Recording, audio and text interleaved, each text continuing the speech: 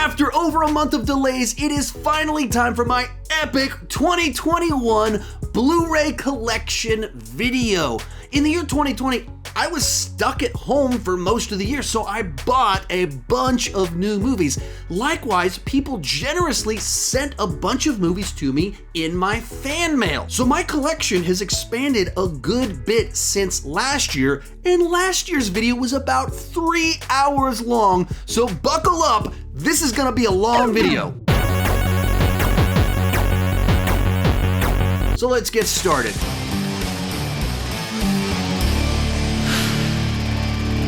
Hi, my name is Sean, and I love to talk about movies way too much, and this is the video every year where I do that the most. As we go into this, I'm going to keep a running tally of the number of Blu-rays that I own. I'm bad with math, so if you're up for the challenge, count along with me, and we'll see who's right at the end of the video. As a point of reference, I'm going to count each collection as one Blu-ray. So even though this is the Dark Knight trilogy, for me, this is one collection, so it is one Blu-ray for my count. If that's not how you count them, you can count it the proper way, and at the end of this video, you can let me know what that number is. Enough with the introductions. You came here for my collection. Let's get started with the numbers. And first up is 8 Mile, the Eminem movie with Brittany Murphy in it. This is one I received in my fan mail. I had seen it when it first came out in the theaters, but I hadn't watched it since then. So it's kind of an interesting story, especially if you're familiar with Eminem's career. It's not fully autobiographical, it's semi-autobiographical, and you kind of gotta get a flavor for his life, who he was, and as someone that, like Brittany Murphy, was this huge star for a bunch of my formative years when it came to falling in love with movies. Seeing her in it's a little bit sad because she did die before I believe she even turned 30 years old. So a movie that brings back a lot of memories, even though it's not one that I've actually seen all that many times. Next up, we have 10 Cloverfield Lane, just a really solid paranoia thriller that ties into the Cloverfield franchise. Interesting little franchise because they're all such different movies, but they have kind of this behind the scenes mythology that ties them together. Some people don't like the end of this movie. I was totally fine with where they took it towards the end. So a movie that works for me on all the different levels. And I believe the guy that directed this one is working on a new Predator movie, which, because this is so good, actually has me a little bit optimistic. Then we have 10 Things I Hate About You, a 90s high school version of The Taming of the Shrew, and this is my personal favorite high school movie. People ask me all the time, what's your favorite high school comedy? It's this one right here. It's 90s high school stuff. I was in high school in the late 90s. I have fond memories of going to go see it while visiting my sister when she was in college, and it's a great little cast. It has both Heath Ledger and Joseph Gordon-Levitt in it in lead roles. So you have Joker and the Joker and Robin, of sorts, kind of Robin, in this one. So really nice, solid piece of 90s nostalgia for me. Then we have 21 and 22 Jump Street.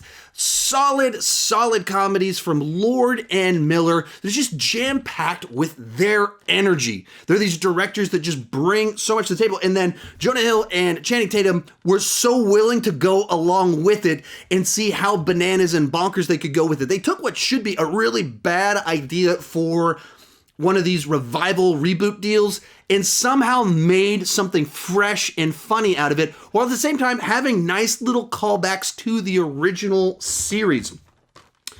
21 Bridges, the Chadwick Boseman thriller from a couple years back, and I really enjoyed the movie.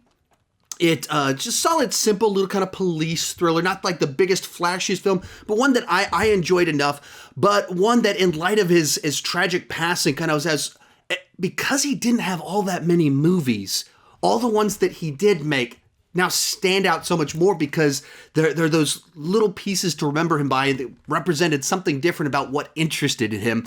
And so he had several biographical films, which we'll get to one of those in just a second. And then kind of in the middle of all of it, you also have 21 Bridges. Moves us right along to the movie 42, also starring Chadwick Boseman.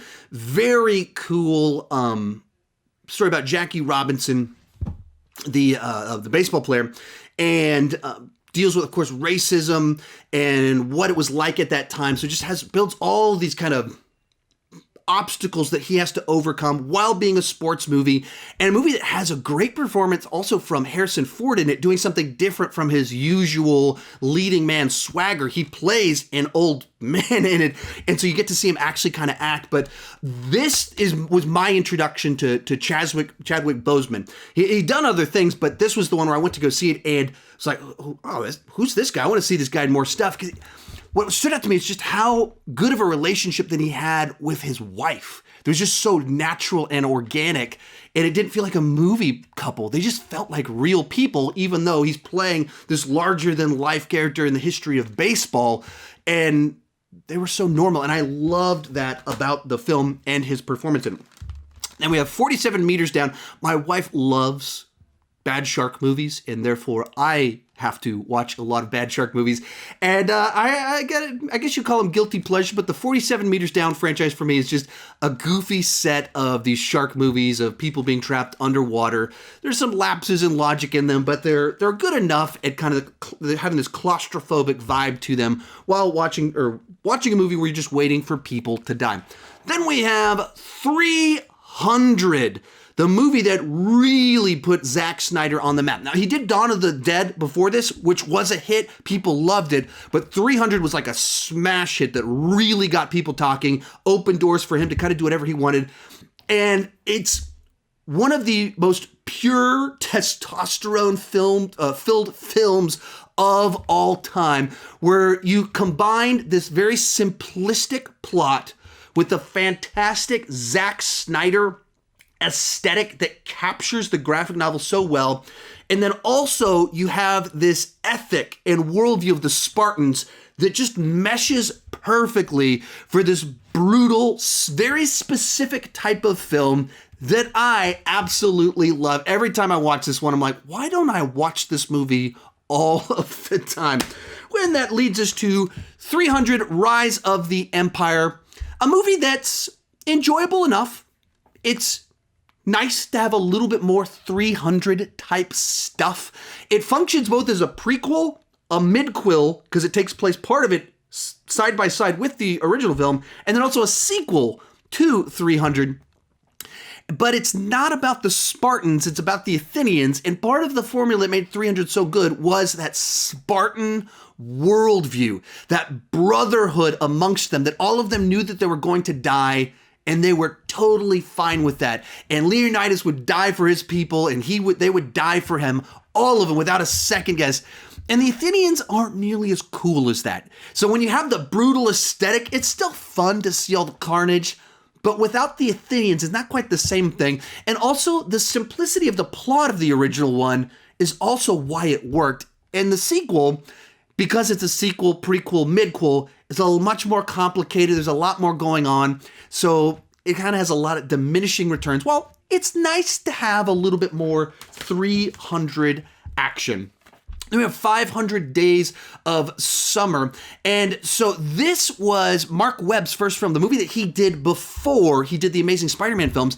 And he's great with these little character studies. So when you watch Amazing Spider-Man 1 and 2, I've said this many times, but the interactions between the two leads, Andrew Garfield and Emma Stone, are fantastic. And I would love it if he did a spiritual sequel to 500 Days of Summer, did another one of those types of movies that's about kind of like a couple, and even get Andrew Garfield and Emma Stone. And I would love to see that movie because 500 Days of Summer is so good, and it's just about this relationship. And it's a little bit offbeat, a little bit quirky in the way the story's told, but very engaging from beginning to end. And then we have 1917. This is a fantastic war film, which at first glance, it could seem like it's a movie that works entirely based off the gimmick because it's done as one of these single shot movies, but it finds a way to use that to its advantage, just pull you into this event and the brutality of it, the types of frustrations, conflict that would happen. And so just an incredible achievement that they were able to make it work as this single take movie.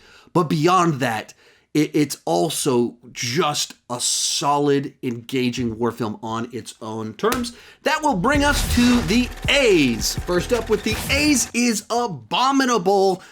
I just really like this movie. This movie is very popular in my house right now. My baby loves it. She's very into music and is very responsive to the music inside of films. Like she'll go, uh-oh, anytime scary music plays, and she'll start clapping when it's heroic music. It's pretty cool the way babies pick things up. But even before she'd seen this movie, I really dug it just when I first saw it in the theater. And, tells a compelling enough kind of journey story, but also it has great use of music all throughout the film and sound design in very cool kind of ways. Then we have the Alfred Hitchcock collection with 5 of kind of his essential films. I don't talk about Alfred Hitchcock a ton on my channel because I'm not as much of the classics guy. My strong suit, the thing I'm good at, is talking about modern, big, gigantic franchises. But that doesn't mean that I have not seen Alfred Hitchcock's films before. I haven't seen all of them, but I've seen all of the classic kind of ones. And that's essentially what is in this set right here. If you're wondering my favorite of the bunch, North by Northwest is the one that I normally go to. It's a little bit more spy thriller type kind of stuff with it. Of course, we also have Psycho in here, Vertigo, Rear Window, and The Birds. Birds is the one to me that's the oddity of the one that doesn't attract me near as much as the other ones. Vertigo's another really cool one in there, but I'm not as strong with that type of thing to have as interesting of insights as other people who are smarter than me would have. Then we have American Assassin, something more in line with my intelligence level and pay grade. It's actually an adaptation of a book that I really dug the book, but both of them they work better when they're like a training movie or a training book rather than when it gets into the main plot of it. Both of them kind of slow down once they get past the training phase of it. But, kind of in a certain sense, a bit of a forgettable action, revenge, spy-ish thriller type movie. But at the same time, like a very well-made one. And you got Michael Keaton in there and Dylan O'Brien. So they're very watchable actors. And so I like these types of movies. For me, this is stuff that's just really easy to turn on, watch, and have a good time with. Then we have American Hustle. This one came out in the middle of that little phase where David O. Russell was just like on a hot streak. And he was just kind of putting out these Oscar bait movies that were just doing fantastic with critics, they were both doing well with critics, getting awards, and making a lot of money. And so he started getting these just wild, crazy, star-studded casts, and this would certainly be one of the examples of that. And so just like a fun kind of movie about this scheme that was going on. It was like a real-life story. So pretty cool, interesting, and always fun to see a ton of those actors together. Then we have Air Force One. Kind of a Die Hard on Air Force One is essentially what it is, where Gary Oldman is this terrorist that takes over Air Force One. Harrison Ford plays a president that has a military background, and basically the president has to fight the terrorists and save the day. It's a great piece of 90s cinema that another star-studded cast. This is actually what I watched election night back in November when everyone else is worrying about who's going to win. Oh, it's my guy. It's going to be my guy. I was like, I'm going to pick my president right here. Harrison Ford battling Gary Oldman, terrorists on Air Force One. That's my president. Moving right along, we have the Alien Anthology. This is a fantastic, fantastic set right here, where for every single movie in here, there's a feature-length documentary about its making. And even like on Alien 3, I like the features about the making of the movie way more than the movie itself, because it goes through the whole history of all these other potential options, everything that went on wrong behind the scenes. You start to understand why the movie turned out the way it did and why David Fincher won't talk about it, why he didn't participate in this. Great stuff. Like, if you like behind the scenes stuff, you've got to get like the full anthology deal for the Alien movies. I love this set right here. Every time I watch the movies, I stop and I watch all the special features for the movies. It's very cool stuff. And some of my franchises, I plunk them all together. So then moving right along, we all have Prometheus in this little section right here, which is not alphabetical, but it fits in with based off Alien franchise. They're all together. So we have the AVP double pack right here, which has both of the Alien vs. Predator movies. And for each of the movies, it has the unrated cut. So some people asked me, like, hey, is there an unrated cut of these movies? I wish there was an unrated cut of the first one. There is. There's an unrated cut that has a little bit more violence of the first one. It's like CGI blood. It doesn't really change anything. It doesn't really make it better. But there is an unrated cut on the 2-pack that I have that gets a little bit more of that blood that you think you need in a Alien vs. Predator movie. I'm kind of a defender of the first Alien vs. Predator movie. It's not great or anything like that, but I think it's a nice piece of fan fiction for the two franchises. The second one, no. We have Prometheus. Once again, these are out of order because it's part of the franchise, and some of the franchises I plunk together. It's totally random, doesn't make a lot of sense, but hey, okay, it's my collection. It's how my brain works. I got Prometheus. After decades of fan fiction and mediocre movies, Ridley Scott returned to the franchise to do a kind of prequel to the original Alien, and I don't really like it. It's well shot and has some great actors in it, but the story, I don't like it. I think it's too complicated. The mythology is too complex. I watched it about like every 3 years, every time hoping, am I going to see something different this time? And I don't. And then I've watched by now several kind of reviews of it that really articulate like, okay, I'm not alone on this. This movie's bananas in all the wrong ways. Slightly better, but only slightly better. Alien Covenant, a little bit more to the point. Has more of the stuff that I like, but even when it has the stuff I like, it feels like it's copying the other movies. It's just kind of, hey, if we do a cover of Alien and we do a cover of Aliens, maybe people like that more. And I did, but at the same time, as soon as it becomes a Prometheus sequel, I was like, oh, more of this stuff and pretentious. And so really frustrating that the direction that Mr. Scott decided to take all of them. We got Aladdin, the original one from back in the day. I grew up with this one. I saw it in the theater. I was the target age when this came out. I believe in the 5th grade when this one dropped. And so I had the cassette tape. I actually had the cassette tape with the original lyrics to Arabian Nights that were kind of offensive. And I have such fond memories of watching this movie, singing along to all the songs, and now I have kids that dig it too. But the version that they dig actually even more is the remake. I went into this one pretty skeptical. Guy Ritchie didn't seem like a good fit. I dug the movie. I really dug it. And then I took it home, and I didn't think my wife would like it. And then she liked it even more than I did. My kids love it. So this has been on play. This for my baby picks what movies she falls in love with. So this one was on loop in my house for a couple of months back. Alita. Even though this is still in the wrapper, it's because I bought like a digital copy of through Vudu. So we actually rewatch this one pretty frequently. It's one of our like go-to late at nighttime if we're in the mood for like sci-fi action. This is the one we put on. And a movie that James Cameron was deciding whether he's going to do either this movie or Avatar back 15 years ago. Obviously, he did Avatar, but he still wrote the script for this movie, and I like this one more than Avatar. It's more interesting. It has its flaws. It has its problems, but I'd much rather see Alita 2 rather than Avatar 2, and Alita sets up a sequel in a world with more stories a lot better than Avatar did.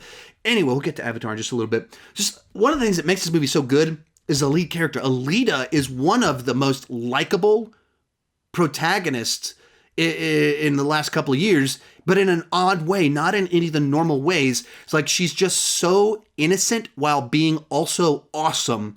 It's just a great mix, and the actress that I'm not sure that I've seen her in too many other things did a just great job with it. So I don't think it's going to happen, but I hope we get a sequel to this one.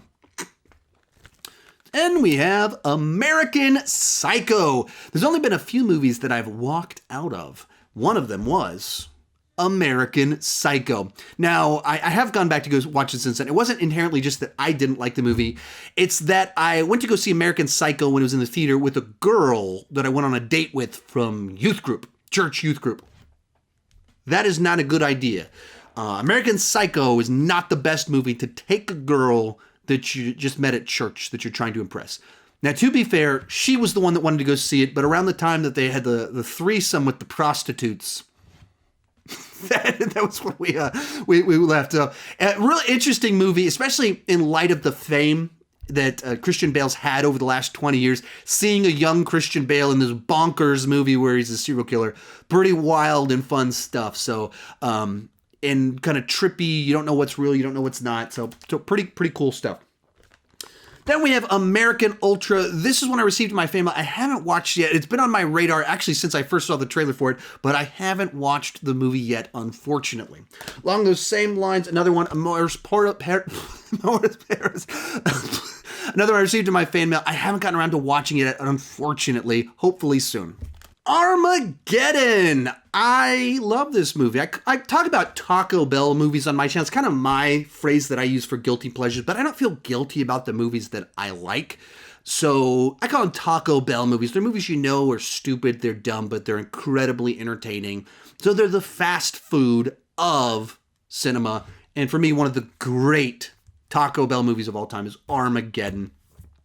Amazing cast, just getting to have dumb fun, saving the Earth with this bonkers plotline about oil drillers being sent into space to blow up an asteroid before it destroys the Earth, with all of Michael Bay's cheese. Fantastic, fantastic stuff, while being incredibly stupid. We have Angel Has Fallen. This one's a fun one for me because I actually got to interview the director. This is the first time I ever got to do a formal interview as a movie critic person. And he was Mel Gibson's stunt double on Lethal Weapon 2.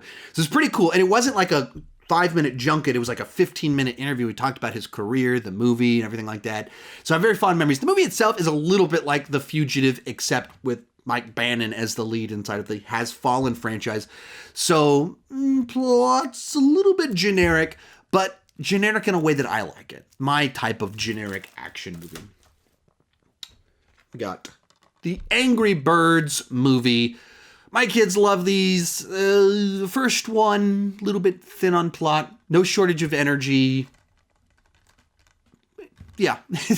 It's aiming to entertain children, and I can tell you as someone with children, it successfully does that. Second one I actually liked a little bit more because the plot was a little bit more to the point. Had like this rescue mission and spy stuff. So I engaged with that a little bit more than kind of the first one. Just kind of seemed like a little bit all over the place. It was just trying to set up gags. Second one, more clear objective, some kind of character arcs, some reveals. Seemed like it was trying a little bit more to have traditional elements that make for an engaging and entertaining film.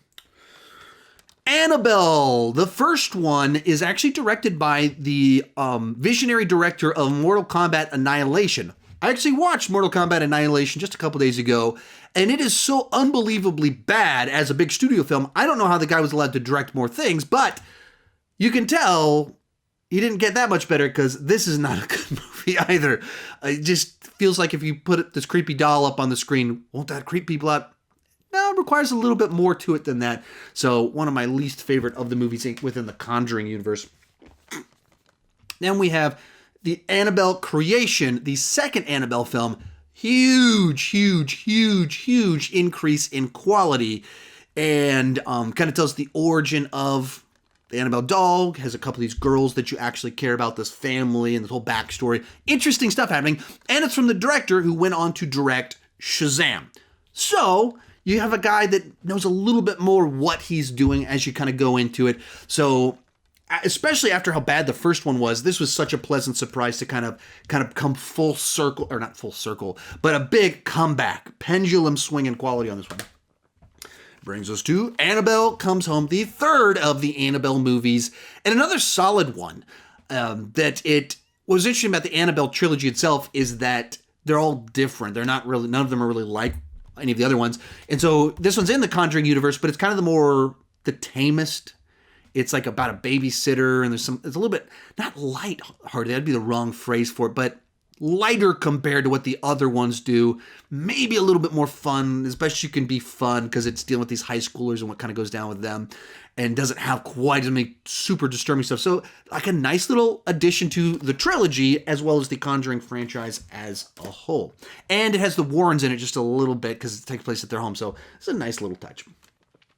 Any Given Sunday. Now, this is one that I actually saw in the theater when it first came out, and if I'm not mistaken, it was the first time I ever saw a man's privates in a movie theater before, so that was quite the experience. Uh-oh.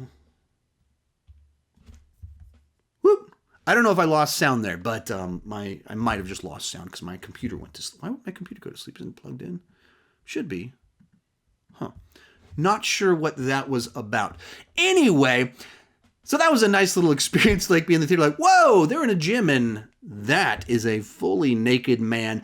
But just in general, kind of a sports movie dealing with not just the winning of the game side to it.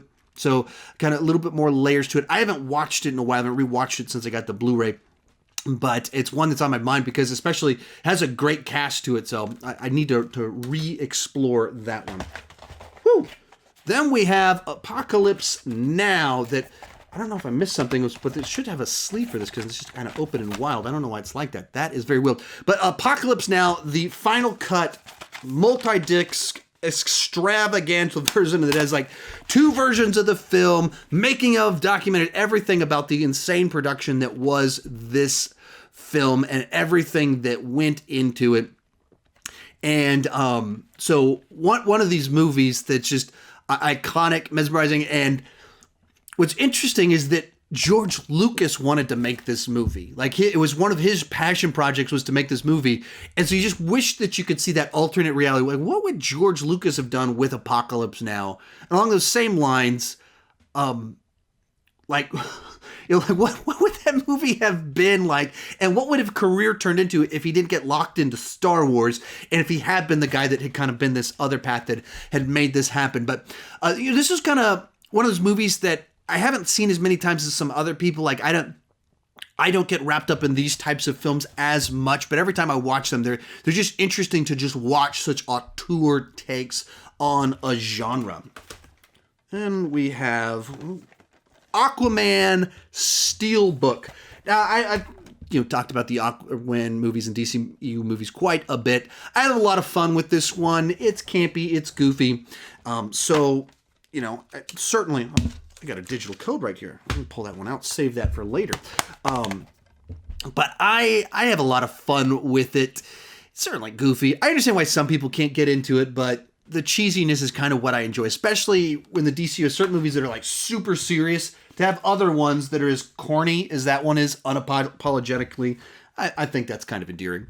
We have the A-Team, a movie that I never like as much as I think I should because it's a big action movie with a cast like Bradley Cooper and Liam Neeson teaming up to shoot machine guns. I watched the A-Team back in the day growing up, so I'm like the target audience for it. For whatever reason, I've just never quite connected with it as much as I probably should, or for whatever reason. And I can't pinpoint it. I don't have a specific reason. It's just kind of the way the universe has played out for me. But I try and watch it every few years to try and win me over. And then we have the massive epic version of Avatar with multiple versions of the movie, deleted scenes, 1,000 discs in it because the movie is so unbelievably long. So Avatar's a weird one to me because I love James Cameron's movies, and of his actual movies, this is my least favorite of the bunch. He did Piranha 2.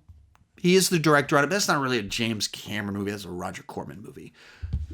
Then he did Terminator, and since then, of the movies since then where he really wrote it, was in control, Avatar's my least favorite, but it's the one that made $1 bazillion. I'm also resentful of the movie because I love James Cameron so much, but he got sucked off and thrown onto Pandora, and he hasn't left yet. That's just frustrating to me because even if, his 4 Avatar sequels turn out to be fantastic, the opportunity costs of all the things that James Cameron could have done in that 30-year block between when Titanic came out and when we're going to get the last of his Avatar movies, there's so many things he could have done, but instead he got like paralysis of analysis or whatever happened that he decided to make 1,000 Avatar movies. It's frustrating to me because I love his movies so much that I just wish that perhaps he could have gone in a different direction with it. But that will bring us to The Bees. At the beginning of The Bees is Baby Driver, Edgar Wright's movie from just a few years back. That's just a really fun bank robber driver movie with a great style to it because it's so music-based, from the character himself being into music, but then the way it's edited is tied to the music. Very cool stuff, star-studded cast. Everything about it is cool. Cool is a word that you would want to use to describe Baby Driver. Back to the Future trilogy. These are some of my favorite movies of all time. Even some of my earliest memories are of being at someone's house and seeing Back to the Future stuff for the first time, being like, what's this movie? I got to check this one out. I remember when parts 2 and 3 came out in the theater, being excited for them, seeing the first one. And it was the first time that I'd ever had the situation of the movie comes out, 2 comes out, and the trailer for 3 ran at the end of Back to the Future 2 and be like so excited. Like, one of the old, this is going to be amazing. I can't wait to check that one out. So, such fond memories, great movies. And then there are multiple different Blu-ray sets of these ones that are just jam-packed with special features. That's almost to the degree that it's frustrating because they keep coming out with new special features like, here's the test footage, here's the stuff with Eric Stoltz before they recast him with Michael J. Fox, all that kind of stuff. But there's so much stuff to cover them. Bad Boys Trilogy. Now, I went into this one that came out a year ago like, I don't know, long delayed sequel, no Michael Bay. This is probably not going to be very good. And then I thought it was the best one of the bunch. I've never been the biggest Bad Boys fan, but the second one was just such obnoxious, over the top Michael Bay action movie stuff that it's kind of fun. And I remember seeing it in the theater. The first one is Téa Leoni, and it's like a more restrained Michael Bay because he didn't have the budget and all the ability to do whatever he wanted like he is now. As it's kind of, because the third one was one of the better ones and it's over so much time, it's become a trilogy that I'm more interested in now than I ever was before, which I would not have expected that. Bad Santa. I haven't watched this one too many times. Really trashy Christmas movie about it's a despicable guy played by Billy Bob Thornton. He's great at playing those types of roles. So it's really funny, but in like a way that, you want to take a shower after you watch the movie. And we're about to get to the Batman section. We're going to have all of these Batman movies right here. Whether they fit in, if the Dark Knight is in the Batman section. So first off, and I put them, I believe, in release order, but I don't know how dates work, so it's probably not actually in a proper order. So Batman, the movie from 1966. I grew up watching the old Batman 66, so there's a lot of nostalgia for these ones for me. And, the movie itself, it really is just a feature-length version of the TV show. But, excuse me, apparently I shouldn't drink this carbonated beverage between letters because then I start burping while talking about Batman. But anyway, moving along.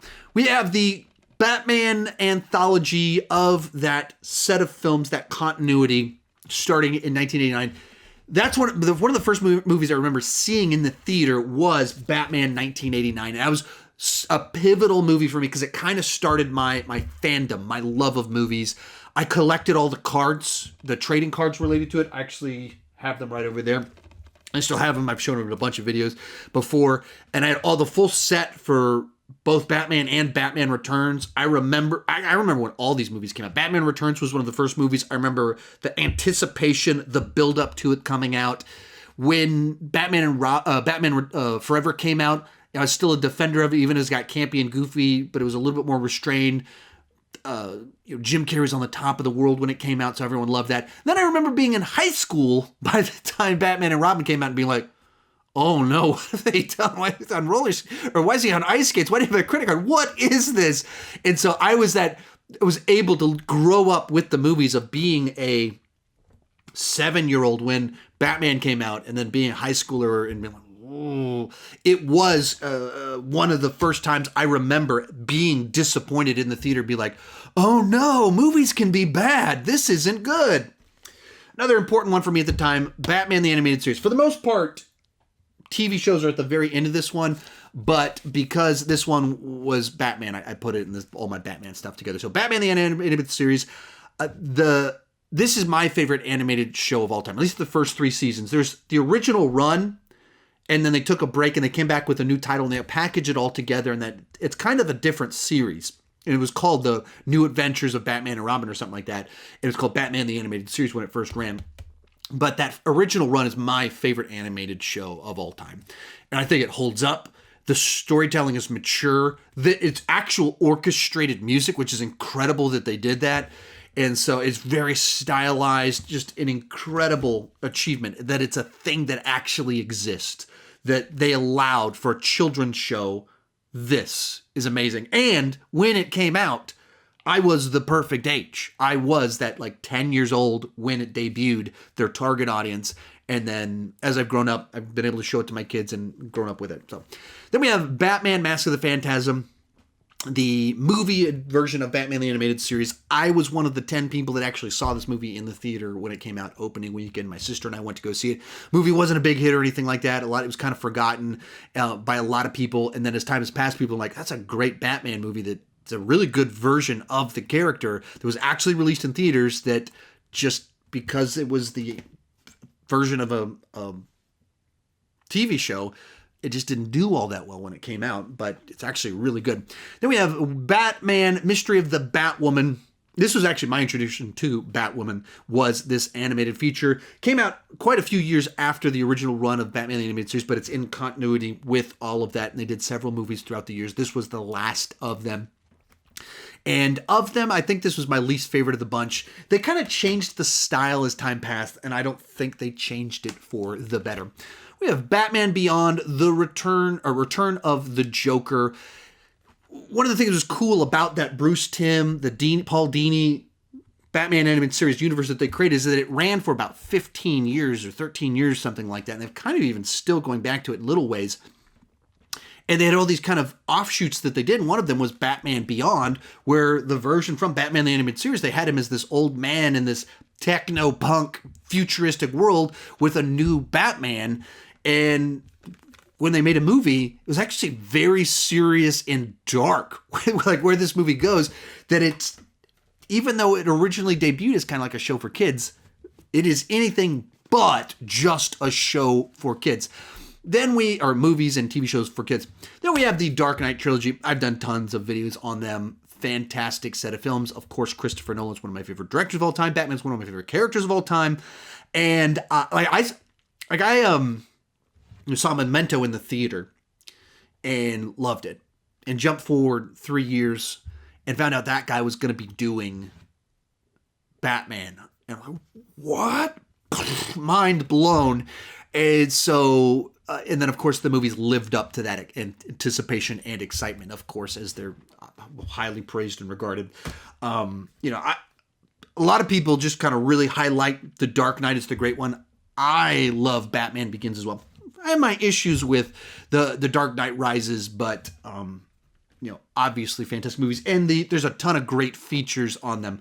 I like the features on Batman Begins the most. It seemed like they went into stuff that I was most interested in, especially like Christian Bale's transformation. He had lost 50, 60 pounds for The Machinist right before he did Batman Begins. So he was like 120 pounds, like 6'1", 6'2", 120 pounds.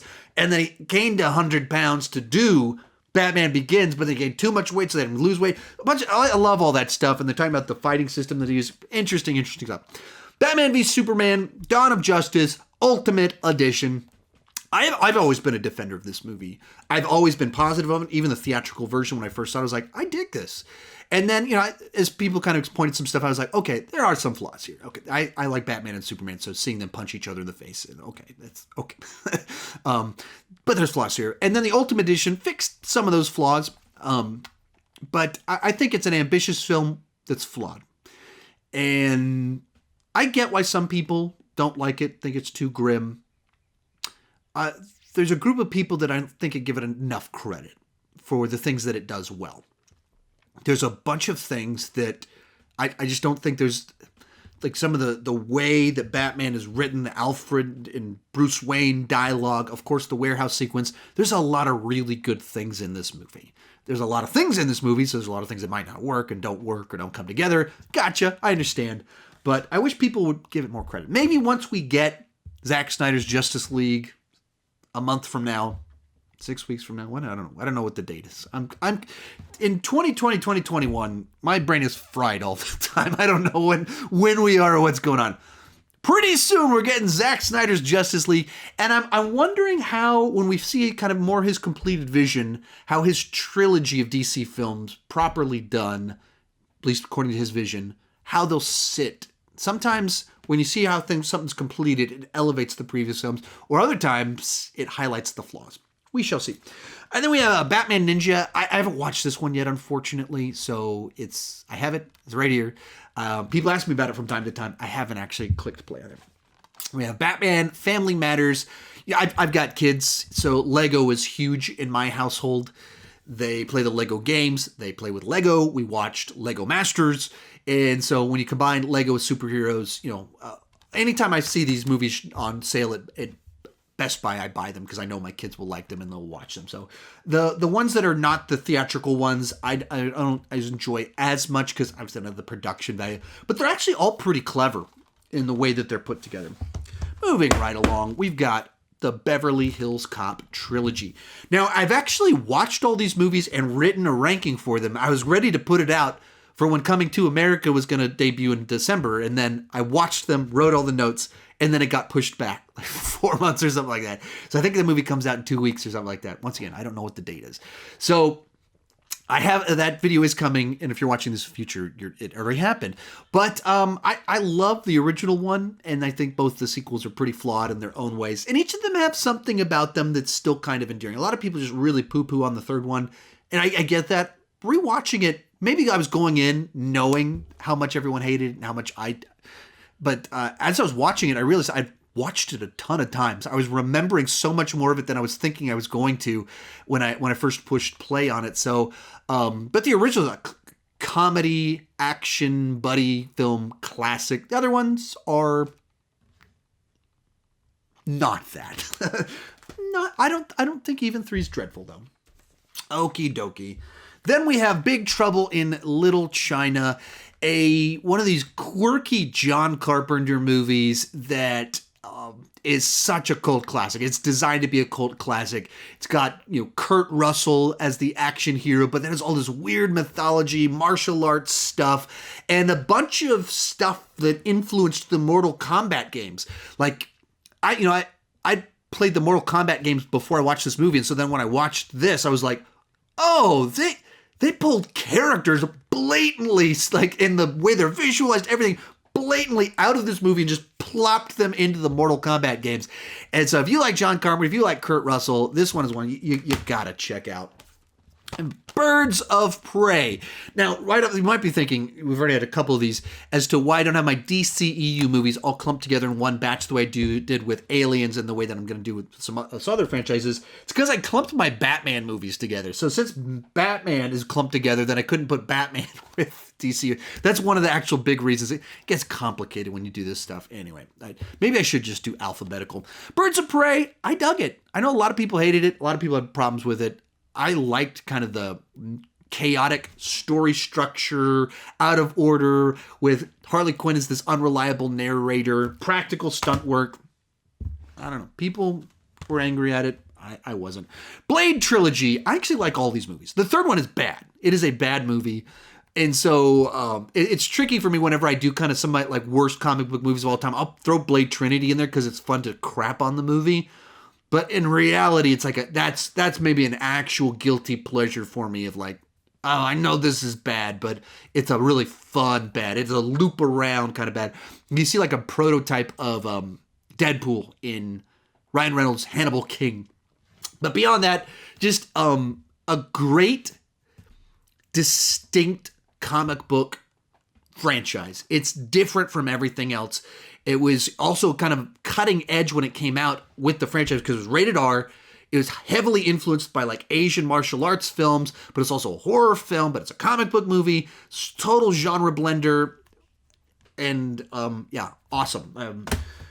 And that it had a different director on each of them, made them have a distinct flavor to it. Now, that led to problems with the third one, but there was a lot of problems with the third one. But yeah, like Guillermo del Toro did the second one. So anyway. Blade Runner, the final cut. I've said it many times before. I'm not a big Blade Runner fan. People always think I'm going to be. I always think I should be. But it's a little bit too metaphoric and allegorical for me. Philosophical. Excuse me. That Diet Coke is coming back up again. These bees are bringing out the burps. But even like the way it ends and There's, basically a character just reciting poetry as they die. I'm just not wired for that. So there's interesting ideas, a fantastic cast, amazing production design, but the Ridley Scott's brain is different from my brain. 2049, actually, I liked a lot more because it tackled a lot of the same themes and ideas, but packaged it just in a way that was just concrete enough that it resonated with me a lot more, had a little bit more emotion to it. So I really dug that. And we have the Neil Blomkamp collection, like a whole booklet of his movies, and I haven't seen any of them. I've seen 0 Neil Blomkamp movies. I bought this wanting to watch them, and then I'm just always so busy with rankings I have to do and all sorts of stuff, movies I'm watching for videos that I'm doing, that watching through his movies just randomly, I haven't had the window to do it yet. And he hasn't put out a movie since Elysium, which I don't even remember when that came out, or since Chappie, which I don't even remember when that came out, but it was years ago. And so he hasn't had a big movie since I've had this, and since I've been the ranking guy. So I've been waiting for him to put out a movie, so I have a really good reason to finally watch these and do a proper ranking of them. Yeah, Bohemian Rhapsody, a good crowd pleaser of pseudo tale of Freddie Mercury, where they kind of make everything up to just make it a crowd pleaser and play Queen music. It's fun enough. I was pretty frustrated by it because it just felt like they took this very interesting real life story and just squished it into the formula of crowd pleaser biopic template. That frustrated me, but it is a crowd pleaser. It's fun. It's not bad. I was confused when it got nominated for Oscars, and maybe that's what kind of lends me towards my contrarian perspective on it. We got a couple of movies, Bon Cop, Bad Cop, 1 and 2 Canadian films. I haven't watched them yet. I got them in my fan mail a couple months back, and I just haven't gotten around to watching them. I get a lot of fan mail, and I don't know, it's tricky for me because I always want to check out these new things, different things, foreign cinema, all kinds of stuff, more classic films. But because I'm trying to watch things for rankings, then I just get so backlogged at times. And it's especially in 2020, 2021, where movies are so weird and in flux and schedules changing. I know it's just really thrown me off my game and made it tricky for me to cover some stuff. This is leading us to a big, gigantic chunk here. The Bond chunk that is super frustrating for me. So, as individual, not even individual, there's so much in here. So, got the Pierce Brosnan mini collection right here of Blu-rays. Those are the Bond movies that got me into Bond movies because they're the ones that, came out when I was of age to be able to see them in the theaters because, was it License to Kill came out when I was 7. So I couldn't see that one I wasn't going to see that one in the theater. But by the time GoldenEye came out, it was like perfect age. And then, of course, Nintendo 64 was my high school. Every time I'd go to small youth group for church, we would play GoldenEye on some of the Nintendo 64 at the house we were at. It was such fond memories of that one. And then we got these are in all kinds of wacky order. Our Daniel Craig movies, all as individual ones, but kind of some of them pretty crappy. Like this, my Casino Royale is destroyed. It's literally from Half Price Books. I bought it used, and it's like destroyed. And so in our collection here, in my fan mail, someone sent me the 4Ks. So I'm pretty excited to actually, when I watch them leading up to No Time to Die, watch them in pristine, non-wacky version of it. So I'm pretty excited about that one to see what they look like on my new TV with a proper player. And then I have the standalone for License to Kill. I really dig this movie. One of my favorite Bond films.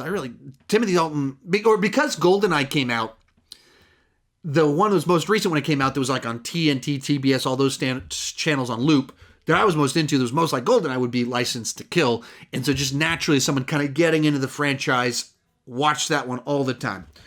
And then, after all of these individual ones and collections, I also bought very recently the James Bond collection that has Dr. No through Spectre. Which is frustrating because I already owned a bunch of these ones. And it even just bought the Pierce Brosnan collection. But I was trying to figure out how to watch the Sean Connery and the Roger Moore films. What was the most economical way to be able to watch those ones? Because sometimes they're on streaming services, sometimes they're not. And I was like, okay, I just got to get the collection. It's even though I already own a bunch of these movies, bought the collection so that I'd have all of them. And it's just price-wise, the way to do it. So frustrating, but that means also have a nice collection. And so probably by next year, I'll whittle this down. But I wanted to tell my frustrating story about why I have a bazillion James Bond Blu-rays in this video. So it's part of the way that one worked out. So then we have the Bourne Identity collection. And this was kind of funny. I bought this collection of the Blu-rays came out as Jason Bourne was coming out. So, I think this is the case. So this in it has a sleeve to put your Blu-ray for Jason Bourne, but it didn't come with Jason Bourne because the movie was just coming out in theaters. And so basically, I pulled my Blu-ray out of my steelbook that I have of this one to put into this collection, which is designed to have all of them in it. But I do then separately have the Jason Bourne steelbook, and so that's my collection. Even though the collection came out before you could buy this one, it was maybe a little bit too many details on that one. With Bridesmaids, I really dig this movie. It's a Paul Feig, Kristen Wiig film, and the one that kind of launched a couple of different careers in both Melissa McCarthy as well as Rebel Wilson started, and Kristen Wiig as a movie star took off because of this film. Paul Feig became kind of big time director guy. I think it's really funny. I think it's heartfelt. And it just kind of does everything right. And I think it's critically quotable, rewatchable, all of those things. Oh, did we lose audio? Why is it doing this? My computer. It's causing me trouble. It's plugged in, so it's not supposed to cut out, but it is. So I don't know if I have it plugged in wrong because I'm a dummy or what. But here we go. Bumblebee. The Transformers movie just a few years back. I thoroughly enjoyed it. It's E.T. with Transformers in the 80s. All kinds of fun. And it has cool action. It has much more of a character-based story. I totally dug it. Okay, we're like 1,000 hours into this deal, and I'm only through the B's. I might need to speed up a little bit moving forward. Kicking off our C's is Captain Underpants. You might be wondering, where's Captain America? He's in the M's for MCU. They've got their whole section that is in chronological order. Captain Underpants, DreamWorks movie based off the writings of Dave Pilkey. Something like that, Dave Pilkey, right? My kids love Dave Pilkey, but not Captain Underpants, actually, his Dogman books. They have all of them, every single one of the guy's books. But the other thing that actually has gotten a movie is Captain Underpants, that they watch quite a bit. It's more clever than you'd expect, considering it is entirely poopy pants type humor. But yeah, there you have it. Then we have Cars, classic Pixar franchise, but also kind of known for if you're one of the age that grew up with it. If you didn't grow up with Cars, you normally think it's one of the weaker franchises inside of Pixar, and I would agree with that. The first one's pretty good, but also seems a bit shallow compared to some of the other ones. The other two, not so good. We have Casino in 4K. People ask me all the time if I'll ever rank the Martin Scorsese films. I don't know. It's just tough because he's got 50 years worth of movies. It's like 25 films. A lot of them are 3 hours long. That's 75 hours of movies I have to watch to do the ranking. And unlike with Marvel or DC, where I would get a bunch of videos out of it, whether all the different sub things I can do with those ones, it's not the case with Martin Scorsese. It's really just one video, and I don't know how it would do. So maybe someday I want to find some way to do something with Martin Scorsese, because you guys ask about it all the time. Of course, he's an iconic legend. Just trying to find the way to be able to justify how much time it will take that I can't spend on something else. But so some people through my fan mail have sent me a bunch of his movies. I haven't seen Casino yet, so I can't offer my thoughts on this one. The other ones, as we go through this, I can offer my thoughts on them when I have seen them. We have Catwoman, the iconic classic. I was trying to where to even go with that one. Yeah, it's infamously one of the worst superhero movies of all time that abandons the actual interesting character of Selena Kyle and replaces her with a lady that works at a makeup company that's run by an evil makeup company lady woman. It's just a terrible concept for a movie that's executed just as bad. Then we got a pair of Charlie's Angels movies that were kind of in a way iconic, as they were just big, gigantic hit films. While everyone knew they were ridiculous, but they were a fun kind of ridiculous with the right cast at the right time. Mick G at the right point in time in his career. They're just very lively, basically live action cartoons as an adaptation of the 70s TV show. And they're dumb fun. I don't think I watched either one of those ones in the theater when they came out. I'd kind of seen little things here and there. I don't think I had fully watched them in their entirety until I did for my ranking of the Charlie's Angels movies whenever the new one came out. Actually, my buddy Griffin, who I do my podcast with, I just happened to be in California right before those movies were going to come out. And so he'd been the studio sent to him the movies. He's like, you can just have these. I'm not going to watch them. So he gave it to me, and that's how I was able to watch them, which was kind of cool. We have Chef. It's a Jean Favreau film. And he's done a bunch of these smaller, he goes back and forth between big franchise, like the biggest franchises there are, and then these smaller films. He's actually really good at the smaller stuff too. And so he did this one after he'd done kind of a couple of big blockbusters that weren't received as well. And it's a really nice little heartfelt film that feels a little bit like him processing his own failures. The plot of it seems a lot like it's the movie's an allegory for his own career. Then we have the Chucky Child's Play movies. These ones weren't ones that I had watched as much growing up back in the day. I'd seen little things here on TNT, TBS on cable, and I remember the specific sequences from like switching through the channels, and they freaked me out as a kid. But they weren't ones that I had grown up watching as much, like the Friday the 13th films or the original Halloween. And so this is a franchise I've enjoyed more since starting my YouTube channel. My buddy Cody Leach is a huge fan of them, so he kind of pushed me to get into them a little bit, and then I've ranked them one or two times. I don't even remember. But just ones that, especially the anyway, I've had fun with them, and even the remake, I dug it enough because I think it works on its own terms as its own thing, and it's almost hurt by the fact that it's a remake. And if they just released it as a movie that was an homage to the original one, like, yeah, we're heavily influenced by Child's Play. It's similar but a little bit different. I think it might have been received better by a lot of people. Then we got Christmas Story, the classic Christmas story, one of the ones I watched all the time growing up, and so many quotable, memorable lines. But my wife didn't grow up watching it, and her family's never even seen it. I don't think her mom's ever seen it, which is interesting, the way we all have the different movies that are part of our family tradition that we watch every Christmas, and it's different for every family. Likewise, Christmas Vacation. My wife hates the vacation movies because she thinks that Clark is kind of a scummy guy because he's always like staring at other women. So she hates these movies, but I grew up watching the vacation movies, in particular this one. And so normally every Christmas, I watch this one on my own after she goes to bed. We have Christopher Robin, the Winnie the Pooh live action adaptation of sorts. That's kind of the Hook treatment, where Christopher Robin has grown up and has to rediscover his childhood love. Interesting little film that captures a lot of the magic of Winnie the Pooh, but at the same time, I think kind of exposes some of maybe the faults of it. I don't know if that's the right word, but when you try to extend it, the pacing, that type of humor for a feature length that's an actual feature length, I think you start to feel it a little bit.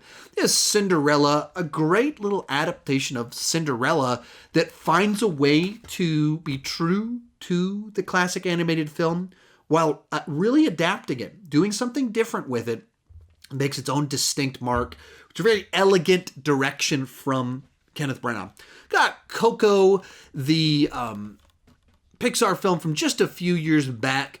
And every time I do my Pixar ranking, people in the comment section are furious because I have this at like number 13, 14, 15 on there. And they're like, how dare you? It's a great movie. And I agree. I gave it like a B+, and I stand by that. And my wife loves it. I think my wife said this is her favorite of the Pixar films. My kids get into it. So I've seen it a bunch of times, and I stand by everything I said in my original review, which I'm almost positive I gave it a B+.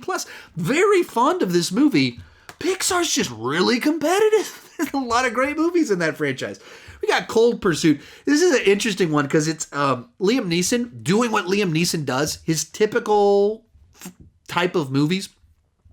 but it also tongue-in-cheek. It's like making fun of the movies while absolutely just being one of those movies. Collateral. I've actually never seen this movie. I've been meaning to. I constantly want to put it on, and then it just hasn't happened yet. But I hear great things about it, and it's, a turn for Tom Cruise doing something different, but I haven't watched yet. Then we got The Commuter, one of the more generic of the Liam Neeson action thrillers. I like those movies. They're all watchable for me. This one in particular is forgettable because it's essentially him remaking his own deal as the nonstop. It's the exact same bag of tricks, same director, same concept. He's a guy on a train, or he's a guy in a vehicle that has to figure something out before it's too late. And nonstop was a plane. This one, it's like a commuter train.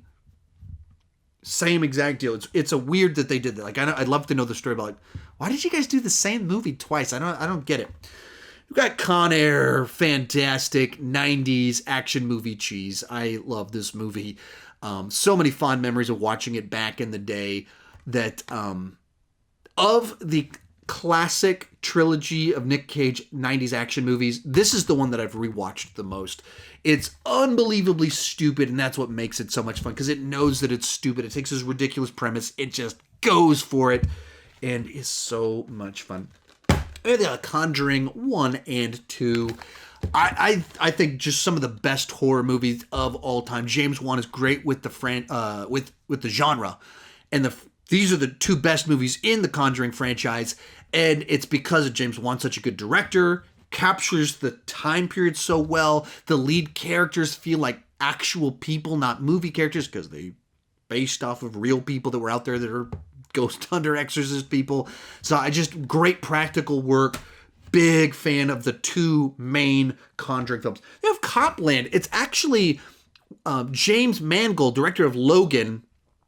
He did this 90s cop drama with fantastic cast with Stallone in the lead back in the day. I saw this one in the theater because I'm a big Stallone fan. It was right as I was getting into films and was able to start seeing R-rated movies on my own, right around when this one came out. And so I've always been a fan of Copland. And then just as James Mangold has become James Mangold, the guy that directed Logan and Ford vs. Ferrari, this has become kind of an even more interesting film because it's such a great cast and it feels like the forgotten James Mangold movie, but it's all the stuff that he's been good at all these years, but he did it 24 years ago or something like that. We got Cowboys vs. Aliens, the Jon Favreau movie that caused him to reevaluate things and go off and make the movie Chef. But a movie that it has Indiana Jones, Harrison Ford himself, and Daniel Craig, James Bond, teaming up to battle aliens as cowboys, and it's from the director of Iron Man. Not nearly as fun as you would think it would be. It's like the movie that feels like it has all the right pieces and something's just missing. It's a classic example of that. Like, you're not sure, like, why is this not better than it is? It's one of those movies. Then we got Krull, a real nice little creature feature that on paper is just a generic people stuck in a house with a gator trying to kill him in the middle of a storm with water rising. But it does everything right. It's not trying to be, the fantastic cinema. Just a movie that knows what it is and delivers everything that you want from the premise. Then we have Crazy Rich Asians, a really good romantic dramedy that can be funny at times. It's romantic. You like the characters. And the conflict in it feels earned. It doesn't feel like one of these ones where they just kind of come up with this contrived gimmick for the plot of the movie. The drama, the conflict comes from actual cultural differences. And so it's just a very rewarding film to watch.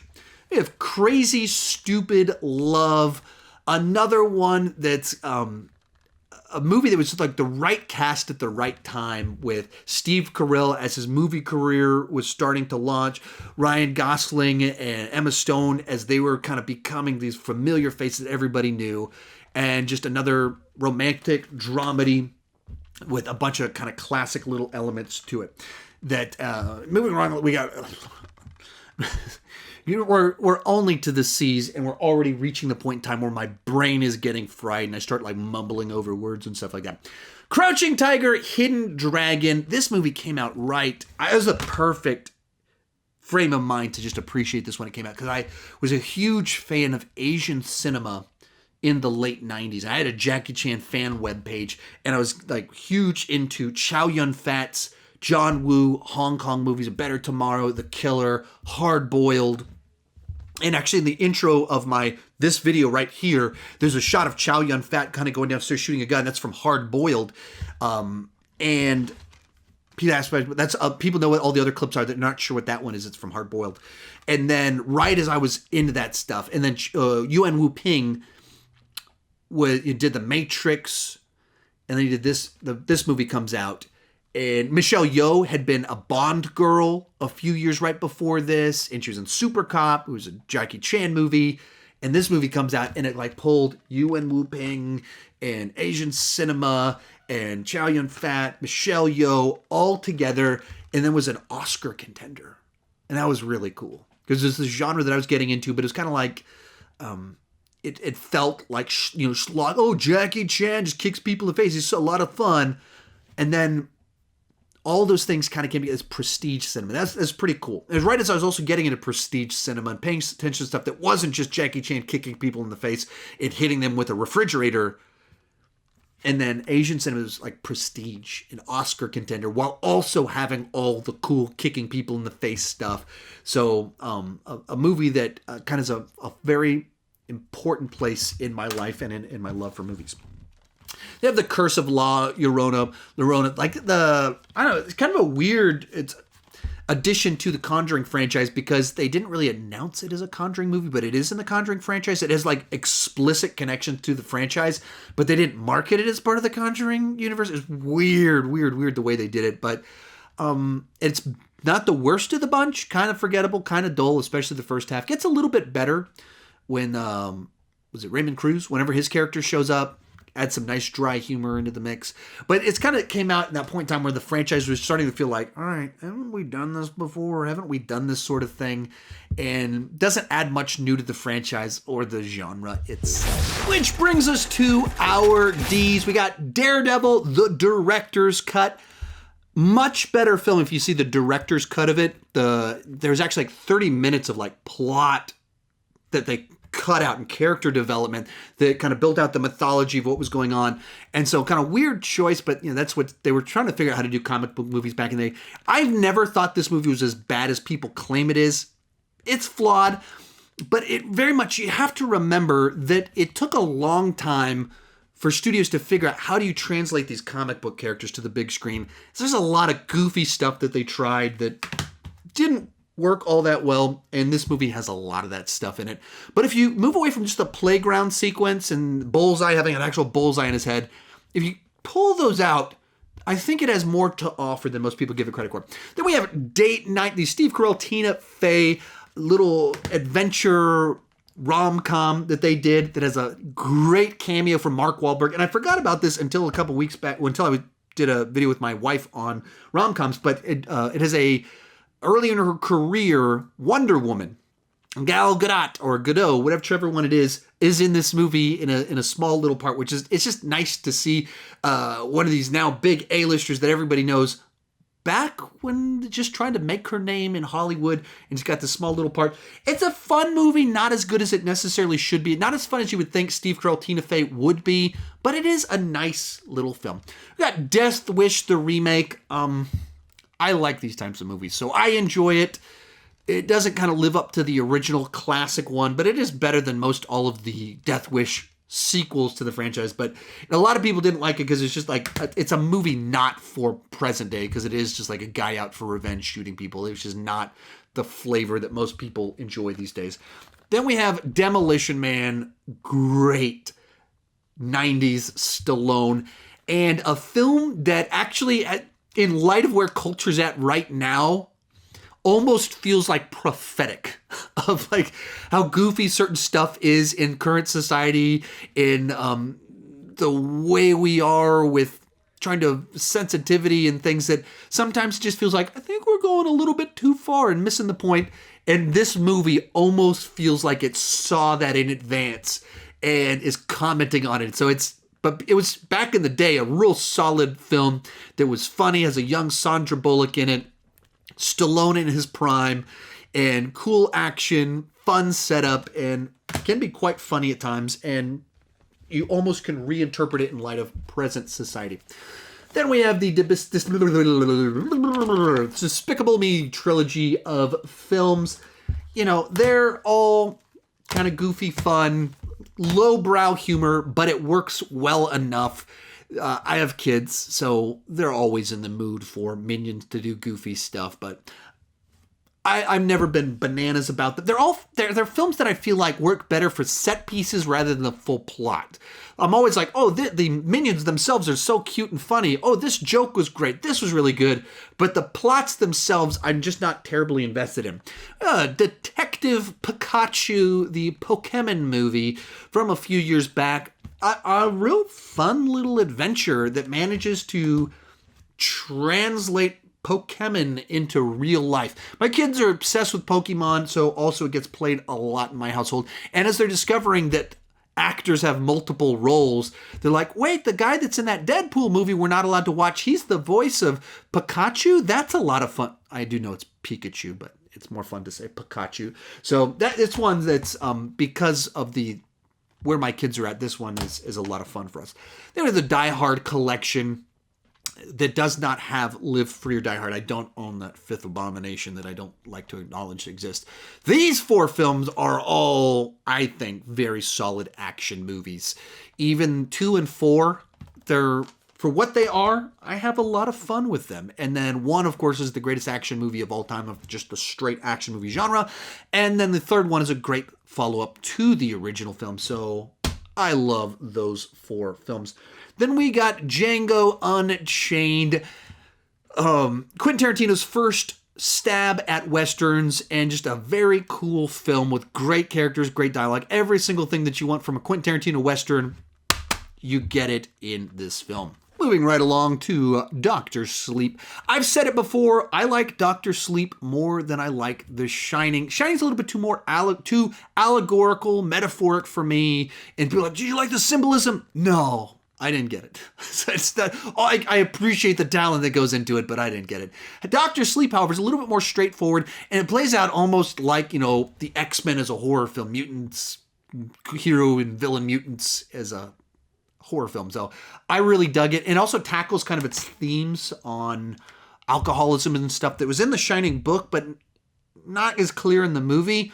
It brings them front and center a lot more in this, and kind of family legacy. A lot of that stuff resonates with me because of my own history with alcoholism. My dad died from drinking. And so there's things in this movie that just hit me on a very deep emotional level, while also just the aesthetic of the film, the nature of it, a little bit more in line with who I am. You have Doolittle, the classic follow-up to Robert Downey Jr.'s time as Tony Stark. He found a character just as intriguing and just as... No. Unfortunately, Robert Downey Jr.'s follow-up to Endgame was... I don't know what word you want to use. Not good. I'll just say that. It has some moments. It has cute animals. That's why I bought it, because I have kids and they love cute animals. And I went to go see it with my daughter and we had fun with it. And I found it on sale. Unfortunately... not the follow-up that I'm sure he was hoping it would be. Then we have Don John, movie starring Joseph Gordon-Levitt and Scarlett Johansson. I haven't gotten around to watching this one yet. I was sent this one in my fan mail, and so it's been on my radar. Like, basically what happens, I get this movie in fan mail, and so I take them downstairs, like a big stack of them, and whenever I can, I try and watch through one of them. But I got so many last year. You guys were so gracious and so generous last year in sending me movies that I just haven't been able to watch all of them yet. So this is one of the ones that I haven't gotten to. Then we have Don't Breathe. Actually, this is one that I did receive in fan mail. And very cool, self-contained little horror thriller. It's the type of movie, like when I think about what's a movie that I would make, movie like this is what comes to mind. Not specifically the concept of it, but the nature of trying to find kind of this fun concept of people. It's a smaller film. That's what I think I would do well. That has some sort of gimmick to it of like, what are the thrills? Where's the excitement coming from? And just nicely constructed that right as you think that the premise is getting stretched thin, right at that moment, it has this twist that you're like, oh, oh, that's what's going on here. This is just the right thing to kind of add this new dynamic to it. Just nicely constructed. And that's the sort of thing I would want to do. Then we have Dragon, the Bruce Lee story. This is actually the last movie I watched as of the time of shooting this video. Watched this one yesterday. I saw this one when it was out in the theater, and I think I saw this before I'd seen any Bruce Lee movies, actually. And I imagine that probably would be the case, but I've always liked martial arts films and movies where people get punched and kicked in the face. And this is like a really solid film. It's a romanticized version of his life. It turns real life things that happen to him and changes the details to make them much more fantastical for the purpose of a movie. And so you get all the beats that you want in a biopic, even though they're not really true. He had some questionable stuff in his life. The movie, of course, leaves that stuff out. But if you just watch it as a fictionalized version of Bruce Lee, it's a pretty cool little film with a great score. The score transcends the film itself. In fact, the score for this movie was used for trailers for 10 years after this movie came out. It was like for Forrest Gump, the first Harry Potter. They used the score from this film, and so it takes this movie that's like, I would give it like a solid, I think it's a solid film. But when you throw this great score on it, it elevates all these sequences of when he has these setbacks and these victories, and this awesome score happens. It just lifts everything up in a way that is really quite cool. Then we have Dread. One of these movies that when people ask me, what's a movie that you think would be really, you want a sequel to? This is one that comes to mind, or a follow-up Netflix, Amazon Prime TV show, because you don't need it to be a big blockbuster. Even this movie is pretty self-contained, and the nature of Dread and the mythology lends itself to I said my brain's fried. We're not even a third of the way through. So we're almost a third of the way through. We're almost through the first row. My brain, it's shot, unfortunately. Lends itself to episodic weekly television, or episodic as in just multiple plot lines. So anyway, that's one that comes to mind. Just a real cool, nice world building, great character, stylized action. Thumbs up from Sean. Got Dunkirk, Christopher Nolan's World War II film. I had to stop and think. Was it 1917's World War I? This one's World War II. Which one was this one? And people compare the two movies. I get it, because they're both World War movies released within a few years of each other with kind of a gimmick in how the story's told. But they're very different in what their gimmick is, what they're trying to do, and they're totally different wars. So I don't know which one I prefer over the other. I think that both of them are very good. I like what both of them were going for. Some people criticize Dunkirk for being shallow with the characters. You're not invested in the characters, so why would you be invested in the movie? I disagree with that. I think that's not my experience with it. What it's going for is kind of like, let's put you on the beach, let's put you in the plane, let's put you on the boat. And I think it does that well and cuts between it so you feel the presence of the film. So I really don't. We've made it to the E's, and we're going to kick them off with Edge of Tomorrow, or Live, Die, Repeat if you want a goofy name, or if you want the title before they changed it the first time, All You Need Is Kill. Whatever title you want to go with, great sci-fi time loop movie with Emily Blunt and Tom Cruise. Anyway, whatever title it gets, it's a fun movie. The trailers totally botched the job of selling people on the film, so it didn't do nearly as well at the box office as it should have. Everyone that saw it, though, was like, well, that was way better than the trailers. Like, that was fun. It moved at a nice pace, and I dug it. We have Elektra, the spin-off from Daredevil, and one of the most bland, mediocre comic book movies of all time. Having watched it a couple times in the last few years, it's not a movie that does things that are embarrassing, like Catwoman. But for that reason, it's not nearly as memorable as Catwoman. Catwoman is bad, but it's so bad it loops around and is good. Like, you can talk about things like Catwoman. She's battling an evil makeup woman. And there's this basketball sequence. There's weird things that are like distinct. They're so bad, they're worth talking about. With this one, it's just like, yeah, it's a pretty serious, forgettable little comic book movie. There's like assassins in it. but it just what was it about? There's like a family that are her neighbors or something. Just forgettable. And that's one of the worst things a movie can be, is it's totally forgettable. Movies that are not forgettable, Elf. I love this movie. Maybe my favorite Christmas movie of all time. Every time I watch it, I laugh out loud. And I saw it in the theater 17 years ago, 18 years ago. Loved it then. Watched it 2 months ago back in December. Loved it then. And sometimes in the middle of the years, my kids are like, let's watch Elf right now. And I'm normally like, yes, we should do that. That is a great life choice. So funny. And a movie directed by Jon Favreau, which it's not like, it's kind of, you forget that he directed it because he's so known for all these other things that he did. But the one that really put him on the map as director guy was Elf. There you have Emma, the period piece adaptation of, was it Jane Austen book that came out last year. I am so far from the target audience for this one. This was, someone sent me this in the fan mail. I wasn't able to watch it, and my wife loved it, had a ton of fun watching it. But for me, people ask me all the time, is there a genre you don't like? And I don't like to say yes to that, but like these period piece stories about, women trying to find their spouse, and I just can't connect with them. I just can't do it. It's not like, oh, that was bad. Because I'm watching it like, oh yeah, this is accomplishing what it's going for. I am just so far from the target audience that I just can't resonate with it. And it's funny because my wife loves that stuff. And she puts it on all the time. I'm just not that person. It is not for me. But ones that you might not know that I really dig, Enchanted. I have always thoroughly enjoyed this movie. It's just a fun spin on these Disney princess stories that sets it in live action in New York City.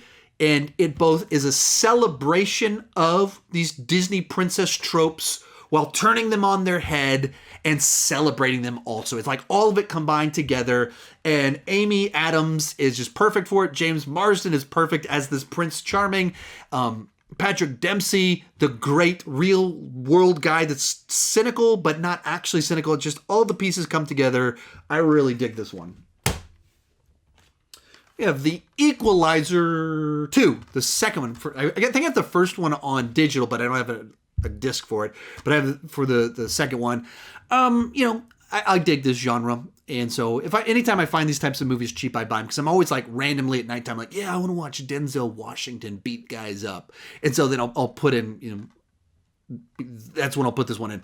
So I don't think it was as good as the first one. And the first one was already a little bit on the generic side. But they serve their purpose. They deliver the payoff of Denzel Washington taking out the bad guys that you want. We have Aragon.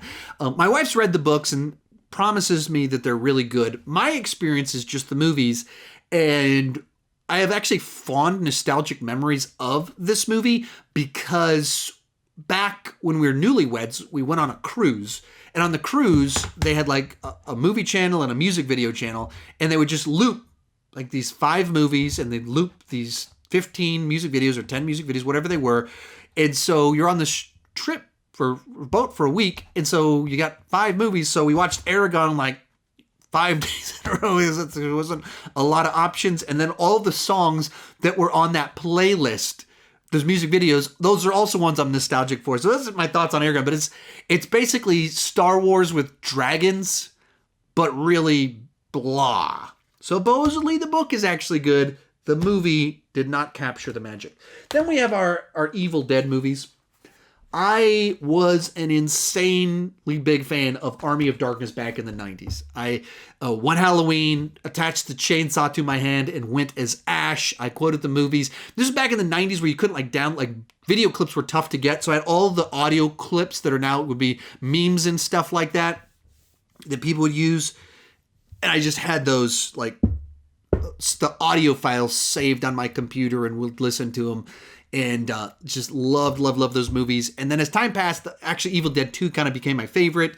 But I used to have the DVD that was the Necronomicon, actual Book of the Dead version of the original film. It was so cool. And our house got broken into and it got stolen. It was like this super fancy collector's version of it, and it got stolen. So That was sad. And, you know, that's the big reason it was sad, is because I lost that. We have Ex Machina. I haven't seen it yet. I've had it for a while now. It's been on my radar. I even got it on 4K, so I can watch it pristine. I haven't watched it yet. And I hear only nothing but great things about it. Everything about it makes it seem like one that I'd be into, but I have not watched it yet. That brings us to our Expendables trilogy. I've always had fun with these ones. Some people always were disappointed by all of them. I was disappointed by none of them because I kind of went in expecting them to be what they were, which is they're intentionally just 80s action movies. And I think some people went in wanting them to be modern day, with the sophistication of modern day blockbusters, with these 80s and 90s action heroes brought to the sophistication of modern blockbusters. That's not what they are. They're very basic 80s, 90s action movies with an ensemble of guys from those movies. So it's not trying to transcend the nostalgia that was originally there. So I get why some people would feel like the idea of all these guys coming together is not matched by the script and the plot of the movies, but I don't think it was ever really trying to do that. And so I kind of get the disappointment, but the third one, they had the new batch of people, and some people don't like that about it, but I don't know, they worked well enough for me. I also have fond memories because the second movie, when it came out, Van Damme was the villain in it, or is the villain in it. And the local Alamo Draft House did this thing called the Van Damage, and they did a 5-movie Van Damme marathon, and my wife and I went to go to it, and like between the movies, like before they showed Lionheart, they had a heart eating contest, and then we got to see Expendables 2 like 5 days or something before it came out in theaters. So it was just a really cool experience. So I enjoy all the Expendables movies for what they are. Okay, we have made it through the first row up here. All the movies on the top row are gone. You have unlocked your first medal. If you have made it thus far, type down below in the comments section, red apple. This is the red apple row. That is what you get. If you type that there, we know that you have made it 1/3 of the way through my magnum opus. Thank you so much for tuning in thus far, and hopefully you're up for the challenge and can make it all the way to the end and can learn the next 2 secret code words, as we've got 3 shelves. Also, one more thing before we move on to row number 2. According to my count, row number 1 had 132 Blu-rays. Now remember, according to my count, I'm counting one collection as one Blu-ray. One Blu-ray set, one collection is what I'm counting it as. So my James Bond collection that had like 24 movies in it, according to my count, that is one movie, not 24 movies. And according to my count, row number 1, 132 Blu-rays. Let's move on to our Fs in row number 2. And we've got Fantastic Beasts and Where to Find Them. The kickoff to the Fantastic Beasts franchise, and it's, if it had been a standalone movie, I think it would have worked nicely. I think people would have responded better to it because it would have just been another story in the wizarding world. There's some cute, fun creatures in it, but that they wanted to turn it into this big, massive, epic thing where they were retconning stuff in the sequels and stuff. I think they burned a lot of people doing that, and they stretched out their best story potential that they had, and I think they hurt themselves doing that. We had the Fantastic Four double feature of the ones from, 15 years ago. They're fine, forgettable products of their time. As I mentioned before when we talked about Daredevil, it took a long time for these producers and directors to figure out how do you take these kind of goofy, hand-drawn comic book characters, make them live action, and be able to be fun, but also serious. And these were one of those experiments that you had to have these experiments that had mixed results to get to what did work. We got a steel book of Fanforstic, the Josh Trank movie, one of the famous troubled productions of all time, where studio interference and whatever else went on behind the scenes just shot the movie in the foot. And so what you get is just this bizarre thing. It's, like, you can see elements that are really good, but as a whole, it's like, what is this thing. This does not work. And you can also tell, like, at some point down the production just fell apart. Then we have the 8-pack Fast and Furious box set. And then Hobbs and Shaw, the Fast and Furious spin-off movie. Once again, my Fast and Furious movies all plunked together. These are great Taco Bell movies. They're dumb and they know it and they're having fun with it. It's a weird franchise because it started as a street racing heist franchise and then eventually they turned into like spy movies, which is weird, but somehow it kind of works in its own weird way. The weirder they've gotten, the more I kind of dug it. Like when they went to Fast 5 and became big, gigantic, ridiculous movies that know they're big, ridiculous movies, and it was also like, let's bring everyone from all the movies together. That's when I really got into the franchise, was it with Fast 5. Like the first 4 was like, okay, fun car movies. I'll see them in the theater. Cool. But then when we started like getting real bonkers, I'm on board. A Few Good Men. This is the first 4K Blu-ray I bought. This was actually the first one I ever owned right here. And A Few Good Men is outside of, Mission Impossible and stuff like that. Of the dramatic Tom Cruise movies, this is my personal favorite. Aaron Sorkin script, Rob Reiner directed it. It's famous for Jack Nicholson's performance in it. You can't handle the truth. But Tom Cruise is great in it. All the characters are nice, fleshed out courtroom drama film. So my favorite courtroom drama movie, favorite Tom Cruise drama as well. And my first 4K Blu-ray. We have Fight Club in the Steelbook. Nice, fun packaging right here.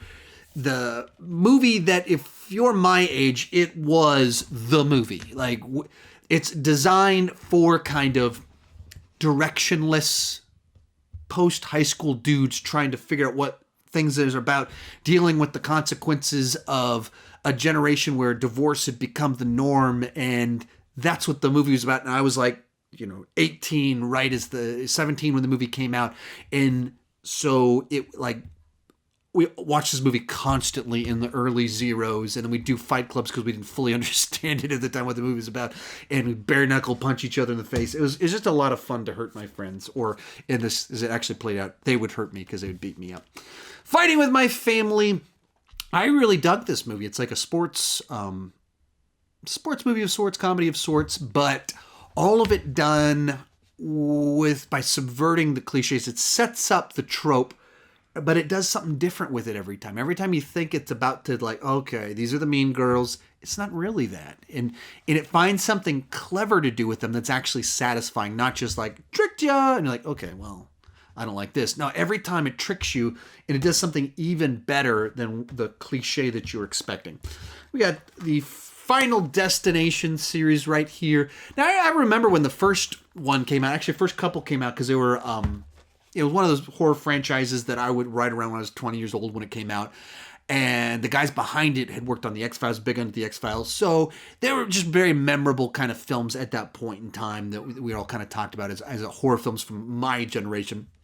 And as it kept on going, I kind of didn't check them out until I did a ranking on them a couple years back, and then I watched through all of them. Yeah, fun enough. It's a fun concept because they're all these elaborate death sequences. So even when they're bad in a fun way. It's always, the concept lends itself to schlock value. So you start getting to the later movies and they're some not good, but they're dumb fun at least. They're not boring bad. Finding Nemo, I've said it many times before, my favorite of the Pixar films. And I think it's because it's a movie about parenting, and I saw it after my son was born.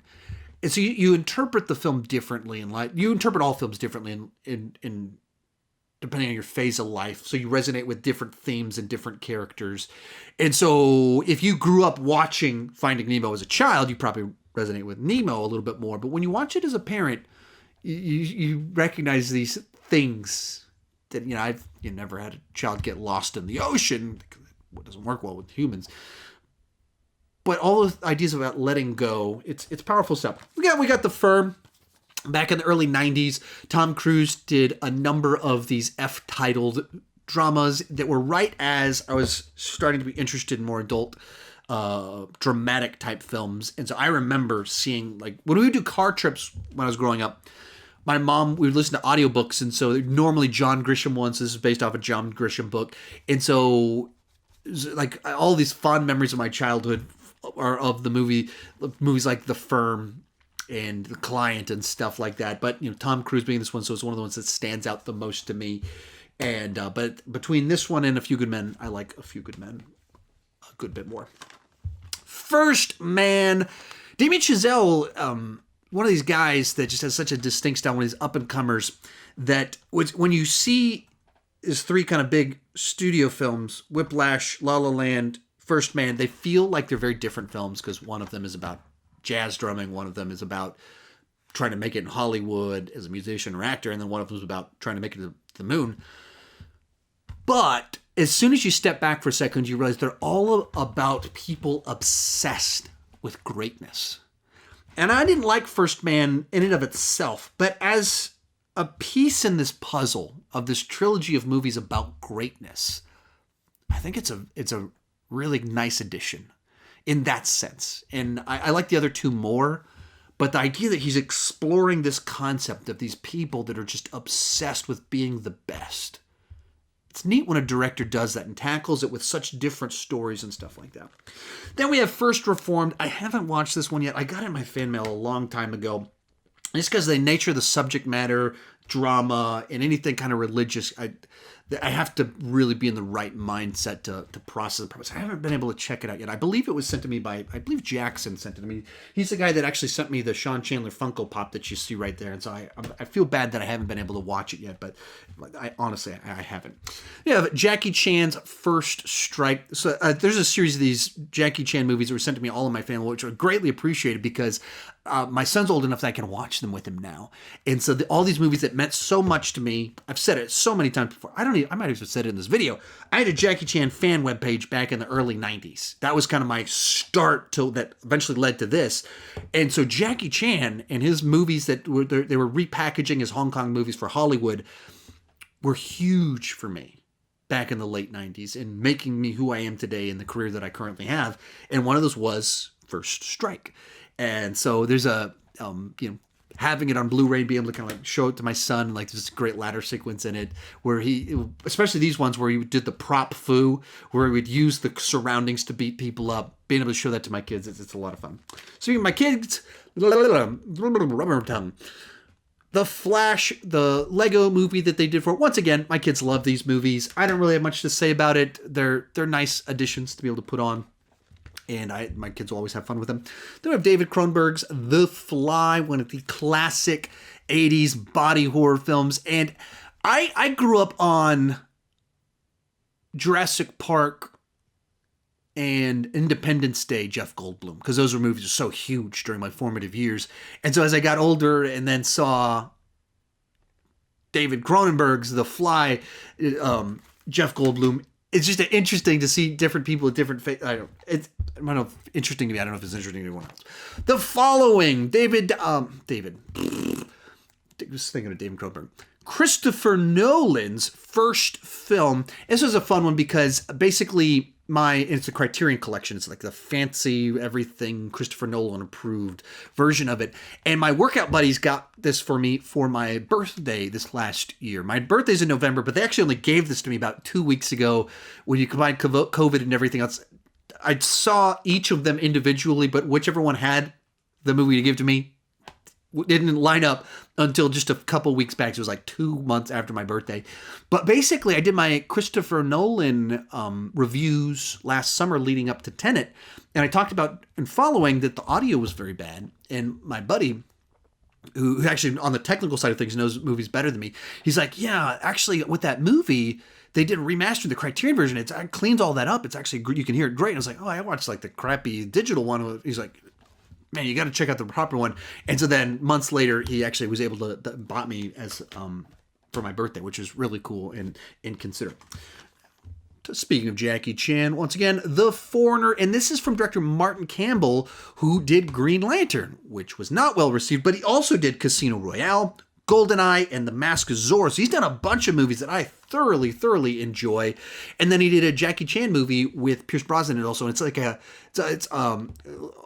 thriller of sorts, more so than a martial arts film, and just a nice turn for Jackie Chan. It's more serious. He's kind of the lead, but Pierce Brosnan is also the lead, so it's kind of co-leads with two very different plot lines for each of them. So very interesting dynamics to it. Forgetting Sarah Marshall. This is a movie. I bought it when Blockbuster was going out of business, as you can see from the sticker right there. I don't remember if I'd seen it before, and I just wanted to check it out. It has some memorable things, some things I like in it, but it's not one that I'm a gigantic fan of.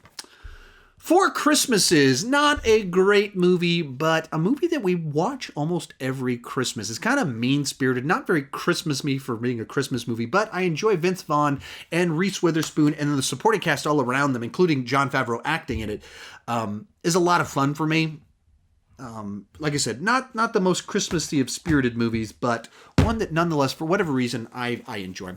Then we have our Friday the 13th collection. These were the slasher movies that I watched back in the day. They showed up on TBS, TNT. I reference them frequently in here because those are the cable channels that just showed like the archive of old movies.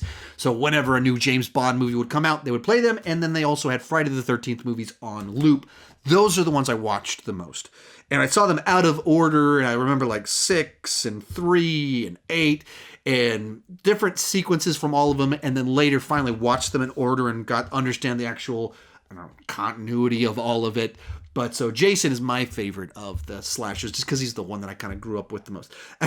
While we were doing this, I was wanted to make sure that my head wasn't going too high up top. So right while I was filming, just decided to do this stuff. I normally do this before I start filming, but because my brain is fried, I just did it right here while talking. Friday the 13th, Jason kills people. And then I did this. These videos, they go on so long and your brain can only take so much. Frozen 2. For whatever reason, I don't have a copy of Frozen, but I actually do own a copy of Frozen. But Frozen movies are in such heavy rotation in my home and have been for 7 years now that they get lost quickly. But Frozen 2 in 4K. Both these movies, like I said, are in loop on my household. The soundtrack has been on loop in my household for years. All the kids have gone through the Frozen phase and are in the Frozen phase. And so Frozen, huge part of my household. The Fugitive, fantastic Harrison Ford thriller from the early 90s, and has the Tommy Lee Jones performance that really kind of launched him into the A-list. He'd been acting a long time, and he'd done a lot of stuff, and he got acclaim and all sorts of things. And then he did this one, got the Oscar for his performance, is Marshall Gerard, and just kind of took him to this whole other level, and he started getting like Men in Black and stuff like that. But the movie as a whole, everything about it is excellent. The score, the direction from Andrew Davis, of course, Harrison Ford is great. Love The Fugitive. Kicking off our G's is Galaxy Quest, one of the great comedies of all time.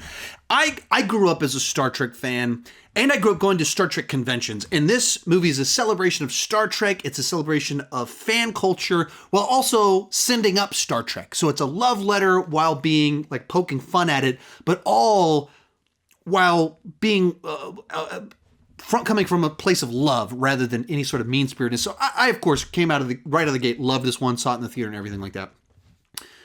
But my wife didn't grow up on Star Trek, and she also loves this movie, thinks it's a fantastic comedy. As the person that's never went to a Star Trek convention, never dressed up as a Vulcan at one of these deals. And so it's just a great movie in and of itself, while also as a Star Trek fan has all these other layers to it. There's also a great documentary about it from the Screen Junkies people on the making of it that was also really good. And I went to go see it in the theater. They did a fandom event for it, and I saw it with my sister. That was fun because my sister was the person I went to the Star Trek conventions with. We have Game Night, great little comedy about a game night that turns into this big wild adventure. Is it real? What's not real? Fantastic cast that's a lot of fun with Jason Bateman and Rachel McAdams and a bunch of other people like Kyle Chandler showing up in the mix. But what kind of elevates this one is that it's directed with way more style than you'd expect. Like it has like the way it transitions between scenes, the way the action is shot, all of it much better than you would expect from a comedy. While it's funny, while the actors are great with the humor, Also, it handles the action and everything nicely. Then we have The Gentleman, the Guy Ritchie movie from a year ago that was returning to kind of his roots of British underground crime movie. And after like a decade of kind of these big mainstream films, and then he had like a decade before that of just like missteps and misfires, it was like such a refreshing return to what made me love Guy Ritchie 20 years ago. Snatch came out right as I was getting into cinema, and it was like the super cool movie. Loved it. And then he had like a decade of stuff. I was like, what happened to Guy Ritchie? Like Lock, Stock, Snatch, these are amazing. And then then he's did Aladdin, which I dug, as we talked about in this video already. But it wasn't, it's not the guy that did Snatch. And then he did The Gentleman, and he showed me he's still got it. And I watched it actually just a couple weeks ago with my wife, and I was like, I really dig this movie. He has still got it. Then we have Get Out. Great horror thriller, Twilight Zone-y, social commentary film from Jordan Peele that just kind of gets everything right. It balances multiple genres with humor, darkness, commentary. All of it kind of pulls together in a way that few people can balance that much stuff so well. Then we have Get Smart. I grew up watching the original Get Smart, back on Nick at Night back in the day. And then I hadn't watched The Office prior to this movie coming out, so I just went to go see Get Smart because it was Get Smart. And watched it, and I was like, this is really good. This Steve Carell guy is funny. And my wife and I went home afterwards, like, he has a TV show, right, called The Office. And so we checked out The Office, and that became like our favorite. That's like the sitcom of our marriage. Like that's by far the TV show that we've rewatched the most. But like there's not even a close second. I mean, it's The Office seasons 1 through 4, and all of it goes back to like the specific summer we were moving. We had no furniture, of like us sitting on a laptop watching The Office on a inflatable mattress, like all of these distinct memories. And it goes back to when Get Smart came out. The movie itself, kind of forgettable, kind of enjoyable, respectful enough without being fantastic. It's got The Rock in it before he really became The Rock.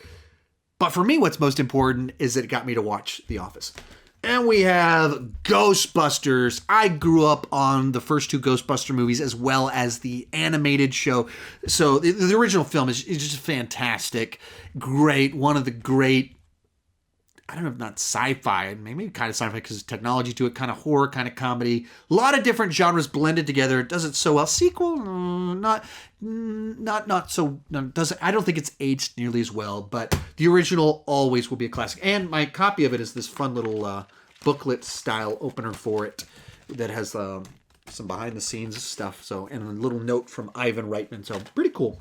Oh, yeah, I forgot to mention this. And my Get Smart is a Blockbuster previously used. So one of the relics of that thing we used to go to called Blockbuster. Ghost Rider 2-pack collection. The first one, you can chalk it up to being one early comic book movie before they'd figured out how to do comic book movies right. The second one, they just, who knows what they were thinking on that one. David Goyer actually wrote the script for the second one. That's the guy that did Dark Knight, Man of Steel, Blade, and then whatever the second Ghost Rider was that he literally wrote and then Ghost Rider Peace Fire. That's gold. Yeah, that's a great little nugget right there. Cool. Then we have The Girl with the Dragon Tattoo. I hadn't seen this one until just a few months back when I was doing my David Fincher ranking, and I really dug it. A very interesting story that's not what you think it's going to be. Like, has all these layers, twists, turns, different directions that it takes. And then by the end of it, satisfying. David Fincher, of course, very talented director, stylized director. So I really dug it. Then we have Glass, one of the most frustrating, disappointing films of all time. And it's in particular frustrating because it does a lot of things really well, delivers a bunch of the things I wanted it to. Fantastic world-class performance from James McAvoy. We get an update on David Dunn and what he's up to, and kind of like you get to learn about like the superhero-y stuff he's been doing the last 20 years. And then that third act just, you subverted my expectations, M. Night. You gave me that twist. But the twist was not more satisfying than what the rest of the movie had been promising. And what you do with David Dunn, how dare you? How dare you, M. Night? How dare you do that to David? Romeo and Juliet, I've never seen it. My sister-in-law bought it when we visited them back like 8 years ago. And then they took it, she brought it home and realized that she had a DVD player, not a Blu-ray player. She didn't know there was a difference. And so then I don't know. Actually, it has a DVD. I don't know what the reason was. For some reason, they couldn't watch it or something like that. And so they just gave it to us, and we've never watched it. So I have it, but it's just there. Then we have the Godfather trilogy set. What's the fourth? This one, because of the special features, supplemental material. So the 4-disc set in jumbo fashion. Obviously, 1 and 2 of the great movies of all time, and then the third one. I don't. It's like a movie it's so goofy in its flaws because I watched it for the first time just last year when I did my Godfather ranking. And so I went in having heard it was bad or by far the worst. Not bad. It's tough to describe exactly the way its reputation, but it did a lot of the stuff right that the first 2 did. It just had more glaring mistakes. In particular, the casting of his daughter in a prominent role and this weird incest plotline that really was like, what are we doing here? But in other ways, I thought it had a nice little send-off for Michael and kind of playing out what if the first 2 movies had happened, what would that do to this family, this character, in light of where those ones ended? And so I thought it worked in a lot of ways in that regard. But obviously the first 2, much better. I haven't watched the new Redux, new title-y one that came out last year. Since I've only seen Godfather Part 3 once, checking out the new version, I just wouldn't even see enough of the differences. And in my mind, I don't think you can fix it with a new cut because it's just a miscast role that is just so prominent in the story that I just don't think you can resolve that issue. And maybe it would be a little bit better, but I wouldn't notice it because I don't know the movie well enough to be able to comment on it. But 1 and 2 are actually great. So for me, I like the first one a lot more than the second one. So the second one's, of course, a great film. Not putting the second one down. Some people say, like, this might be even better than the first one.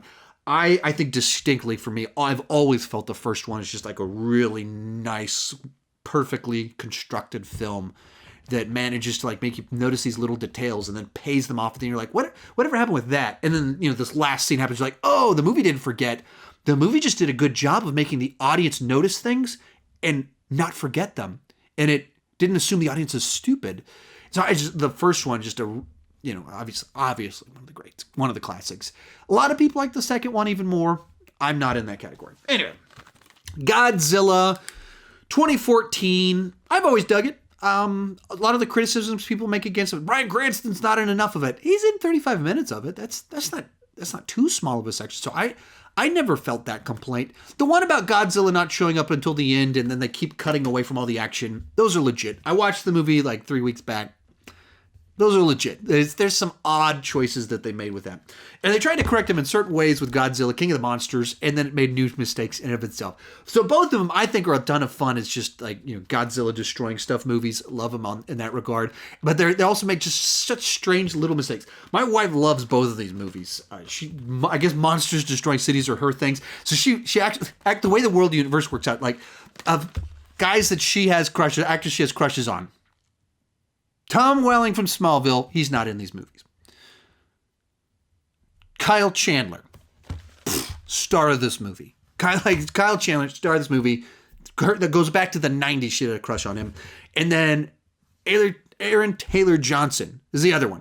For me, it's still like random. I get the Kyle Chandler. He's a Chandler. Of course she's into Kyle Chandler. Aaron Taylor Johnson, for whatever reason, she thinks he's super duper cute. And it always struck me as odd and random that she's into him. But he's the star of this movie. So the two of her 3 guys that she has a crush on star in these movies. So maybe that's the reason she's actually a gigantic fan of the franchise. Then we have Gone Girl, another David Fincher thriller one. Great little genre film. One of the best uses of an unreliable narrator I can think of in any movie. And a movie that manages to have its big twist like 40% of the way through the film, but the movie doesn't feel like it loses steam. That is incredible. That's an amazing achievement. So, big fan of that one. Good, the Bad, and the Ugly. these spaghetti westerns, The Man with No Name trilogy with Sergio Leone and Clint Eastwood, those are like my favorite westerns. That's the style that, probably because of Back to the Future 2. It's actually directly tied to Back to the Future 2. That Back to the Future 2 made me go, what is that movie with, who's that guy? Oh, it's Clint Eastwood. What movie is that Biff is watching? And it made me want to check it out. And then that was my introduction to Clint Eastwood in a lot of ways. And then it made me like westerns because of that. So, but of course, Good, the Bad, and the Ugly, legendary. I've always been partial to A Fistful of Dollars. Good Time, I haven't watched it yet. Another one I received in fan mail. I haven't gotten around to. I'm trying to think of what some of it's because I'm thinking of trying to do something with Robert Pattinson movies when the Batman comes out. So I've kind of been holding off to see if like cover some of that stuff when the Batman comes out, but I haven't gotten to it yet. Then we have The Greatest Showman, a movie that my wife absolutely loves. Like she told, when we first watched, she was like, it was okay. And then every week for 6 weeks, she took a different friend to go see it, and she listened to the soundtrack on loop. And at the end of that, she was like, okay, I love this movie. It's one of my favorite movies. And we went to go see Hugh Jackman during his live tour back in 2019. It was awesome. And it was just, he really is, he is the greatest showman. Hugh Jackman is the greatest showman. Such a classy guy, so talented, so fun, so relatable while being, the A-list movie guy. So awesome deal. Then we have this Greenland Blu-ray, one that just came out on Blu-ray a couple weeks back. And actually, this one's distinctly pretty cool for me because the studio sent this disc to me.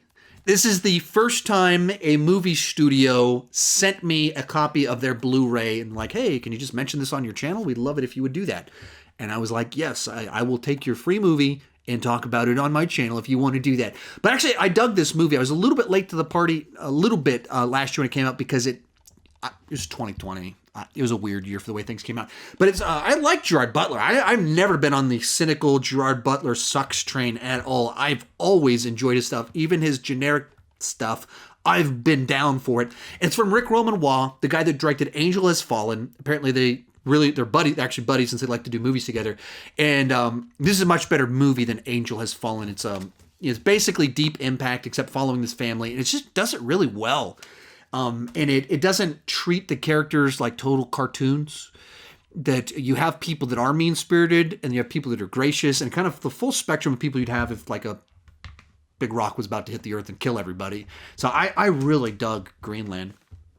Then we have Gremlins 1 and 2, the cheapy 2-pack version of it. The original Gremlins deserves a better version for me to own than this one, but this is what I got. But original classic Amblin movie at that time period with fun creatures, memorable score. That I remember seeing the second one in the theater. And even watching it in the theater, being like, as a kid that was like 9 or whatever, being like, what is this? Is weird. And I didn't rewatch it until I did this creature feature 31 on 31 last year. And that's when I bought this and watched it 30 years later. And once again, was like, this is weird. What, Joe Dante, what were you thinking, man? This is such a weird direction to take all this stuff. So, original classic. I'm not one that, I'm not a huge Gremlins person the way some people are of kind of those classic 80s movies. It's not one that I go back to as much, but still have fun with it. And we did show it to our kids when we were rewatching. I was trying to skip certain scenes which would be too scary, but it was one of the movies. Gremlins, the original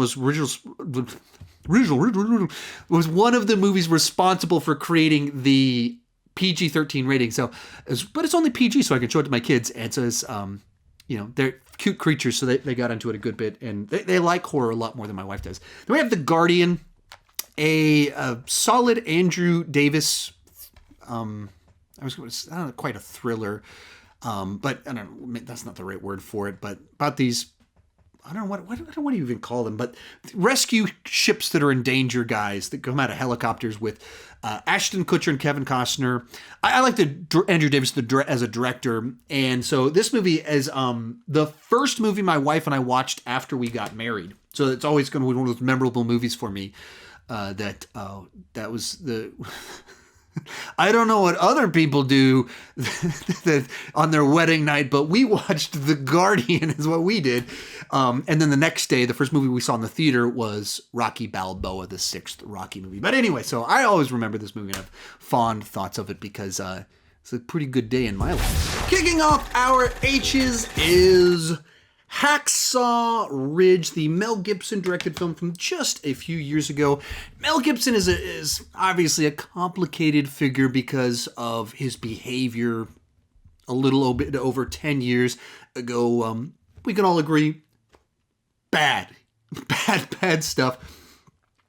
But he's also this incredible talent that's directed some great movies and was a fun movie star at a certain point in time. And so he doesn't crank out movies, but whenever he directs something, they're all memorable, interesting films. Hacksaw Ridge being his war film that he did, has Andrew Garfield in the lead, and like his movie, most of his movies, a very, very good film. Then we have our Halloween films. So for me, I didn't grow up watching all the Halloween films. I saw the first two, especially the first one, because it was a John Carpenter film, big John Carpenter fan. So I watched that one quite a bit back in the day. And then random ones kind of here and there, like H2O came out when I was in high school, and so that one kind of stuck out to me a little bit more.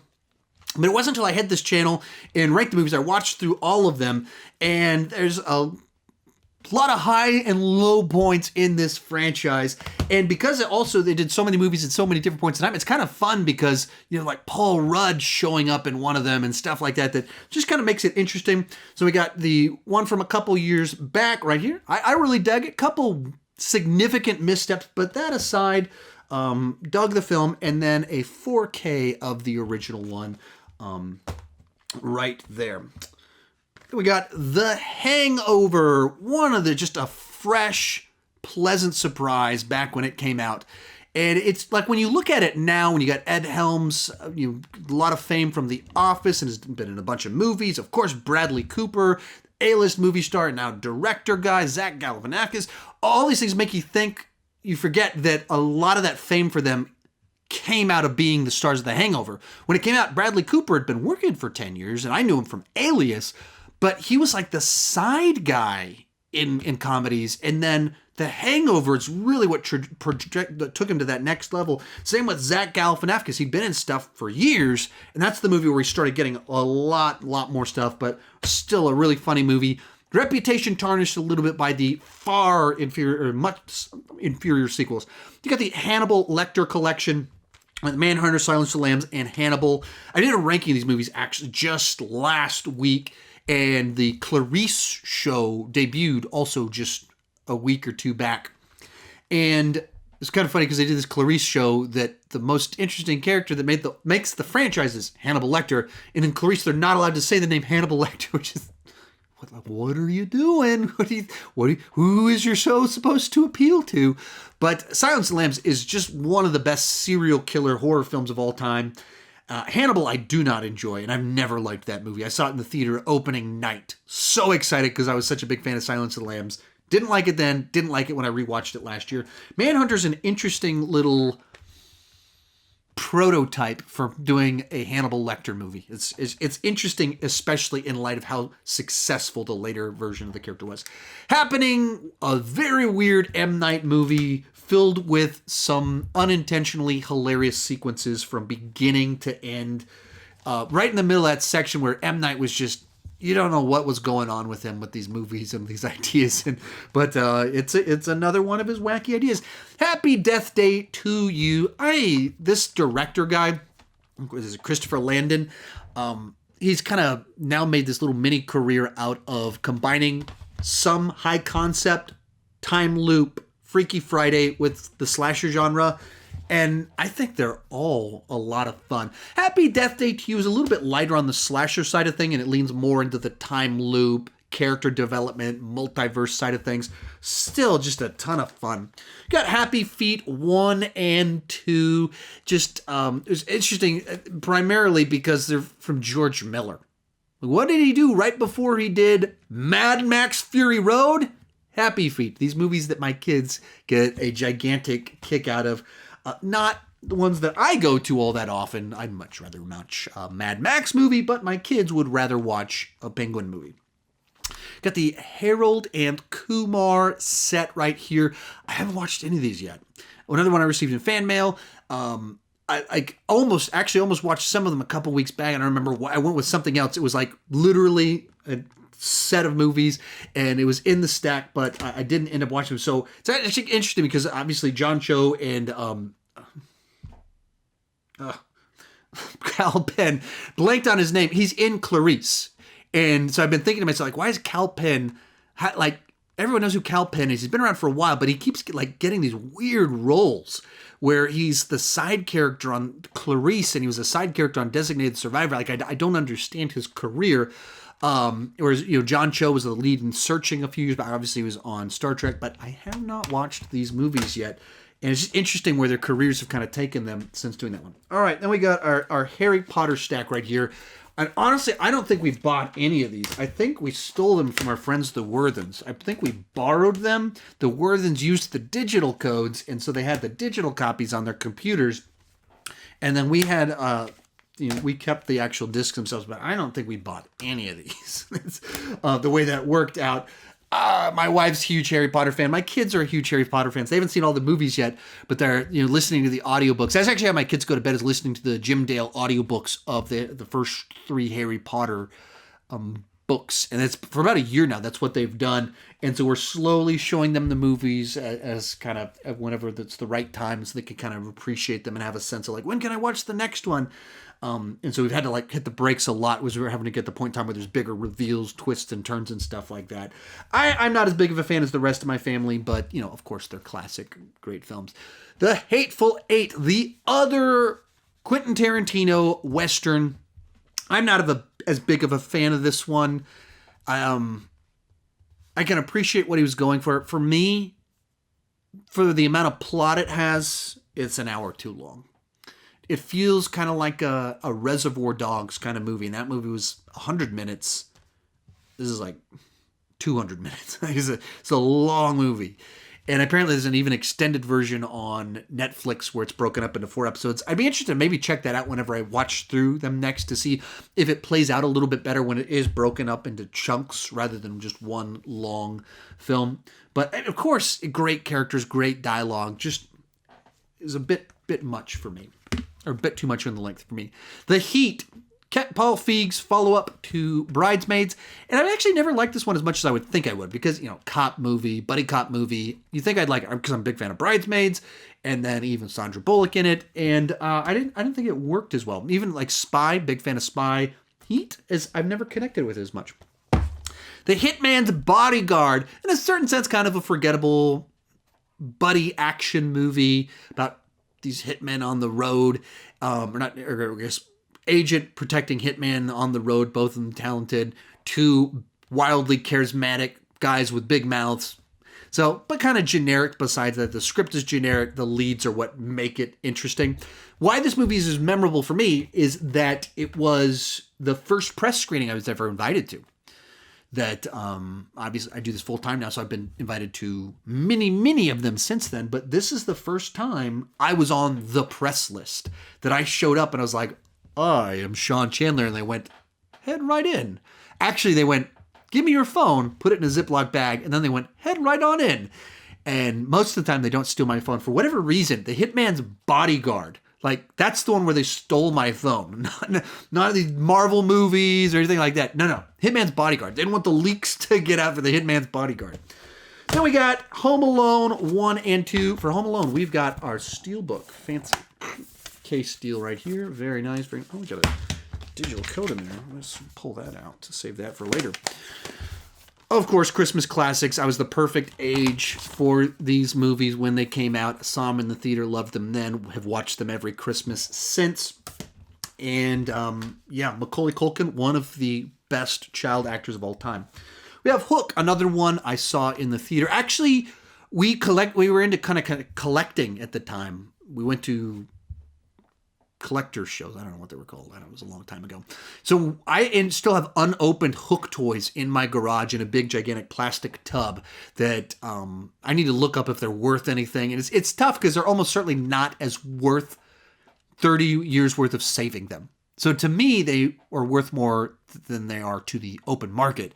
But I have them in my garage in a tub, unopened Hook toys from way back in the day. Oh yeah, it's a Steven Spielberg, Peter Pan movie. And Robin Williams is such a fun choice to play a grown-up Peter Pan, of course, because he's, so high energy and can have that youthfulness to him.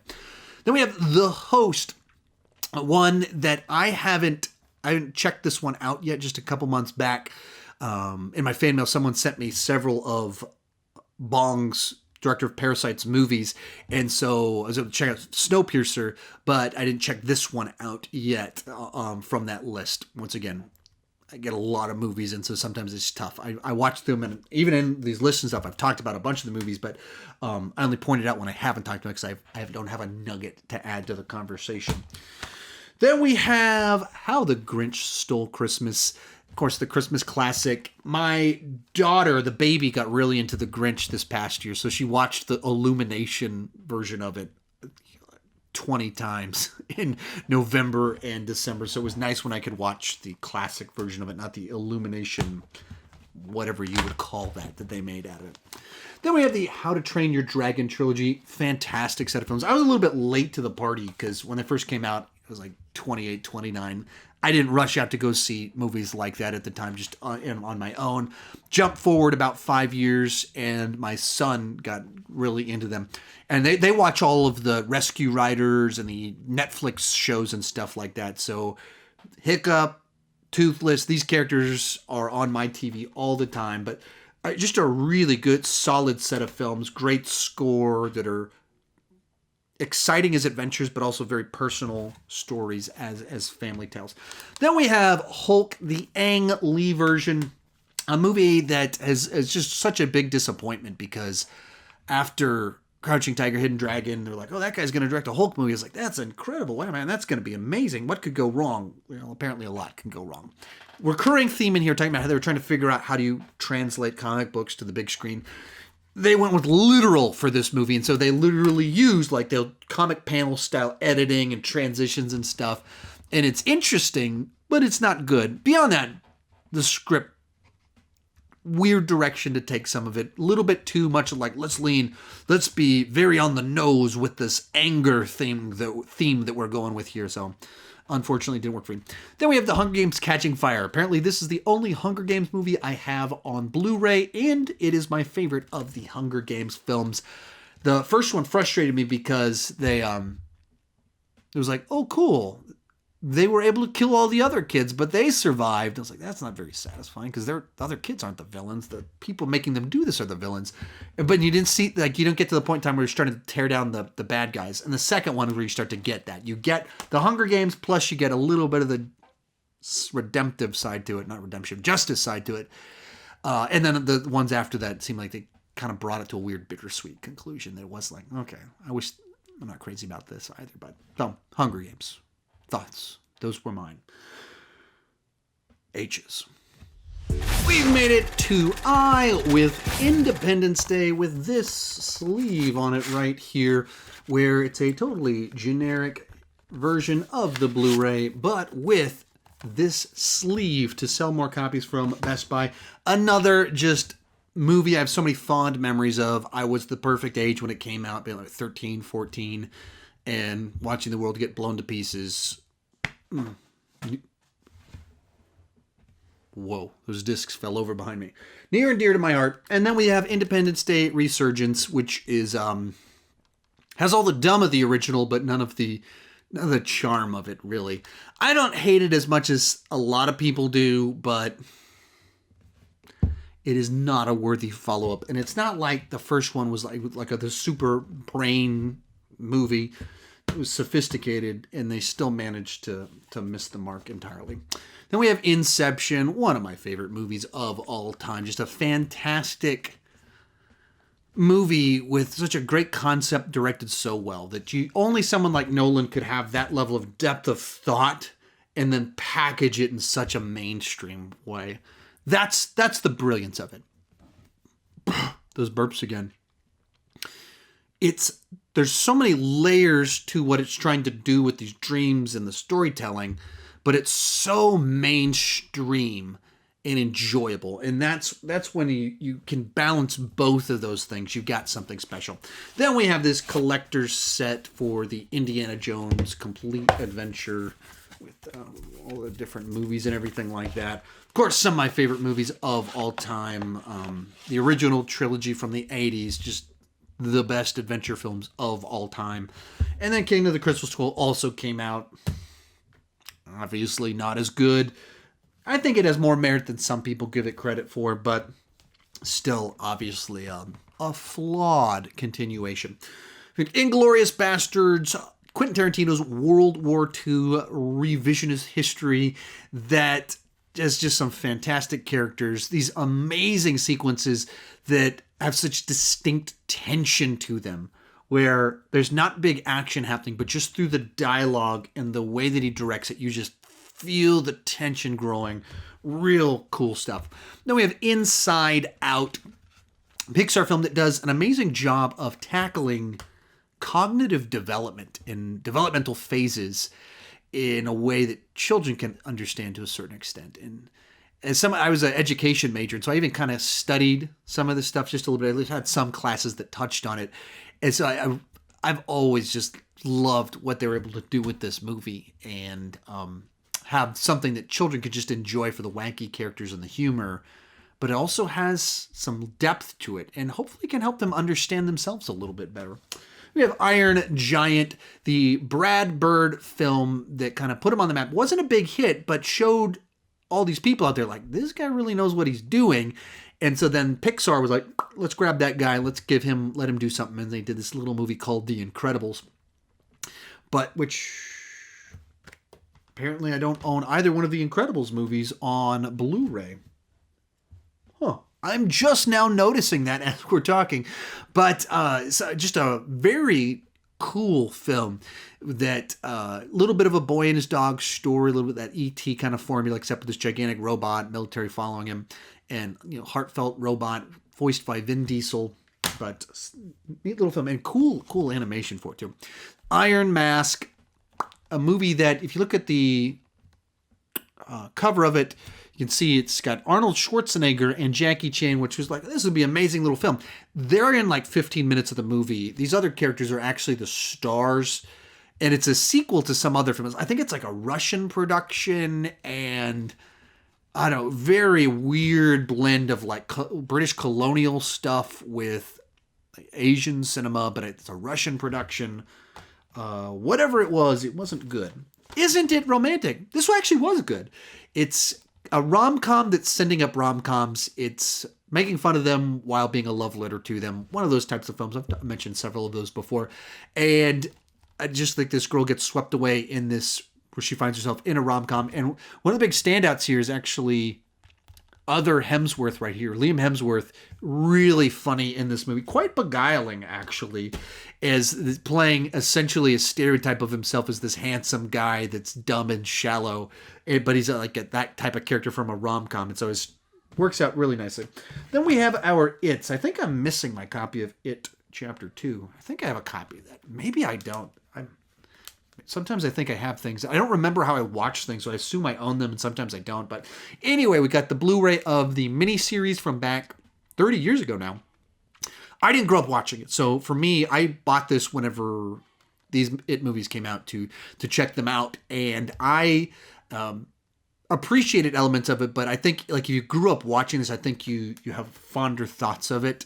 Watching it for the first time in your late 30s, after having watched this one, it feels pretty dated. It, Chapter 1, I just thought was great. I just thought it did everything right. The scares, the aesthetic, the dynamic of the kids.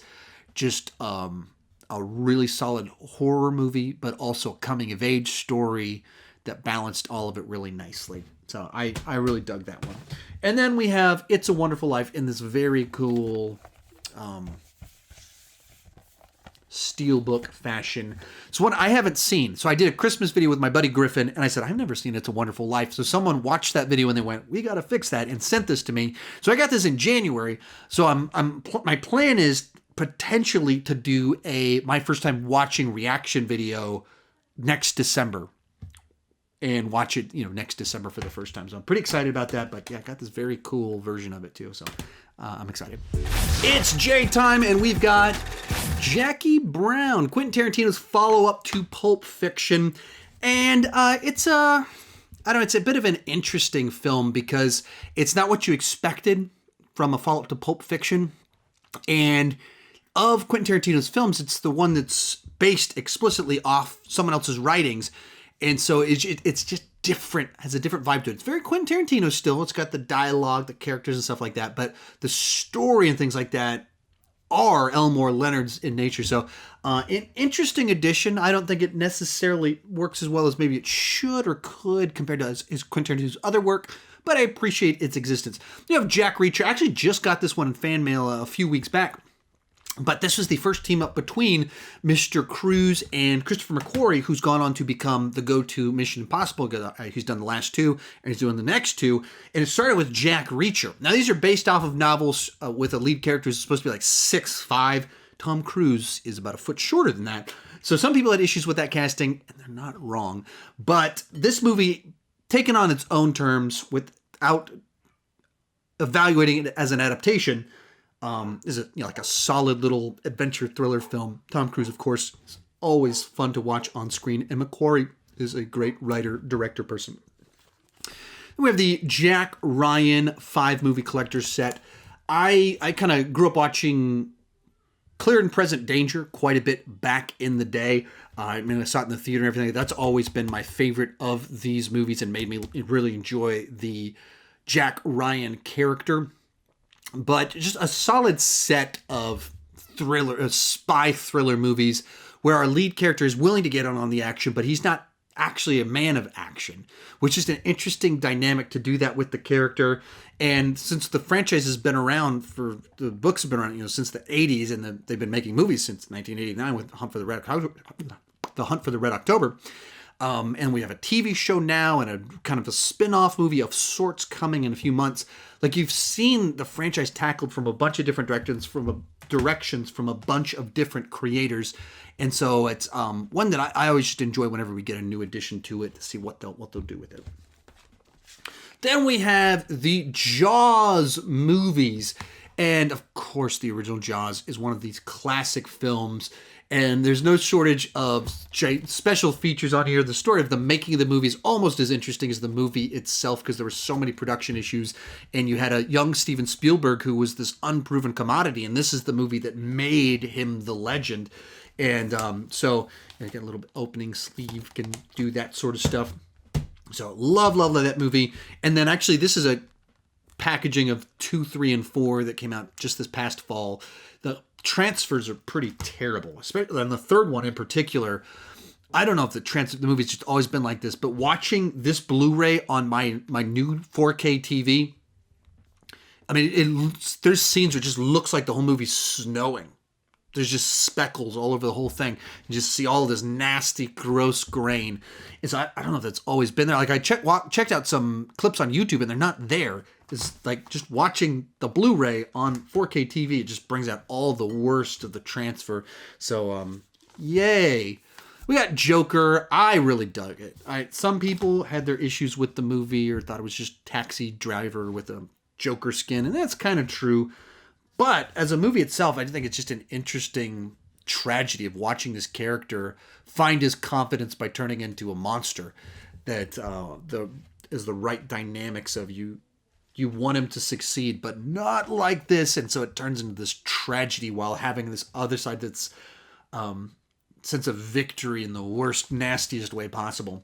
Then we have John Wick, and then John Wick Chapter 2. I thought that was 3 for a second. Chapter 2, and then John Wick 3 Parabellum. Obviously, some of the best straight-up action movies of this past decade that kind of created this Keanu-sance, bringing him back into the mainstream. He'd kind of dwindled off and was doing kind of smaller things and hadn't been anything that people really talked about. And out of the blue, John Wick comes out, and he became like this top-level action guy, but just really for this one franchise. And all of them have fantastic action, stunt work, and they kept finding ways to up the ante and everything like that. So they're very, very cool. We got Juliet Naked. This is a really cool little smaller rom-com of sorts, a little bit of a drama, but like for adults. It's not in an evening, but because Naked's on the title, you might think Juliet Naked is referring to an album, that it's like the acoustic version of an album that this guy right here made, that this guy is obsessed with. And just interesting little characters and fun actors that you know, I guess Rose Byrne does movies like this a lot, but there's other two guys and that feel a little bit different. So nice little character dynamics. Really dug it. That just has I don't know, it's just it's a movie that's not trying to play to the lowest common denominator or the broadest audience, but just trying to tell its story well. So I really dug this movie. So did my wife. Of course, we're also big. My wife's a big fan of Rose Byrne and Chris O'Dowd. So am I guess. And so putting them together in a movie like this is just fun. And Chris O'Dowd is a less likable version of himself while still having all of his positive, fun, quirky qualities to him. And then Ethan Hawke just falls into the mix. Great. We got Jumanji, the original one, and then the third one. And we have the other one, but for whatever reason, the disc is missing. It's been watched a lot in our house. So the original one was directed by Joe Johnston, great director that I wish we would get more stuff from him, with Robin Williams. And then they did the revival one that I thought was a terrible idea. It just looked terrible. The set photo looked terrible. It seemed like a stupid idea. And then I heard buzz was actually good from my friends that saw it early. I went to go see it. I loved it. And then my kids saw it and my wife saw it and they loved it too. And so it's been on, we've watched it like 1,000 times. We actually watched it for New Year for this last year. We timed it, timed it out. If you start at this exact time, then right at midnight, you could scream Jumanji. And so we tried to scream Jumanji right at the end of 2020. So 2021 would be better. Didn't work out great because 2021 is just as crazy as 2020. And at the end of January, my wife got COVID. And then last week there was this snowmageddon where Texas, our house lost power and water for a week. And that's why this video would have come out a month ago. But then my wife got sick and then the snow and everything. It's just kept delaying it. So apparently our Jumanji trick didn't work. Anyway, Jumanji The Next Level came out. I was really disappointed by it. I didn't think it was nearly as good and felt like it was just rehashing without capturing the magic. Got The Jungle Book, another Jon Favreau film, and a movie that's a solid adventure, but revolutionary with what they did with the computer graphics. That there's this one boy in it that's the real actor and everything else is computers. And it's jungles, but they filmed it like in a studio in California. Mind-blowing. Incredible what they can do these days. Okay, we got 1,000 Jurassic Park movies. Jurassic Park, one of my favorite movies of all time. A perfect age when it came out, 11, 12 years old. I've loved it. Loved it then, loved it ever since. We got The Lost World. I've never been crazy about this one. Even when I saw it first time in the theater, I was like, that was good, but definitely not the original film. Like, something's missing a little bit, and this story's just not nearly as good. Third one, I've always thought was a dud.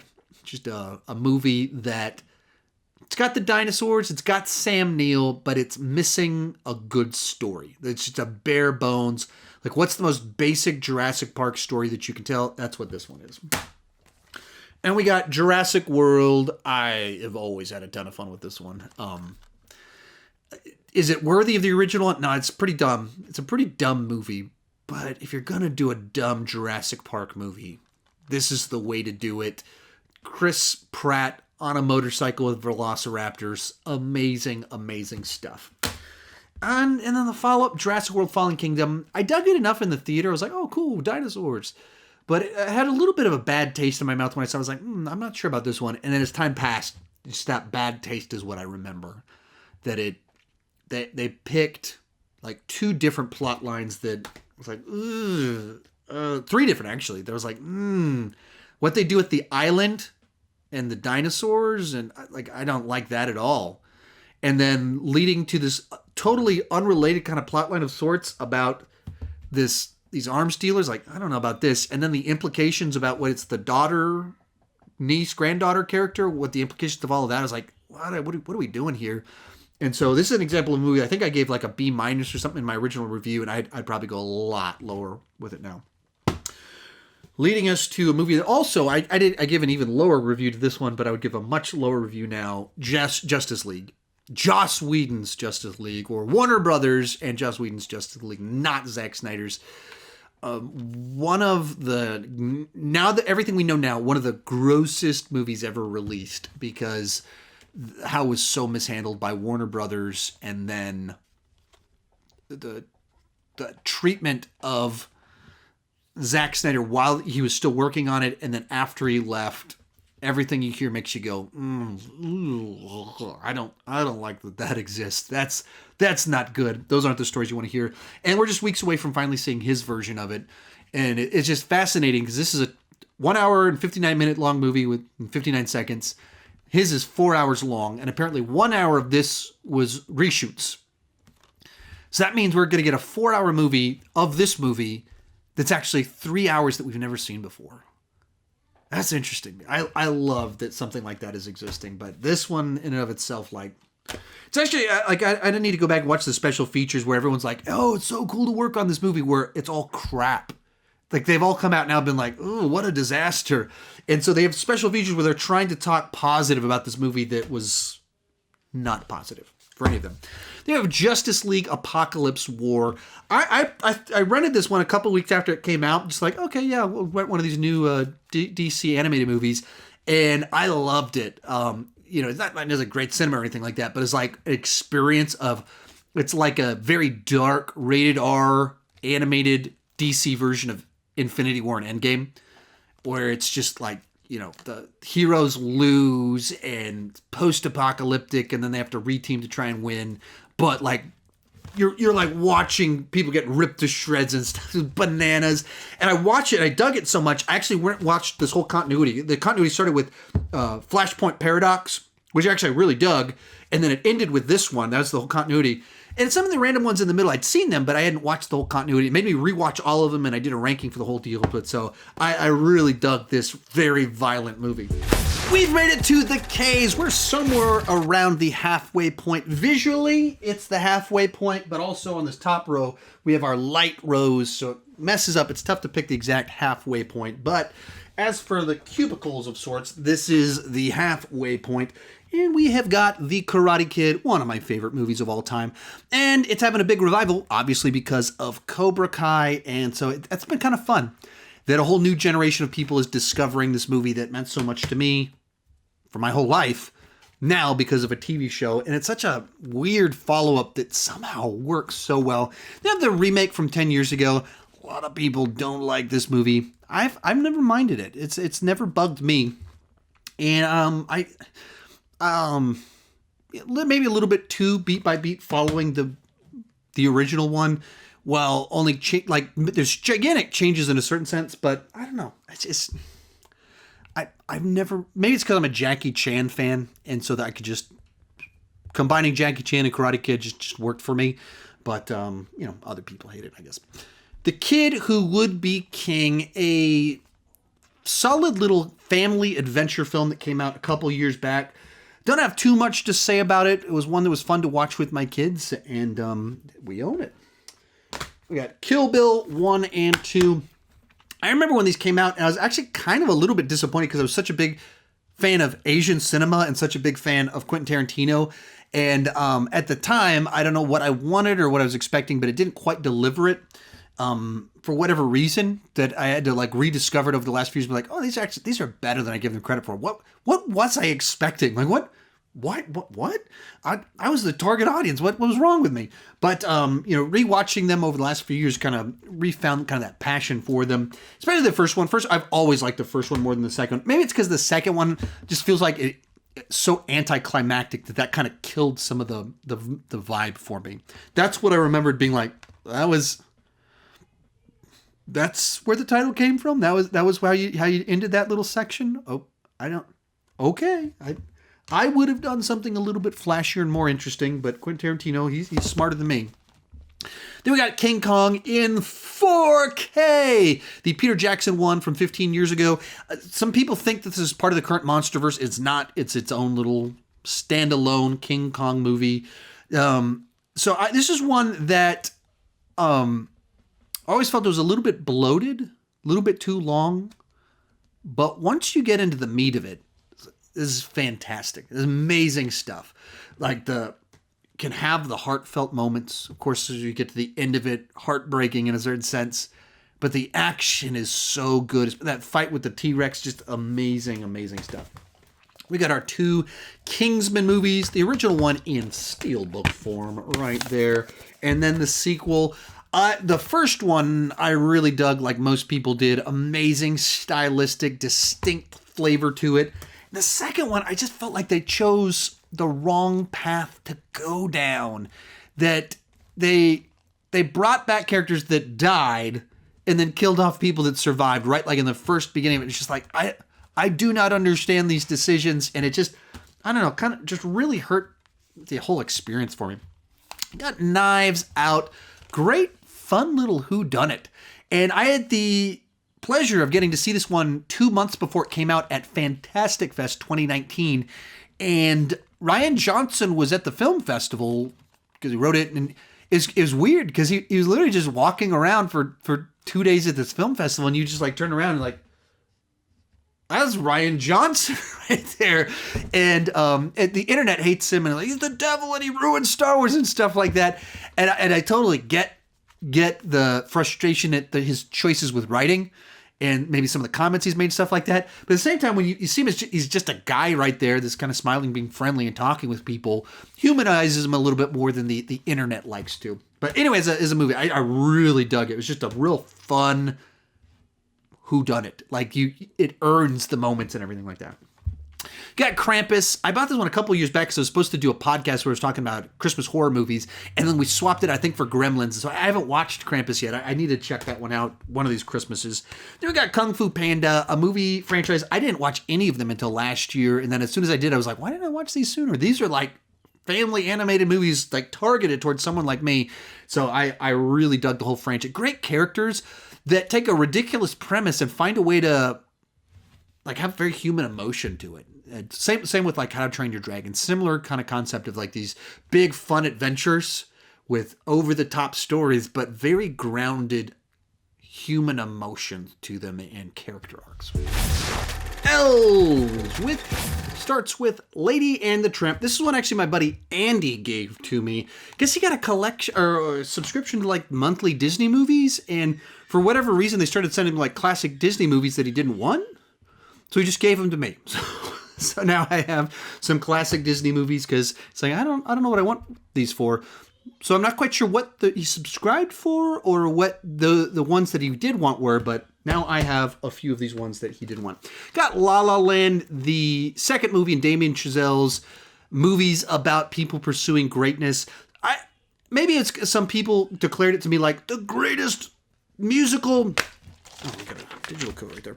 Greatest musical in 50 years that is maybe oversold to me before I saw it. I was like, that's a solid movie. I don't know about the greatest musical in 50 years. So because of that, the expectations were set here. And it's like, okay, it's not quite up here for me. But obviously it's still a solid film. Got Leap. My daughter really dug this one. She's into, obviously, the story about a little girl dancing, stuff like that. She's the target audience. So she really dug it. I tolerated it. Then we have Leatherface. Haven't watched it yet. Planning on doing a Texas Chainsaw Massacre ranking one of these days. It was supposed to happen last year, and then I changed it up and did a 31 on 31. It was Creature Features instead, so I couldn't do that one at the same time. Supposedly, there's another Texas Chainsaw Massacre movie coming out in sometime this year or next year, so maybe I'll do it then. And potentially, if that's not going to happen, that's too far down the line, maybe it'll be my October ranking will be the Leatherface, the Texas Chainsaw Massacre movies. It's kind of interesting because those movies were shot around here, but then I haven't seen any of them. But so a guy named Samneet has sent them to me in my fan mail. So I have most all of the movies all ready to go once that ranking happens. It will happen one of these days, just not yet. Now we've got our movie, or let's do this the other way around. Our Lego movies, the theatrical ones, that franchise, the original Lego movie from Lord and Miller. Such a fresh, exciting, clever spin. Seemed like a dumb idea. Turned out to be really good. Just a great little movie.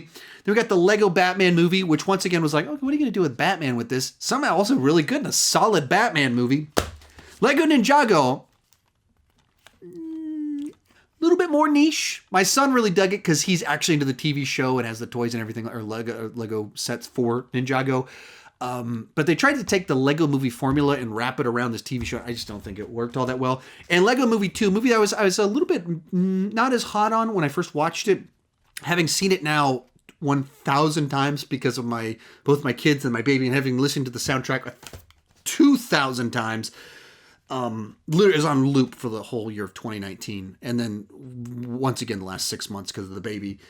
I come to actually like the second one more than the first one, but maybe that's just because of my kids. Sometimes your kids make you go crazy. We got the Leprechaun set. I bought this to do a ranking of the Leprechaun movies back a couple years back. Tried to, watched 1, 2, 3, and then I went, no, I'm not doing this. Life is too short. I don't like these movies. This is not a franchise for me. And I like my rankings to have that positivity to them. That's the angle I try to take on things. And so then it just wouldn't have been that. It would have been me crapping on a franchise that probably the people who clicked on it like the franchise. I'm not that person. Lethal Weapon, this is the definitive buddy cop franchise for me. The definitive buddy cop movies are numbers 1 and 2 of this franchise. Just great chemistry between the two leads.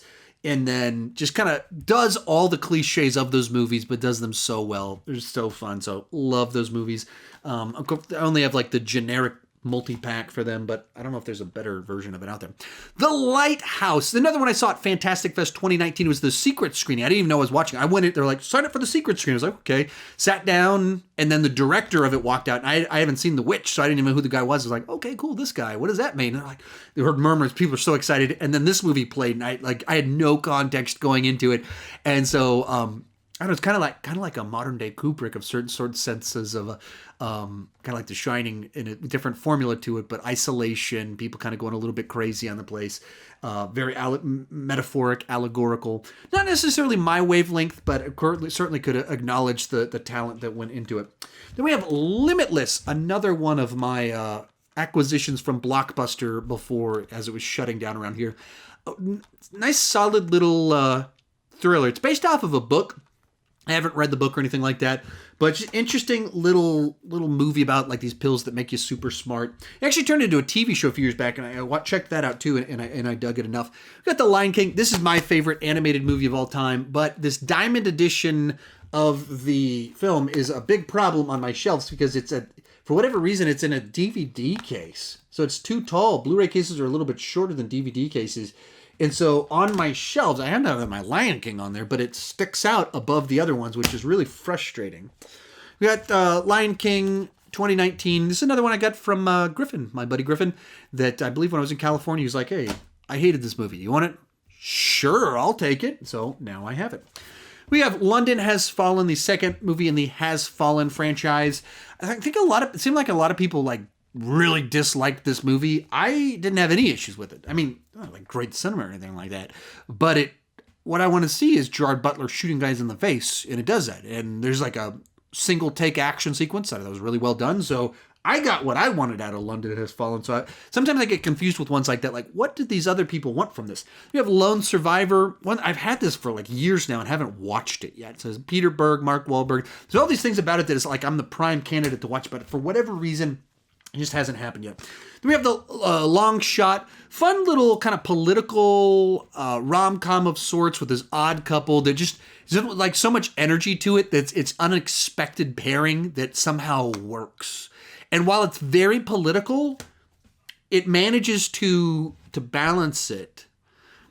So much of Hollywood political, when they tackle politics, it's so one-sided, and this one balances it. That's very much was appreciated. We have Looper, the Rian Johnson film that led to him getting Star Wars The Last Jedi, but it's a time travel film with a hitman out to get himself. Emily Blunt's thrown in the mix, and just a very dark film, but a really solid film. And even there's some amazing little sequences, and it's just horrifying. I mean, it's not a horror film, but like there's this sequence where there's this guy desperately trying to return something in time while he's being tortured, but in a different point in time in the timeline. And it's just this horrifying sequence as his body parts are disappearing. Like, as much people want to crap on Rian Johnson, they didn't like The Last Jedi. You can't watch that sequence and not realize this guy's got a lot of talent. Then we have The Lorax. I've seen this movie way too many times because kids like the music and the bright colors and everything. So it came out one of those points in time that it's a movie that all of my kids have gone through a Lorax phase. So I've seen it a ton. It's, I guess, fine, lively enough of things for them to watch on loop. I don't hate that that's one of the ones that they watch on loop. I don't love it either. Then we have the Lord of the Rings and The Hobbit trilogies, all 6 movies in this one little set right here. It is the theatrical version, so I do not have the extended cuts of these ones. I have the normal versions of it. And I'm not the biggest Lord of the Rings fan, so for me, the theatrical versions, that's the right amount. Well, right amount for Lord of the Rings. Still too much when it comes to The Hobbit. But when people are like, hey, have you watched the extended cuts of Lord of the Rings? It's 3 extra hours. I was like, okay, that feels like probably too much for my interest in the franchise. But I appreciate your zeal for the franchise. Final one of our L's, Love and Monsters. This was my favorite movie of last year. Came out of nowhere. I hadn't seen a trailer for it, didn't know anything about it, didn't know what to expect. Put it on. My wife was sitting next to me. I assumed she wouldn't like it, and then we both just loved it. It's just a solid film that did everything that we wanted it to do. So, Love and Monsters, a movie. If you haven't checked it out, I highly recommend it. Just it handles the characters and story so well. It pays everything off in a way that was so satisfying. That brings us to M, and I believe M is my biggest set of movies because I use MCU as a category, so right there you've got over 20 movies, plus all the other M's that I would have, first of which is Machete.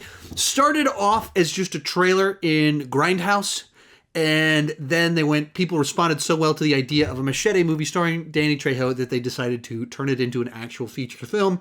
Intentional schlock fest that, I don't know if it's good, but there is some fun carnage in it. We got Madagascar.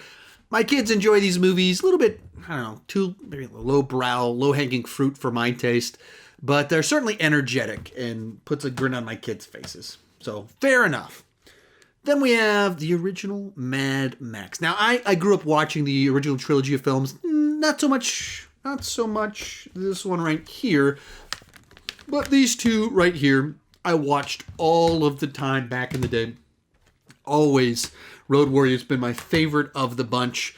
And then Thunderdome, it kind of loses a little bit of the vibe. Something's just not quite right with the whole ordeal. Even the parts that seem like they should at the beginning. He's got his Thunderdome and stuff. Still doesn't have that magic. And we got Fury Road, which did recapture the magic, plus gave it way more money. So it's just an incredible production while being faithful to the vibe of the Road Warrior, but also being in its own thing. And so a lot of you are younger than me, and so you didn't grow up on the Mel Gibson ones, and so Fury Road's the one that you know. But for me, I have that special place in my heart with the original ones, but it just it's incredible how good Fury Road turned out to be after literally a 30-year break. Then we got the Magnificent Seven remake from Antoine Fuqua. I dig this movie. Like a very fun, modern Western blockbuster. We don't get a lot of Westerns these days, and so having one that has such a star-studded cast where you have Denzel Washington, Chris Pratt, Vincent D'Onofrio, and more, while having a budget, and then Antoine Fuqua knows how to handle action, so it's just a real fun movie for me. You got Major League. I've always dug this movie. Just a solid baseball comedy. Fun cast. Got Charlie Sheen as one of our leads in there. That if you haven't seen it and you like baseball movies, definitely want to check that one out. That brings us to Man of Steel. So of all the ones that I've organized and stuff, Man of Steel, not with the Superman movies. Okay, I don't know why. Batman got his own section, but Superman didn't. Apparently, I don't know. Make of that what you will. I've always I've dug this movie, but I've grown in my fondness each time I watched it. First time I watched it, I was like, okay, I dug a lot of that. I'm confused by a lot of it. Like, what were they? Why did they do this? Why did they do that? And then every time I watched it, I understood Zack Snyder's vision just a little bit more, where he was going with it. And hopefully, now that we're just about in the corner, going to get that third film in the trilogy, maybe it'll kind of complete that vision, and we'll see what comes of that. But as a big Superman fan, seeing a Zack Snyderified version, pretty cool.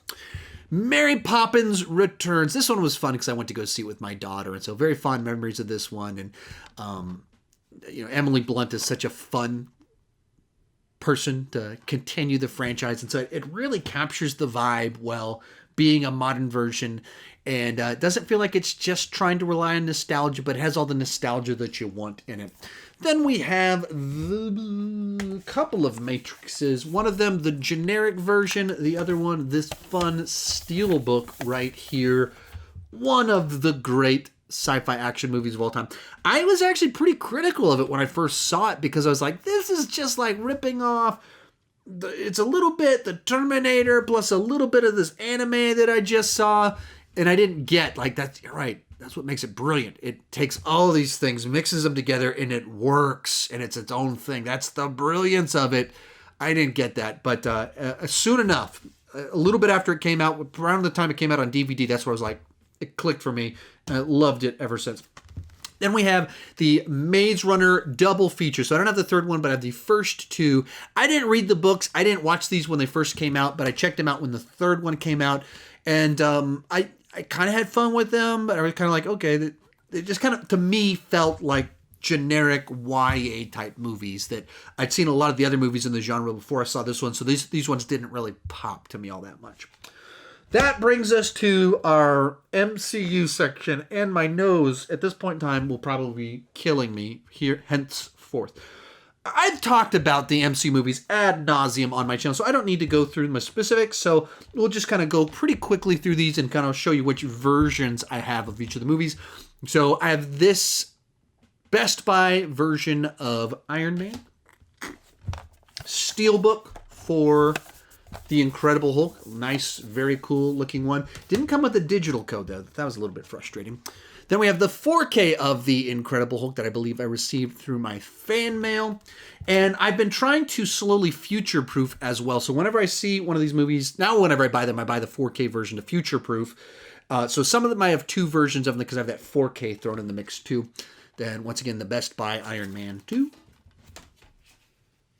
And it was the Best Buy basically did a version when Infinity War came out. So whichever ones I didn't have on Blu-ray, whenever Infinity War was coming out, I did a Road to Infinity War series. That's where I bought a bunch of these. So they'll have the similar slip cover, the Best Buy one for Thor. Actually, I had two for Thor. Somewhere around here, I have a second copy of Thor that's the old version from when it first came out. Got the old version of Captain America, the First Avenger. And you can see this one's actually pretty beat up because I've had it for 10 years now. One of the first Blu-rays that I own. Then likewise, 9-year-old one for the Avengers, but as well the 4K I believe received through fan mail, and so still have them both in the collection. Probably by next year the Blu-ray will be cycled out of this stack. Moving right along, another one of the Best Buy versions for Iron Man 3. But I have the old original version of Thor the Dark World. I had to rush out to get this one. Actually, fun fact, this is the only MCU movie I didn't see in the theater. I skipped over this one. It was a busy time in my life, but also it just seemed like forgettable. As it turns out, I was right.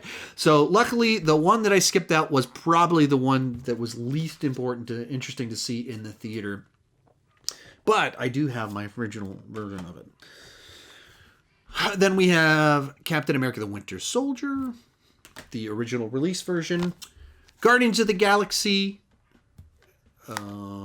Is it? Oh, this one actually is the Blu-ray, 3D Blu-ray plus 3D. Fun. Then Age of Ultron with the 4K and the regular one. Ant-Man, Best Buy version. Captain America Civil War, Best Buy version. As you can see, there's a bunch of these that when I went into the Infinity War one, I did not have them on 4K or Blu-ray. Most of these I still don't have on 4K, but I didn't buy Blu-rays for several years because I was so busy in life prior to starting this channel. And then when I first started this channel, I just didn't have a lot of money because I was underemployed, and so I was delivering paint. And this channel is my side hustle that I was trying to make it work. So I didn't have extra money. And then going after Thor Ragnarok came out, I started to make enough money from this channel that I could actually use the money I was making from the channel to actually start buying Blu-rays. That's the reason why all of these ones for the Marvel movies, why did I buy them when it was that Infinity War? because that's when I started to actually have disposable income again to be able to start buying Blu-rays and started to really expand my collection. And the first collection video I did on my channel, back from 2016, I believe, had my DVDs included in it too. So it was, I had to drop those eventually. But anyway, I'm getting sidetracked. Doctor Strange, this is the original release version of it, but that would have come out right on when I was doing my channel. Then we have Guardians of the Galaxy Volume 2, original release version. And so these ones are going to, I think, stop being the Best Buy version. They're just, I bought them when they came out, essentially, for all the rest of these. Spider-Man Homecoming. Thor Ragnarok, one of the movies that changed my life when this one came out, when I had my ranking of the MCU movies after this one came out, is my first video that cracked 100,000, first to crack 200,000, first to crack 300,000, and it changed the trajectory of my life. And then doubling down on that, 3 months later, Black Panther came out and put out the 2 videos, my MCU villains ranking, MCU heroes ranking, the first time I ever did that. And those 2 videos are still the 2 most viewed videos on my channel. And they turned 3 years old a week ago. And those videos changed my life. They're the reason that my channel took off and why I'm able to do this full time. And then, okay, also got the 4K on this one. A bunch of these ones were, I believe, from Some Neat sent them to me, the 4Ks on my channel. So once again, next year, probably cycle out the non-4K versions of them as I'm future-proofing and all that fun stuff. Infinity War. Ant-Man and the Wasp.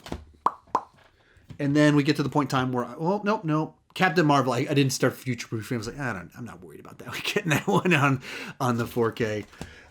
Then for Endgame, however, I got the fancy one. I rushed out to right when Best Buy opened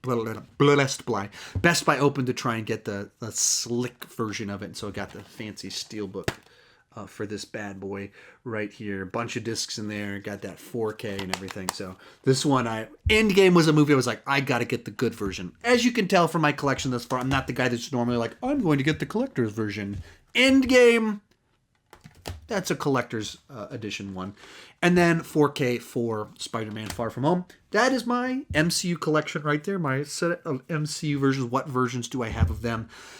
And also why M's are such a large letter. There's also just a lot of movies that start with M, like Megamind, one that I got in my fan mail, actually. I hadn't seen this one before, I don't believe.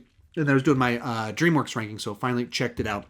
An interesting movie because superhero movies are kind of this top genre. So a movie is a little bit ahead of the curve on stuff like that. We got Memento, really important movie in my love for films. Right as I was starting to discover movies that were smaller, indie films, and not just movies where things explode and people kick each other and punch each other in the face, Memento came out. And one of my buddies was like, you got to see this movie. It's backwards. I was like, what does that mean? He goes, just go watch the movie and you'll know what I mean. So he took me to go see Memento. And it was one of those movies that made me realize movies can be awesome without needing a bunch of explosions. Yeah, Men in Black, a huge movie. I once one of those target age movies for me came out when I was... Woo! Only one sneeze? Do I got more? Man, I've been talking, for 4 hours straight, 3 hours? I don't know.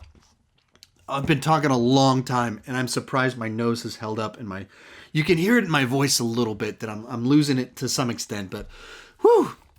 We're only at the end. We got a lot of letters left. Men in Black, such a huge one for me. Everyone watched this movie. Everyone loved it. Everyone talked about it. And it's pretty wild because, Will Smith's obvious why he was like the leading man for stuff like this. But Tommy Lee Jones was like, he was just as funny. And it was such a weird pairing. It was perfect. Also, probably kind of why Men in Black International just doesn't really work. Because it doesn't feel like this oddball, let's try and do something wild and crazy. Just felt like, what's the safest thing that we can do? Like, 2 people from Thor Ragnarok. And I love Chris Hemsworth. He's so fun, charismatic, charming, all that fun stuff. But it just feels like such a safe version of this wild, wacky, and weird franchise. Moving right along, we got Missing Link. I've actually never watched this movie. I don't think I've actually seen any Leica films. So people ask me all the time, do a Leica ranking. I don't think I've watched any of them. So one of these days, I need to just do it. Buy all of them, watch all of them. But bought it because it was cheap, and I meant to watch it, and it just hasn't happened. That brings us to our Mission Impossible movies. So for the original set of 3, I've got this collector set. The Extreme Blu-ray trilogy. That's the one that I have. It's the genericest version that you can have of those ones. And then I've got just the original release of Ghost Protocol. Love that movie. And then we've got Mission Impossible Rogue Nation original release when it came out. That's the one that I bought. And then this one came out after my channel had come out. So I got the fancy Steelbook version of this one. Do we have the 4K in here? No, it's Blu-rays and DVD. Unfortunately, I didn't future-proof. Wasn't thinking ahead on that one. One of the great franchises out there that it's 25 years old and it's on the top still. Fallout might be the best of the bunch.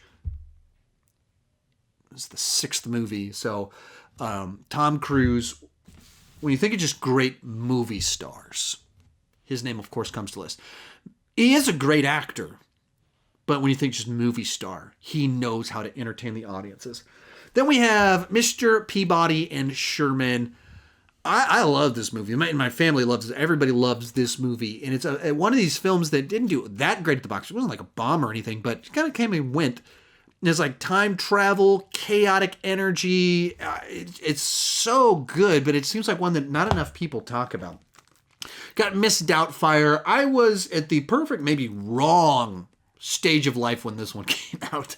Perfect age, wrong stage of life. It's a movie about divorce, and it might be the first movie that my family went to go see after my parents got divorced. Like, unfortunate timing on that one, because it's such a great movie, so fun and funny. But it is about divorce, and my parents had just gotten divorced, so bad timing there. Moana. The last decade of Disney movies, mostly just rock solid, really good set of films. Moana being another great movie in that set of films. Some people liked it more than I did. I'm not as... I didn't love it. I thought it was really good, but I didn't love it the way some people did. Even other people in my household, much like the movie Coco, they like it more than me. And Mortal Kombat, maybe the greatest comic book movie of all time.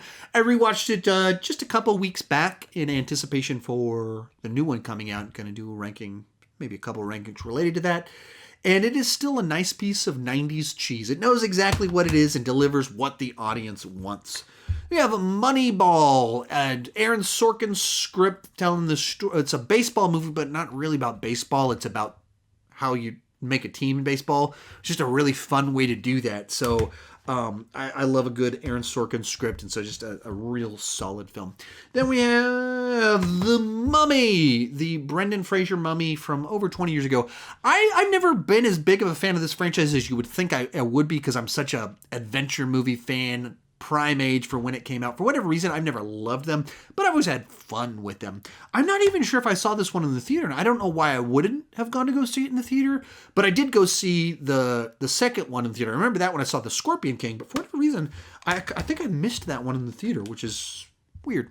We got Murder on the Orient Express. Nice Kenneth Branagh whodunit, obviously based off the Agatha Christie book.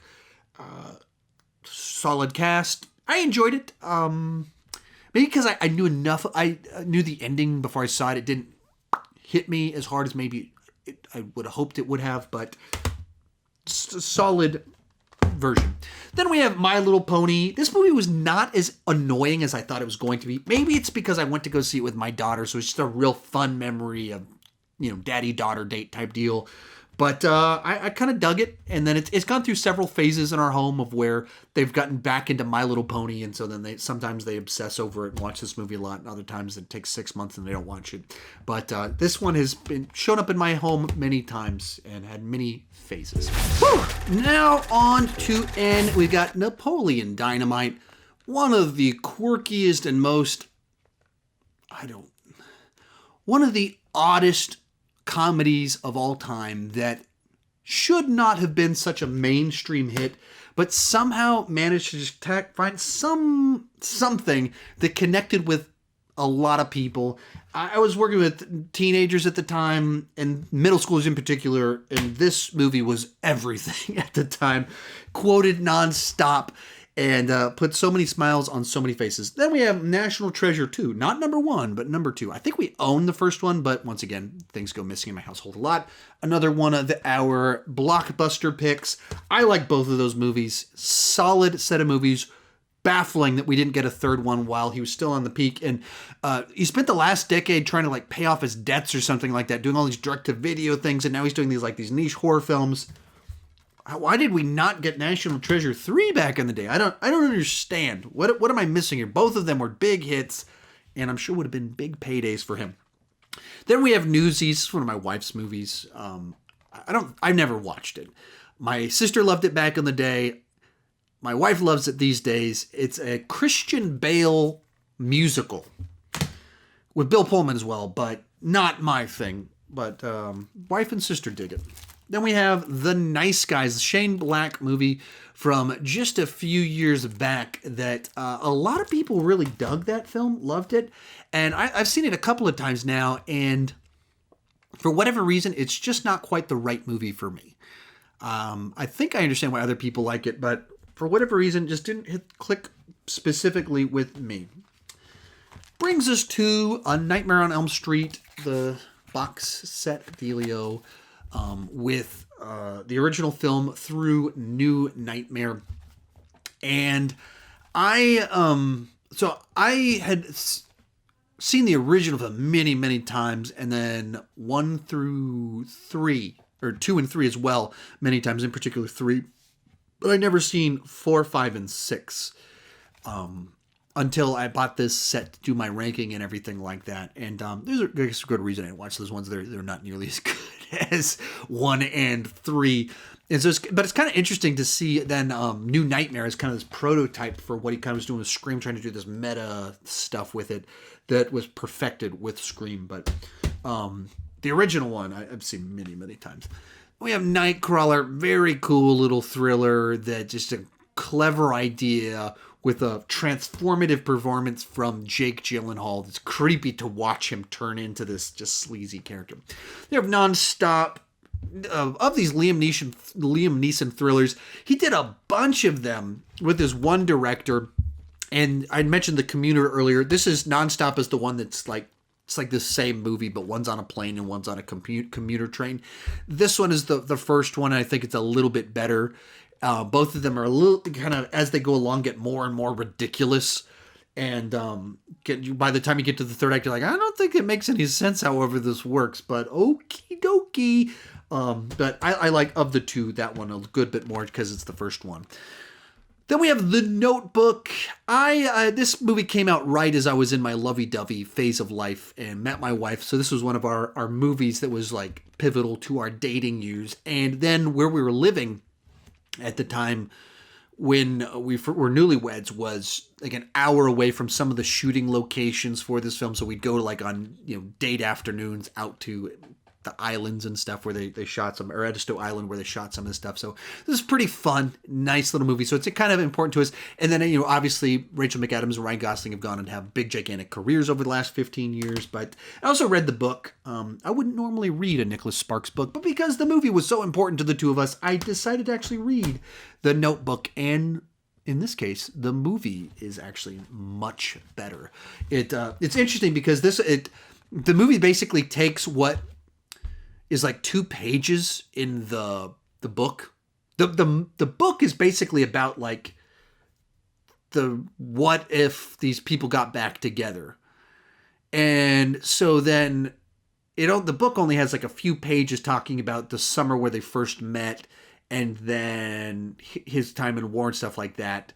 And the movie spends like 45 minutes on it. And so it feels much more like this epic love story when you see it in the context of the movie. Whereas it's about like, and then it's bookended with the story of them aging. So it's just like epic. We can't corny at the same time. The book is just about like, what if these people had this fling and got back together? It's very different vibe while telling the same story. Anyway. The Nun, very dull movie in the Conjuring universe. And baffling choice that they cast Via Farminga's sister, who looks just like her, as the lead in this. So I was watching this, and I was waiting the whole time for them to be like, and this is actually young Warren, whatever the lady's first name is, from the main Conjuring movies. But it's not. It's not tied to them. The character's not tied to her at all. They just, for whatever reason, cast her younger sister, who looks just like a younger version of her. So I was actively confused watching the movie as to what they were implying. And they weren't implying anything. They just cast the lead actress from the main Conjuring movies, her sister, as this character, and it's set in the past, and doesn't mean anything. Time for the O's. We'll kick it off with Oblivion. And for me, a pretty disappointing little Tom Cruise sci-fi flick. It's from the director of Tron. And apparently, Mr. Cruise and the director got along because now he's the guy that's doing Top Gun Maverick. I thought it was just very kind of dull. For all its big ideas, Tom Cruise in the lead, twist turns, it didn't pay off all that well for me, unfortunately. Then we have our Oceans Trilogy Collection fancy version of it, where the set comes with Paradise and a deck of cards. So pretty cool. And then just kind of, I'm sure, the generic version of the movies, but nice packaging. The first one, Ocean's 11, the remake, a really fun heist movie. Cool cast, everything about it kind of cool. And the sequels, not quite as good, didn't live up to it, but that original one, nothing will take away from the fact that that is a cool, fun heist movie. We've got Office Space, classic office comedy. Shot here in Austin. Mike Judge, the director of it, writer-director of it, I think he wrote it, right? Did I lie? Did I make that up? Director, what does this say? Yeah, written and directed by Mike Judge. He's a Texas boy. He did King of the Hill, which is obviously Texas-based, and then he did this comedy. And so I just watch it, and it just feels familiar because late 90s, that was my formative kind of growing up years, and so it just reminds me of so much stuff, and it's really funny and quotable, too. Olympus Has Fallen, Die Hard in the White House with Gerard Butler. I'm sold. Antoine Fuqua's great with the genre. So I just really dig this movie. Just watching Gerard Butler. Oh, this out of its little slot. Watching Gerard Butler kill a bunch of terrorists in the White House. That works for me. Once Upon a Time in Hollywood. Quentin Tarantino's last movie that he did. I really dug it. It's like a hangout movie in Hollywood in the late 60s, and then it's his revisionist history as you go to the third act. This bananas, violent, and everything you want from a Quentin Tarantino third act. But I really dug it. Only the Brave, another one from the director of Oblivion, as well as Tron Legacy. And oddly enough, I don't have a ton of his movies, but both of them are in O's, and O is not one of the letters where I have the fewest movies, but two of them are from the same director. Haven't watched this one yet, though. So that's why I'm talking about the director and not really saying anything about him. We went Over the Hedge. I have very nostalgic memories of this one because it came out the summer 2016, and I was interning at a church, and we're on a retreat, and we're supposed to go to a Texas beach. And so we did like this 2-hour drive to go to the beach from this camp in the middle, or 90 minutes, whatever it was. Camp in the middle of Texas, drive to the beach, and then it started raining. So the beaches were closed or whatever. It wasn't going to be fun. So we ended up going to the movies, and we went to go see Over the Hedge. And it's a fun enough little film. Probably forgettable, throwaway for most people. But for me, I have fond memories because that was a really neat summer for me. It's the summer I got engaged, and so all this kind of neat stuff, and then saw this movie on the trip. There you go. And we've made it to P, and we'll kick P off.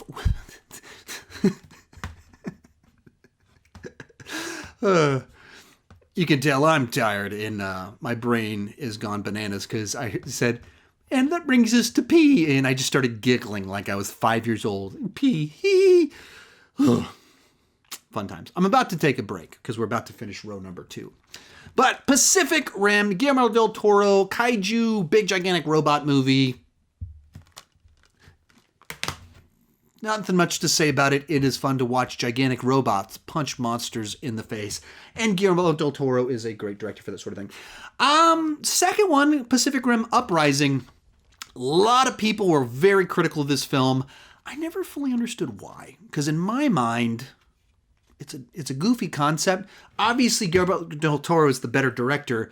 But it's a silly concept from the get-go about robots. And like, it's not high cinema or anything like that. So I got robots punching each other, punching monsters and stuff like that. I got what I wanted out of this one, so I didn't have issues with it, but that's just me. I know there's people that are a little more purists with the kaiju genre than I'm not that. I just see big monsters and big robots punching each other, and I go, this is awesome! But that's my simplistic mind.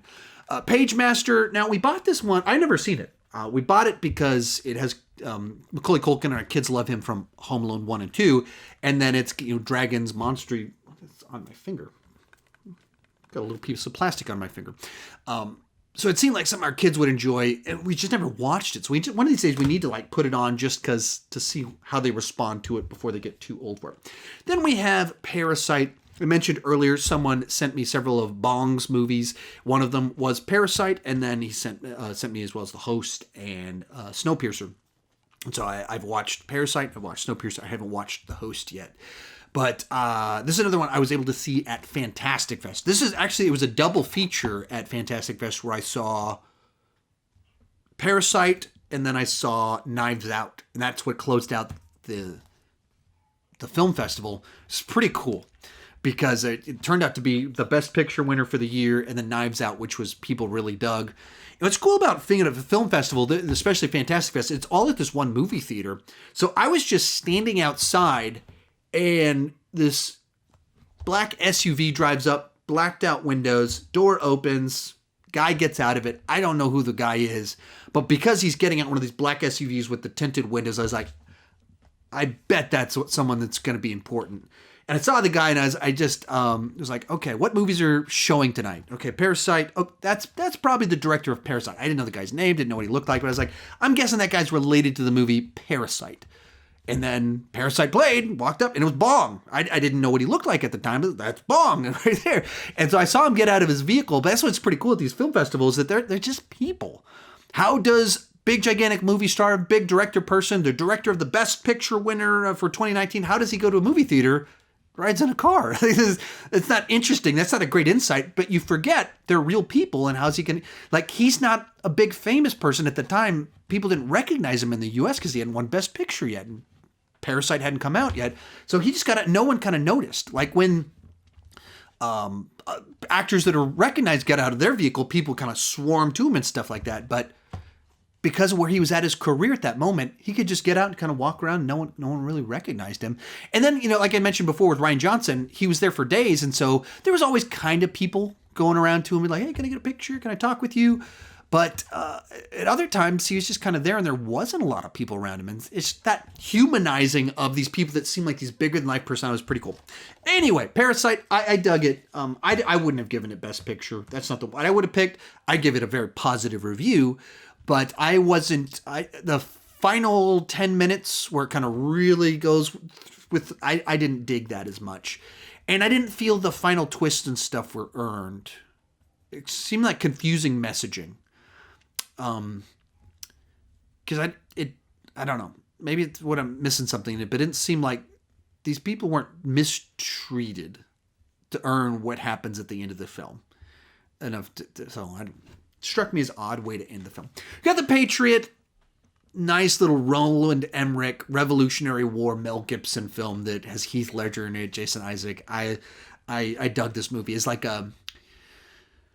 Braveheart came out when I was in middle school, and so it was one of those early rated R movies I got to see, and a Best Picture winner that was, loved it throughout my high school years. And then this was kind of, obviously totally different character and everything, but another Mel Gibson period piece, violent war epic, and not as good as Braveheart, but for me, another solid one. And as about the Revolutionary War, it has a little bit more America type vibe to it naturally as well. Then we have the Peanuts movie what a great little adaptation for the modern era. So true to the characters and the humor and everything, but computer animation that's following the style of the classic cartoons and animated pieces. So really dug that movie, and my kids watch it all the time. Whew. That brings us to let's get a drink time. If I don't finish this quick enough, you'll probably also get burp time soon. But we're almost to break time. We're 5 movies away from a break. Pet Sematary.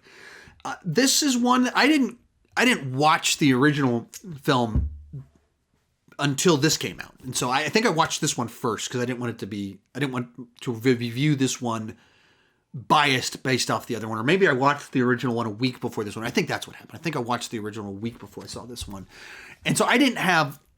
I just watched it mostly as kind of its own thing, and I thought they made just enough changes for it to work. A little bit generic, but at the same time finding some real creepy type ideas, because the central idea of what kind of the plot line of this graveyard and everything, inherently pretty creepy, and I thought they found some new stuff to do with it, so I dug it enough. And we have Pinocchio. My buddy Andy, once again, along with Lady and the Tramp, got Pinocchio, and he didn't want Pinocchio, so he's like, "Here, do you want Pinocchio?" And I was like, "I will take Pinocchio. I've got kids. We'll check it out." And yeah, so now I have Pinocchio. And that brings us to final 3 movies on row number 2. Pitch Perfect 1, 2, and 3. Pitch Perfect 1 is like on loop in my household. It's played all the time. When we first watched it was when it came out. We got it from Redbox, and I don't remember if I fell asleep in the middle of it or made it to the end or what, but I remember that night I kept waking up and Pitch Perfect was always playing. I was like, "What time is it?" Midnight. Okay. I fell asleep early. I guess my wife wanted to finish the movie or something. 2 in the morning. Wait, why is my wife still watching Pitch Perfect? 4 in the morning. Why is my wife still watching 6 in the morning? And my wife was still watching Pitch Perfect. I don't know if she stayed up all night. She watched the movie like 4 times in a row. And the next day I was like, "Did you love this movie or something?" She's like, "No, it's kind of something on in the background." That was a lie. Turns out she's a huge Anna Kendrick fan, and anything with singing and someone that she enjoys turns into one of her favorites. So this movie was like played for a year straight in my house. She loved it. And she, even when the second movie came out, she was still in denial. She's like, didn't even go see it in the theater. She's like, "No, I'm not that big of a fan." She was. It was a lie. Third one, however, no, we've never rewatched this one. We saw it in the theater, bought it because it was cheap, and I'm enough of a completionist that I have it. But third one not on the same level of the other ones. Even the second one's not on the same level as the first one, but it's kind of mirrors the aesthetic enough that it's kind of like more of the same. Third one's like, what's like a action movie and they're breaking onto a boat. What is going on here? This is weird. Anyway, that brings us to the end of row number 2. Row number 2 for me had 224 movies. So if you combine that with row number 1, is literally almost 100 more movies in row 2 versus row 1. Whew. Combining with row number 1, we are at 356 movies thus far. Now I know why this video is so unbelievably long. But also, our secret word. If you finished row number 2, which is even longer than row number 1, congratulations, secret word, tangerine. Row number 1 was red apple. If you finish row number 2, comment down below. You are a tangerine level accomplishment unlocked. I don't even know what I'm saying at this point in time. Thank you guys so much for watching. I really do appreciate it, especially with videos like this that I put take so long to film. I mean, I think we are over 4 hours of filming and me talking. So that you care enough to stick around, that is remarkable. And it is time to go to row number 3. And row 3 begins with our Planet of the Apes films. Got the original Planet of the Apes. This is kind of one of these Best Buy repackagings, but, just Planet of the Apes. One of the classic sci-fi movies of sorts. One of the classic twist endings for a film and the beginning of a franchise that's still going all these years later. We got Dawn of the Planet of the Apes. Now, when I heard about this movie, the concept of it, I was so cynical and was like, "Oh, that sounds terrible." Like just a bad idea for a reboot, remake, whatever it is.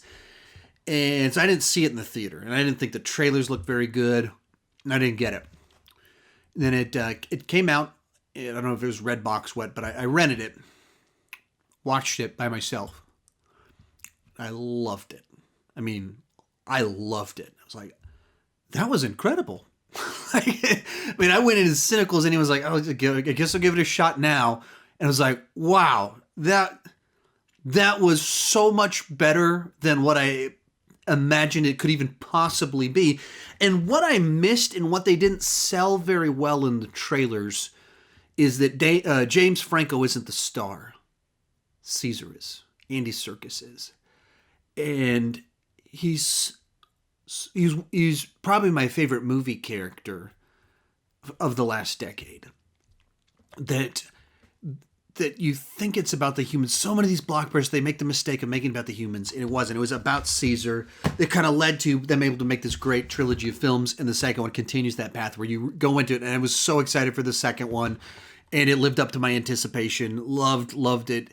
And of course, Reeves is now going to be doing the Batman movie, but what he did with these ones of being able to have the blockbuster action, but like tragic drama to it, so good. And then for War for the Planet of the Apes, I've got the steel book version of it. It's beautiful little packaging for it, but such a great set of films. And legitimately, I thought they sounded terrible, terrible when they were first announced. Then we got Point Break, Catherine Bigelow, Keanu Reeves, Patrick Swayze, classic little 90s action film, and the movie that led to the Fast and the Furious, because Fast and the Furious, the original one, is almost like a beat-for-beat remake of Point Break, just replacing extreme sport surfers with drag racers, and it's the same movie beyond that. Then we have a trilogy of Pokemon films that I received in my fan mail a few months back, and that was a lot of fun because it was for my kids. Someone knew my kids like Pokemon, and so they sent me Pokemon movies for my kids, and so then they've put this one in a bunch of times, and not my thing at all, so I don't have anything to say about them, but it's just fun to both the moment of like, wow, someone got something for my kids, that's really cool, and then of course it's just fun to see my kids having fun with Pokemon, something that I don't understand, but they do. Then we have this very cool version of the Criterion Collection version of Police Story. I mean, very, like, awesome packaging stuff for this one. And so another one I received in my fan mail, and the first Police Story is one of my top 3 favorite Jackie Chan movies, and probably has my favorite fight choreography from him. It's a little bit more vicious than a lot of his stuff. It's not the prop foo. It was like him at his prime. He tried to make it in Hollywood, and it had a bad experience, and he went back to Hong Kong, and he did the Police Story. Just really awesome stuff. There's this fight at this mall, and it's just vicious, and I love what he did. And you get more of that in Police Story too, but I like the first one even more. So once again, the guy got me a bunch of Jackie Chan movies to try and get me to do Jackie Chan ranking, and hopefully I can now. I don't think they would work on my main channel, but I started a second channel, Sean Chandler Plus, so that I can talk about more things and have a place to cover stuff that I haven't been able to do on the main channel, because it just wouldn't do well, and I wanted to have a second channel where I don't have to worry about algorithms and what will and won't work. I can just talk about whatever I want. That, whew, I'm falling apart. That brings us to the Predator movies. First off, we got a triple feature of Predator, Predator 2, and Predators. The original film, as I've said many times on my channel, perfect sci-fi action film. Builds the tension just right. Predator 2, never been a big fan of it, actually. Always been one that I feel like I should like more than I do, with the cast, the aesthetic of everything. It just never clicks for me. And Predators, I think, is a nice follow-up that I think is underappreciated. I think it works better than people give it credit for. It was actually written by Robert Rodriguez, or at least the first draft of it was. It was like old script that they brought back out. That it's a bit safe of a concept for a Predator sequel, but I don't think it's a bad thing. I'm like, oh no, you gave me a Predator movie with elements that I enjoy. I mean, like, why complain about something like that?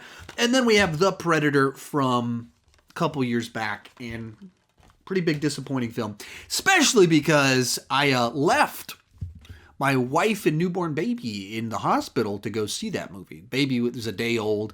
There wasn't anything weird or anything about, like, you know, they were sleeping, family was there and everything like that. But new Predator movie, I'd covered and everything. I got to go see it. She's like, totally fine. Go watch it. And then I was like, oh, well, that wasn't good. That was not good at all. And that's the movie I left him in the hospital for. Fun times. Now, moving along, we got The Prestige, Christopher Nolan film about a pair of illusionists in competition. A lot of people love this movie. It's one of their favorite Nolan films and love the twist and everything at the end. I've never been as big of a fan of it. I mean, it's a very well-made film. It has this craft to it, great, you know, well thought out, like big idea about illusionists. What if you took the format of a magic trick and made a movie out of it? All that's very cool. I think it's the two lead characters that hurt it for me. That, I just can never get into it as much as, because I just can't root for those two characters. Then we have Primal Fear. This is one that I own. I've owned it for a long time, bought it. I don't even remember if I've seen the movie. I remember the big twist at the end of it, but I don't remember if that's because I've seen the movie or just because I knew what the twist was. But had this for a long time. It's just kind of been sitting on my shelf, and I've been meaning to watch it because I like this type of movie. I like the actors, but I think this was the movie that really put Edward Norton on the map. That, you know, going back 25 years ago now, that even before American History X, before Fight Club, I think that's the one where people are like, who is this guy? He was the up-and-comer guy at the time. Then we have the Prince collection, and this is a pretty cool one because it came in my fan mail, and basically someone was a fan of my channel, but they were a big fan of Prince, and they wanted to share with me the things they were passionate about. And so then they sent me a picture of Prince. I actually have right over there. Sent me a Prince Funko Pop that's right over there on my shelves, and as well as this collection, and then the soundtrack for Batman 1989, which Prince did the soundtrack for it. This is really cool. That someone wanted to share what they were passionate with me, and I hadn't seen these movies before, so it was also pretty cool in that regard of like introducing me to something new. So that was a really neat little moment. And we have a Princess Bride, of course, classic family adventure films, quotable, memorable. Also just like a vibe that's so unique to this film that there's no other movie like The Princess Bride. But it's the 30th anniversary Blu-ray edition, which doesn't mean much of anything. A couple like tacked on special features, but it's the 30th anniversary edition. Then we have The Prince of Egypt. I hadn't seen this one until just a few months back when I was doing my DreamWorks ranking. So I watched through all the DreamWorks animation films, and so finally watched this one for the first time. And some people, like, their mind was blown by that. And I was like, I mean, it came out when I was like 17 years old or something like that. So it's just there's no reason that I would have watched this when I was in high school or in my early 20s. And so it just wasn't one that I grew up with. So hadn't seen it till then, but it's a very well made film. Has managed to be pretty engaging while being a very serious film. That's for the families.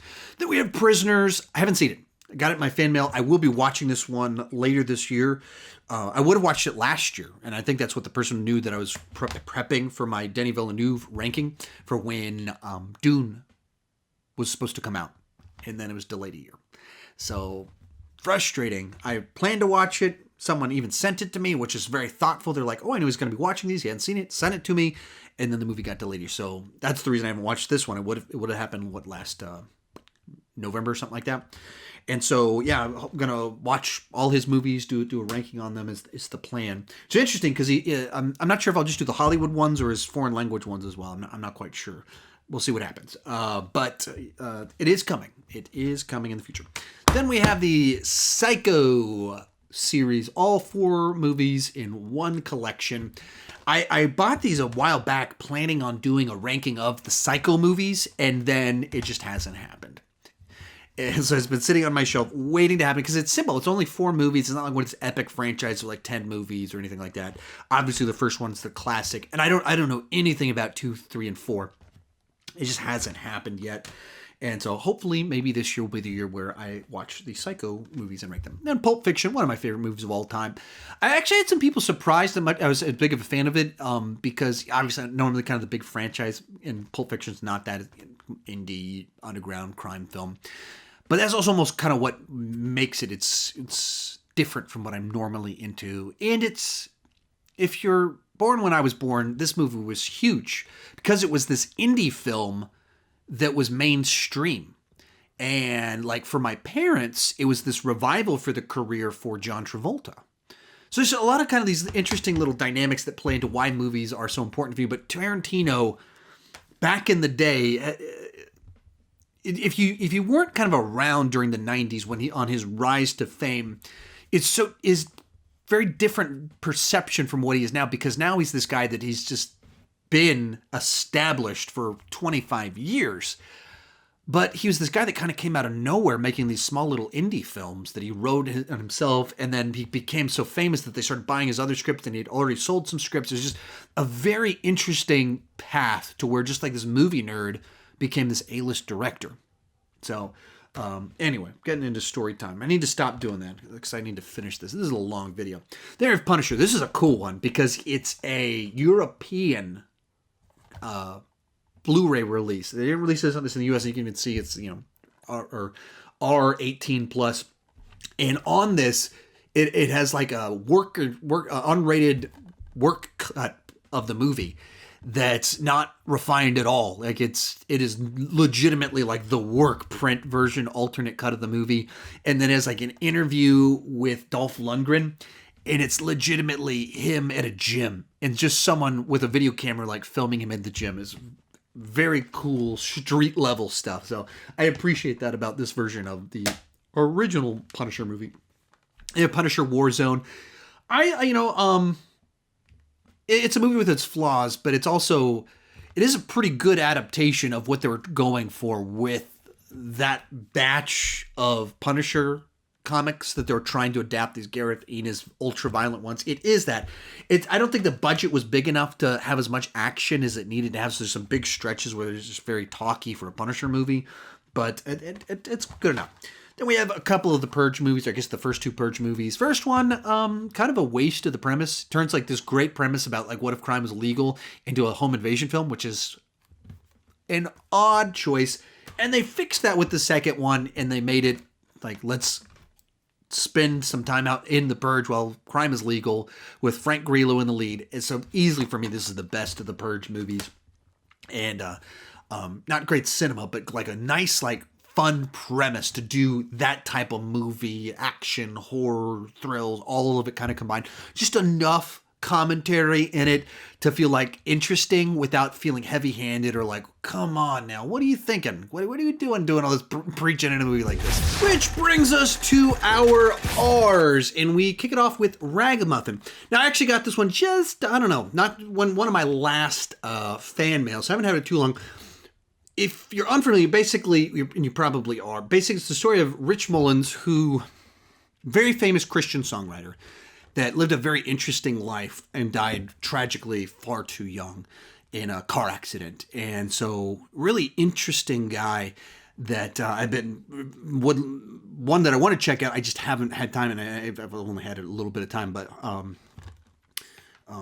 he had a lot of connections to Native Americans and charity work. And even though he was very famous as a songwriter, always lived a very humble life. It was just so interesting because he's someone that the fame didn't in any way kind of go to his head or anything like that. And there's all these songs that churches across the world sing and continue to sing to this day, some of them. And he's just a very humble person just trying to serve others. Then we have the Raid duology, a couple of the best action movies of the last decade. The first one, very simple premise, same plot basically as Dredd. One of them being sci-fi action, the other one being martial arts extravaganza. And then the second one kind of like ups the scale, scope, and size of the story, but both of them just having these mind-blowing action sequences that are just vicious, brutal, inventive, and awesome. We have Ralph Breaks the Internet. Huge disappointment for me. I love Wreck-It Ralph. I was very excited about this movie. And even the first half of this movie, I was totally digging it. And I was at times being like, this might be better than the first one. And I really don't like the second half of this movie. It really, the last 40% of the movie, it gets to a point in time where it kind of resolves the plot line. It's like, okay, that was weird. That was quick. Where are we going with this? And then it introduces a new plot line. And it goes in this whole direction that I just, as soon as that happens, it killed the movie for me. All right.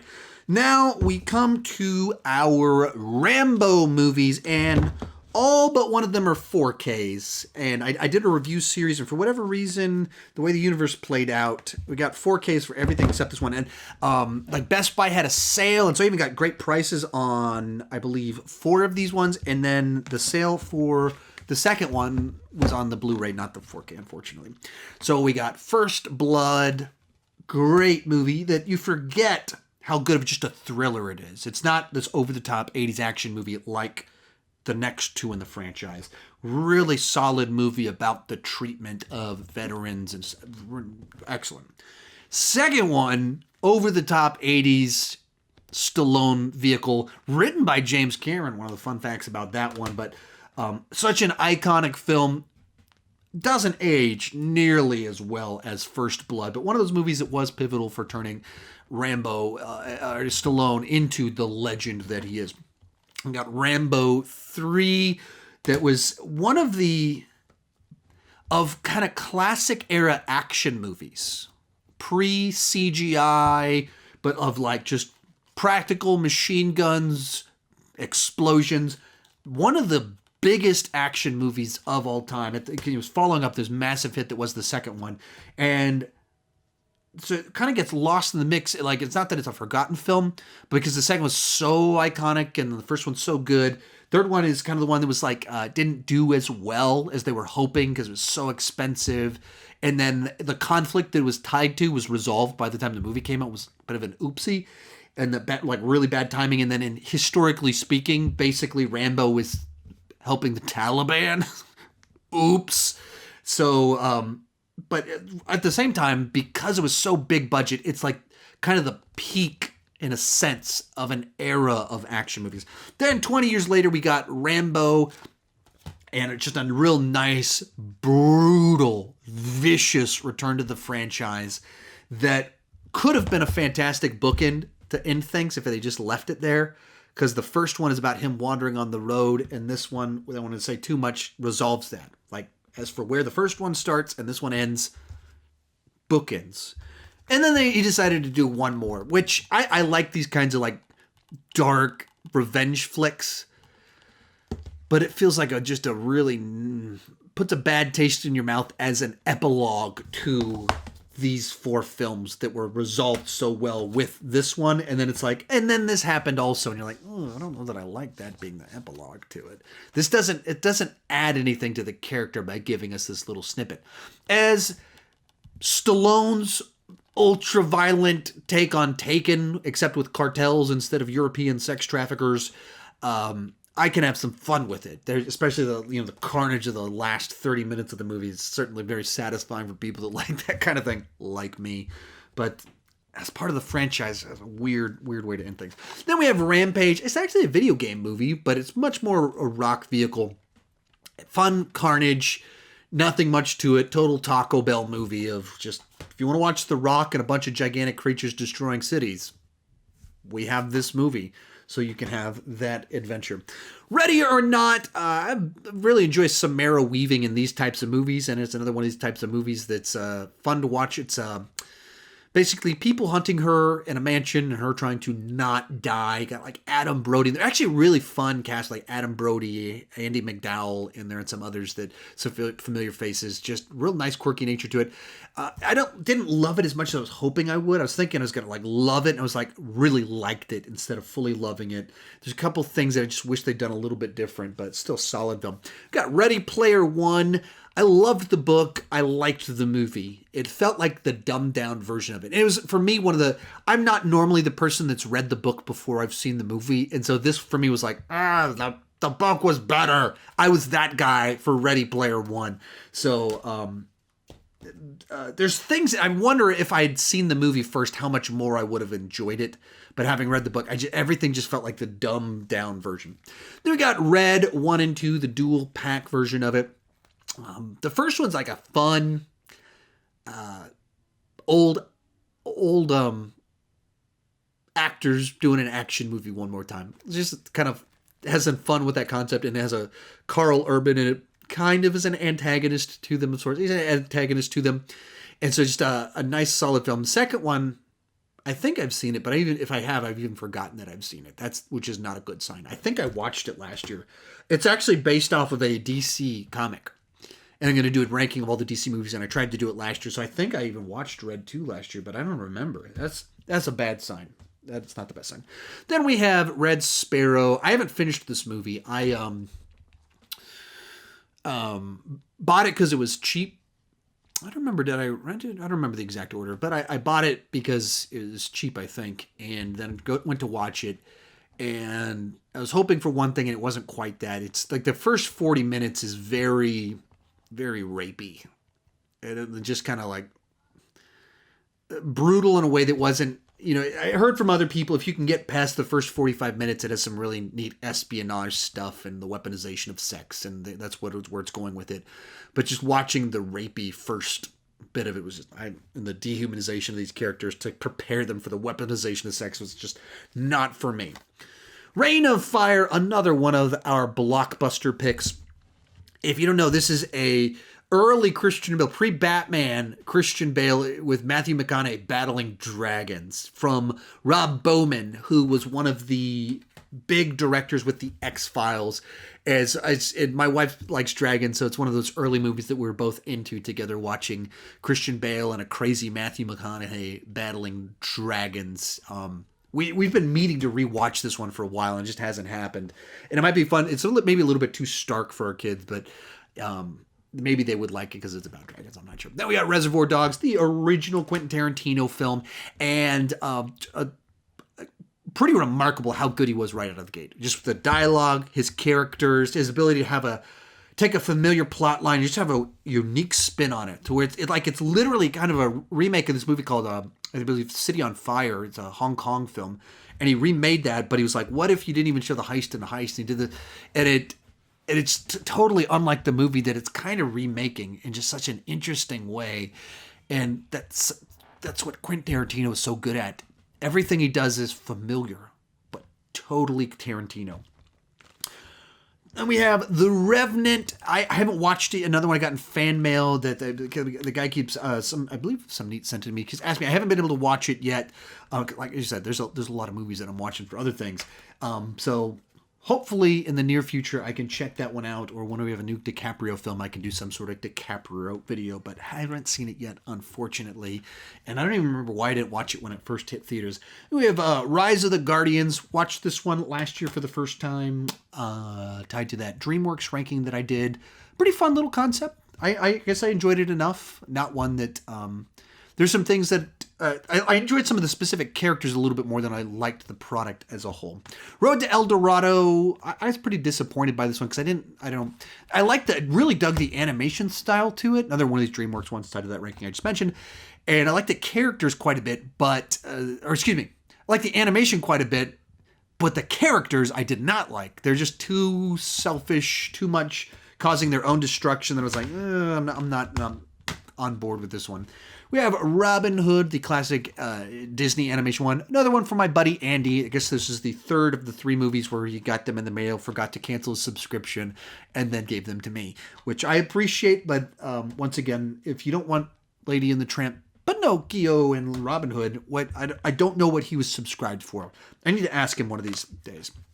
Robin Hood, Prince of Thieves, the extended version. I love this movie. This is my favorite version of Robin Hood. It came out when I was like 10 years old. I was the perfect age to be like, oh, I get to watch a PG-13 movie and it's Robin Hood. And I didn't know anything about accents to know that Kevin Costner was dropping his accent or anything like that.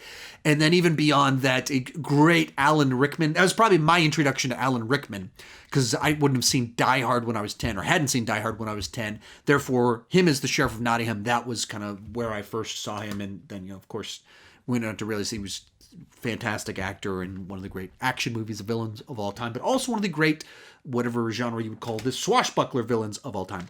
They have RoboCop, not the original one, but the remake.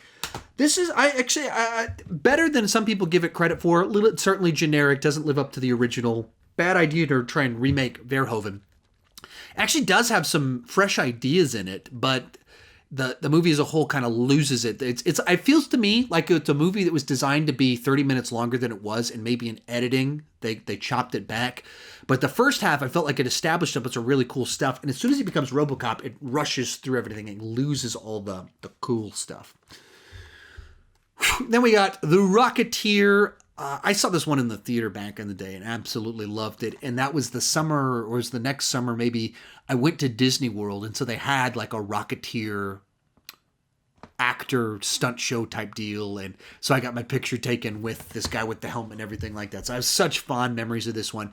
But it's based on an actual comic book. So it is a comic book movie. But just a real fun Joe Johnston throwback to 30s, 40s.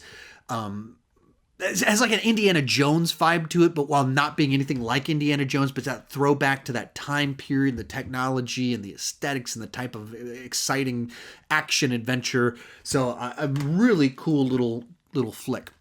Then we have Rocket Man. There's a kind of I like this one a lot more than Bohemian Rhapsody. This is what I wanted Bohemian Rhapsody to be, kind of this artistic version of a biopic.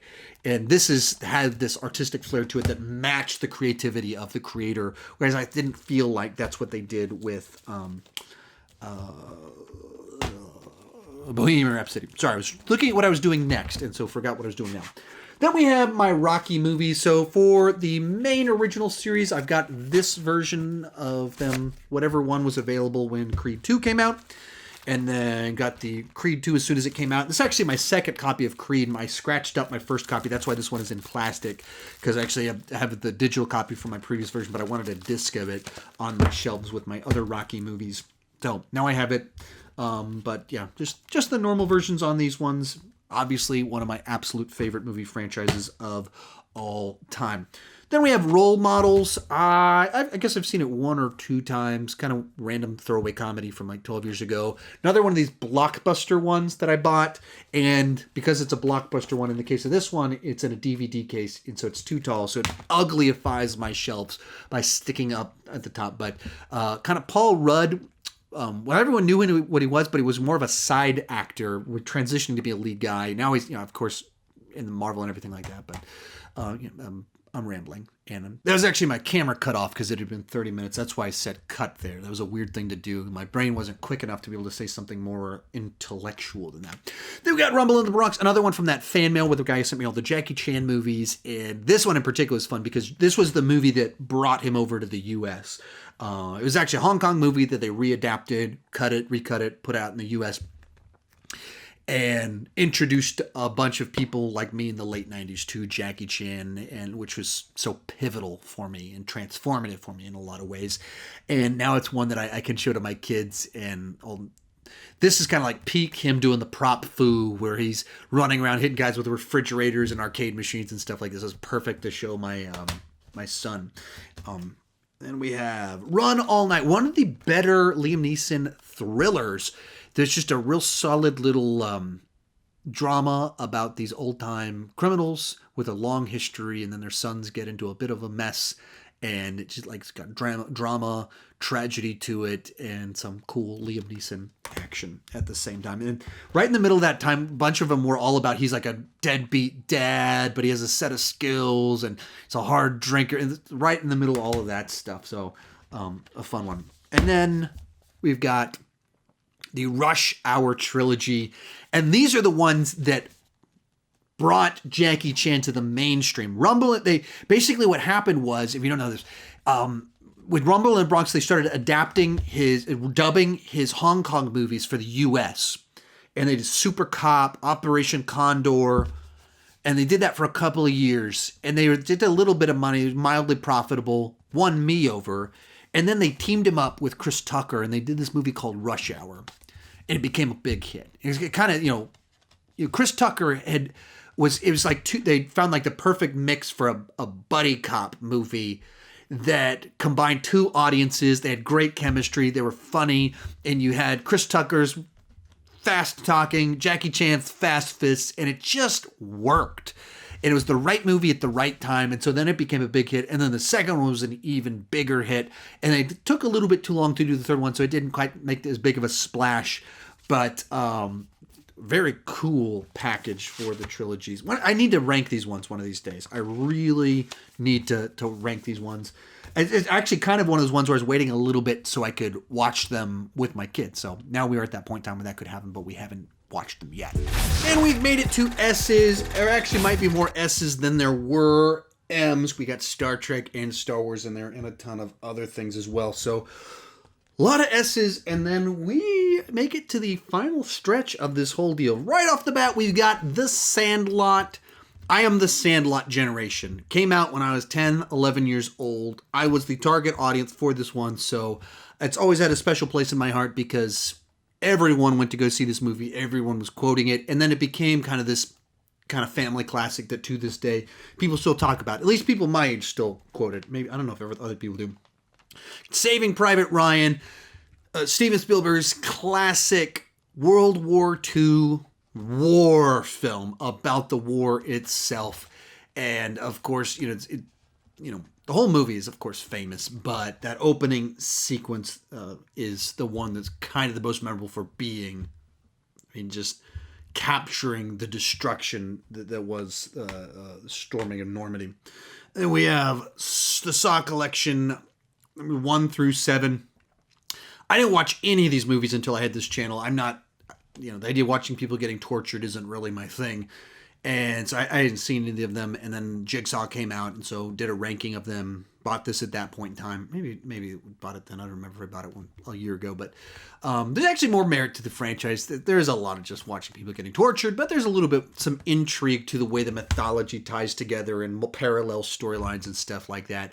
And then I would have done an updated ranking with my current style insights and everything like that. Had it written and everything. Watched all the movies, and then 2020 hit. And so the Book of Saw got delayed a whole year. And so I've written an updated version of it, but enough time's passed that I'm going to want to watch them again. So it's even more my current thoughts. And it's also like doing a ranking based off notes you wrote a year ago isn't the same thing as based off of, I watched it, wrote a lot of notes a week ago, a month ago. So I just need to anyway, but it's the generic, just this cake. Oh, look what we got here.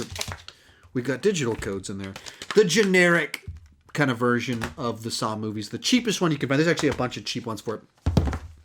Then we got Schindler's List. Very recently got sent the 4K in my fan mail, which is greatly appreciated. And then I had kind of the generic Blu-ray one for it. But, one of it's the other side of Steven Spielberg's World War II content of, one is the war film, one is just the tragedy of the reality of the Holocaust. And that's what, Schindler's List is that movie that just puts you there in it and tears your heart out as you kind of see it, but tries to have a bit of an uplifting vibe in a certain sense of the lives that were saved, but also just seeing the reality of just the horrible time in human history. You have Scott Pilgrim vs. the World, one of the most unique films ever made from Edgar Wright, that is based off these graphic novels, and then it has this video game aesthetic to the way it's done and the way the fights are done. You've never seen anything like it. It's also very music based, such a unique, fun experience and way to do a movie. The Secret Life of Pets 2. I didn't like the first one very much. I liked the second one a little bit more. Just kind of maybe the characters, the change of the storyline, whatever. Maybe it's just that by the time the second one came out, I had kids that I could go see it in the theaters. It's just a fun memory for me and my kids. But I liked this one more than the first one. We have 7, one of the great serial killer movies of all time. Part of what makes it interesting is that it's, if you just look at it on paper, it's the cliches, it's the tropes of, there's a serial killer with a gimmick and the cops have only got so long to catch him. And you've got the jaded guy on the verge of retirement and the cocky up-and-comer that they're partnered together. It's like it has all the tropes, but it's executed perfectly. I don't have one of the fancy releases, just kind of the generic, whatever the cheapy one was. Like I said, I normally buy a lot of the cheapy ones. Then we have the Seventh Samurai, and this is cool. It's the Criterion collection one. Another one I got in my fan mail, and they sent me like the super sweet version of it. And if you don't, I mean, booklet, everything. I mean, it is awesome. And if you don't know, it's from Akira Kurosawa, and he heavily influenced the American Westerns, where basically they adapted his samurai movies into Westerns. So Magnificent Seven is the Seven Samurai. And then A Fistful of Dollars, the spaghetti Western, the Italian one starring from Sergio Leone and Clint Eastwood, is Yojimbo. And so much of what we think of as Westerns and stuff came from his samurai movies, Seven Samurai being one of the most iconic ones of the bunch. And then Akira Kurosawa also heavily influenced a guy named George Lucas when he created some space sword movies that he did a couple decades after Akira Kurosawa did these iconic films in the 50s and 60s. And so this is a very cool collection that, pristine transfer of the Seven Samurai. And, they're not ones that I rewatch a lot because they're just aesthetically very different, but rewatching them as movie critic guy now, because I'd seen Yojimbo, Seven Samurai way back in the day, and I was watching them as kind of young movie fan guy. It was like, oh, these inspired these Westerns, and they inspired Star Wars, and appreciated them in one sense for that. But then when you rewatching them, or watching it as movie critic guy, and you start to realize when you watch as many movies as I do, the patterns and how much cinema changed and these techniques and stuff and storytelling that became so commonplace that they're familiar to us now, but at the time, stories like that hadn't been told before, and it goes back to what Akira Kurosawa was doing back in the 50s. Then we have Shadow, another one I received in my fan mail. Checked it out a few months back. I hoped I was going to do a video about it, but the timing of when it came out and when I watched it, I happened to watch it right in December, and I was taking a break, and so took a week off from doing videos, and then in the middle of my break, they did the Disney Investor Day, and it brought me out of it, and I was just swamped for like 6 weeks straight, and then this last month has been bananas for me. So I was able to check it out, and just a movie that the big thought was like, I've never seen a movie that's looks like this. Like the way that it uses colors and the framing of the shots and everything was just so distinct and unique. Like just when you think of movies that look cool, look interesting, that was like immediately what I thought about as I was watching it. Then we have a Shaft, the continuation from a couple years back. Well, a bunch of people hated it. I kind of had fun with it. It's a weird continuation because it's like the original was like a blaxploitation film. Second, they're the one that came out. There's actually second and third ones back in the 70s too. But then they did the remake 20 years ago with Samuel L. Jackson in it. That was mostly like a straight it was a modern day crime thriller film, but it had humor to it. But it was a cop or Shaft movie at its core is what it was with Samuel L. Jackson. And then this one is like a straight up comedy, like almost sending up the whole franchise. It's a weird addition. I had fun with it. Maybe it's kind of like Samuel L. Jackson's. It just has an energy to it that was fun. But I guess I can see why a lot of people don't like it. Then we have Shanghai Noon, Shanghai Heights. I think this is the last of our Jackie Chan films in the bunch. Between Rush Hour and Shanghai Noon, I actually liked Shanghai Noon more, probably because I like Westerns and I like Owen Wilson. And so it was just a fun little spin on doing the buddy thing with Jackie Chan and putting him in an environment I hadn't seen him before. So I had a lot of fun with it. I didn't like Shanghai Nights all that much. I didn't think it, adding to the mix, them going to England, I didn't think helped them out too much. Didn't add much to the mix. But the first one, Shanghai Noon, I just really enjoyed the chemistry between the two leads. It's funny. And it also has a young Walton Goggins as one of the villains in it. That's maybe the first thing I remembered him from. I had seen him in The Next Karate Kid before that, but he was just a random guy in the background. But I remembered him from this one. He was just, this goofy villain in it and just stuck out to me from this film. Then we have Shawshank Redemption. This is my favorite Stephen King adaptation. People... Not. Some at times people don't think of it as a Stephen King adaptation because it's not his normal genre, but still based off something that he wrote. Fantastic film that is so satisfying when you get to the end of it. Then we have Shazam in 4K.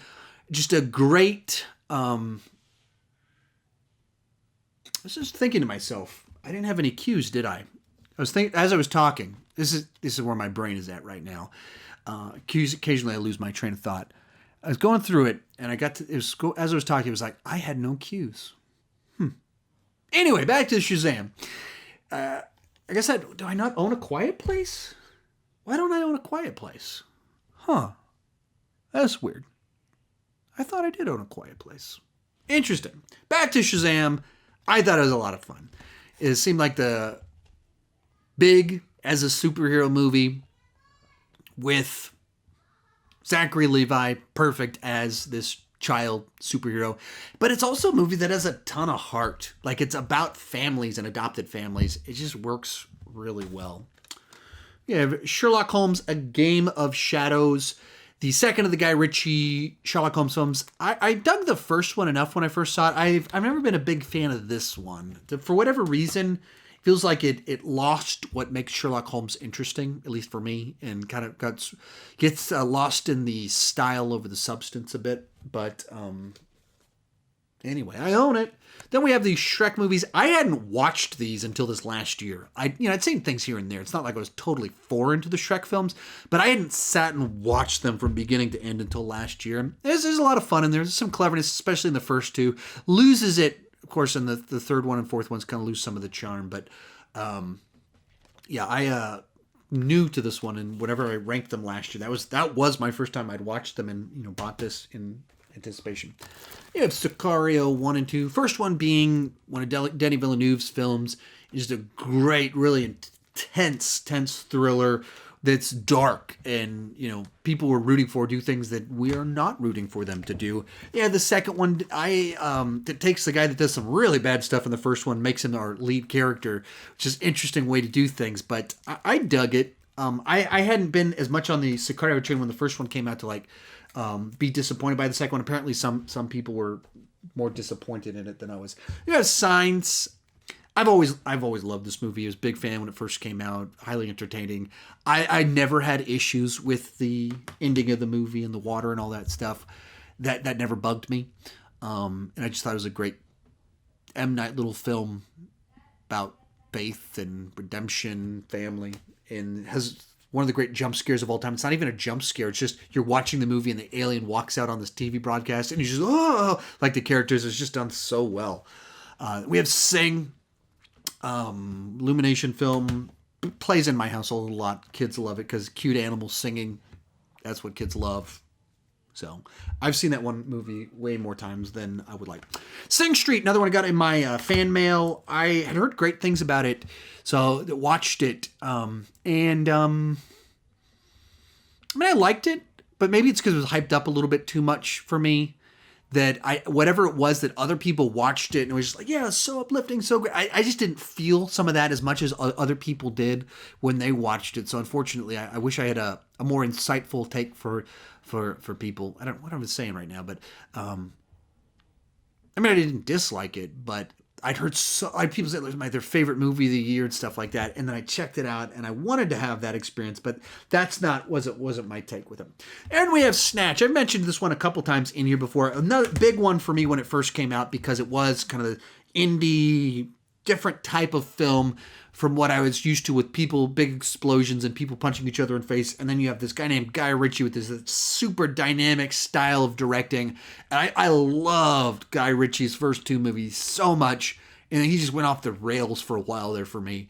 And that's why one of the reasons why Gentleman was such a pleasant surprise, going back to kind of what I loved about these movies, but like a more mature version of it.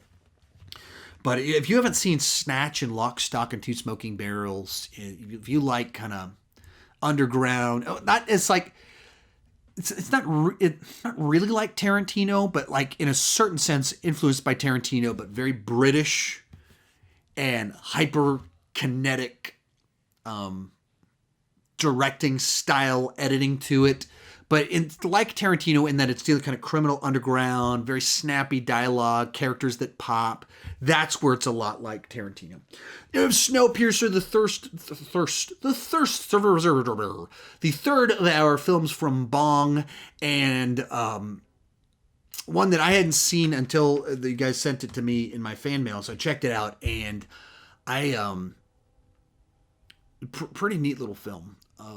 It's tough to like even explain what makes it interesting, because on the one hand it's like, yeah, it's like a revolution on a train, and it's a post-apocalyptic future where the only people left are people on this train, and there's all these little twists, turns, reveals all throughout the film that are interesting, satisfying, frustrating, and it's a movie that just kind of, when you watch it, experience it, it's a unique film, because there's not a point of reference to, oh, it's like this, except it's nothing like that. It's, even as I describe the plot, that doesn't really help you understand what the movie is watching. And if you don't know, it's also stars Chris Evans in a very non-Captain America role. The Social Network, David Fincher film about Facebook. On paper, shouldn't be interesting, but with an Aaron Sorkin script and David Fincher directing it, you just turns ownership creation lawsuits into this incredibly fascinating character study, and a very cool film. I think I had that at number 1 on my David Fincher ranking.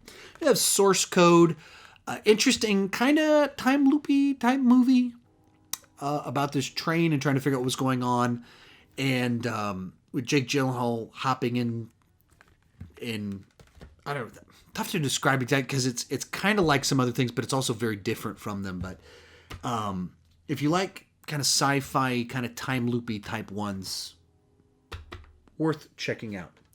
Then we have Speed, another one of our blockbuster selections. Great 90s action thriller. Some people described it as Die Hard on a bus. That's a stupid way to describe this movie. It is nothing like Die Hard. It's just not what it is. It's an action movie, and it has kind of a hero in an isolated location, but it's nothing like Die Hard. It's much more this thriller with really snappy dialogue. Partially because Joss Whedon rewrote this dialogue for the movie, and right now Joss Whedon is just not having a good month, not having a good year for PR type stuff, but the guy could write snappy dialogue. And so you have this great little concept for a thriller, and it's the star-making role for Sandra Bullock. She'd been in stuff, she was in Demolition Man and some other things, but this is the one where she was like front and center, and where she started to become that A-lister. Another one's that sort of just establishing Keanu Reeves as a leading man. But yeah, great 90s action thriller. That brings us to our Spider-Man collection. So for the Raimi films, I've got this set for the trilogy.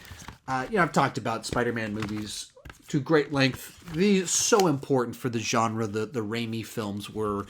And, the first 2 are great. Third one, flawed. Some of that's the studio, some of that maybe Raimi stuck with the franchise a little bit too long, needed to maybe do something else to kind of get a refresh or whatever. But for whatever reason, the third one didn't come out all that strong. But the first 2, some of the best and most important films of the genre. Then we have the Amazing Spider-Man films that, I think the first one, it's a movie that doesn't make any necessarily big mistakes for me, but it lacks much of a distinct flavor to it. And there's some, just, it seems like the history of where it came from, of they were working on Spider-Man 4 and at the last second changed their mind and shifted over to this one. But they didn't have necessarily a full vision for what they wanted to be when they just wanted another Spider-Man movie by a date. And so it's slick enough in the way that it's done without necessarily finding a unique space. And I think that's why a lot of people criticize it, because it just feels like Spider-Man but a little bit darker. And but I think the 2 leads in it, with Emma Stone and Andrew Garfield, I think they're great on screen and have such a nice chemistry, and they come off like real people. Even though they're in the movie with spiders, powers, and stuff like that, they feel like real people, and the score is great to it. Second one, however, is a mess. There's some great moments between, once again, our 2 leads, but the plot, you can just feel the studio wanted to do one thing, the director wanted to do the other thing. They shot both movies, and then they tried to edit this mess together, and what we got was kind of a mess. And unfortunately, as much as there's great moments in here, the product as a whole, not so much. However, Spider-Man Into the Spider-Verse, great. Just a when I first heard they were doing an animated movie with Miles Morales, I was like, okay, that's cool that they're gonna, give Miles Morales a movie. I'm not familiar with the character, so it's be a nice introduction. And then they put out a trailer where they made it clear like multiverse. And I was like, ooh, I don't know if that's a good idea. I don't know, where are we going with this? And then they're like, wait, is that a talking pig? What are we doing? And I watched the movie, and it's so good. As a Spider-Man movie, as a Miles Morales movie, as a multiverse movie, and just as a piece of animation itself, it works on all of them. It has something to say about Peter Parker, but Peter Parker's not the lead character. It has a unique story because it's Miles Morales. It has a unique story because it's multiverse, and it makes sense that it's doing multiverse. Gives you just enough backstory on our villain for you to actually care about him. Just such a cool movie that it exists and is able to do what it does. Then we have Split. M. Night wasn't on the best track record when I went to go see this movie. And I was like, I dug the movie. It's like a solid little thriller. And then it does that final scene and reveals what the movie was. And my mind was blown. And what's even crazier about it is that the movie had premiered 3 months earlier at Fantastic Fest. And M. Night showed it to the festival. And one of my buddies was there. And he tweeted out, like, you guys are not going to believe the twist for this movie. And the twist didn't leak. Like, we were able to be in that theater. Got that fun. So mind's blown. And finally, I could interpret that tweet from my buddy, or Facebook update from my tweet from months earlier. That was pretty cool what M. Night pulled off with that one. Then we have Spy, one of my favorite Paul Feig movies. Just like, it's a Melissa McCarthy vehicle, but it does so many things great. And it's one of the best roles from Jason Statham, who is playing his typecast, his usual role, except the guy's an idiot. And so it's so funny because he plays it with all of his usual swagger and bravado, but the guy's an incompetent idiot, and it's so funny. Rose Byrne is kind of our villain in here, and she's so mean and condescending, so it's so funny. I don't know. It's one of my, like I said, one of my favorite Paul Feig movies, and a lot of people hate his stuff. I'm not one of those people. So I really dug that movie. And even though it's crass, maybe because Rose Byrne is, maybe because my wife finds the Jason Statham stuff so funny, but she actually really likes this movie too. And I didn't even know that at first. It's always a surprise to discover what my wife really likes. But it was like, I came home and she was watching it. I was like, wait, why are you watching Spy? She's like, I just wanted to watch it. And then like 2 months later, she's like, hey, let's watch Spy again. And we discovered Spy's one of her favorite movies. It's like she doesn't even know what she loves and what she doesn't. She has to discover it. It was Star is Born. Really dug this movie. I hadn't seen the previous versions to it. So for me, this was the first time seeing the story. Didn't know where it was going. And it kind of deals with the destructive power of addiction and stuff like that. And I struggled with alcoholism myself. Was actually in recovery when I started this channel. Didn't have a job.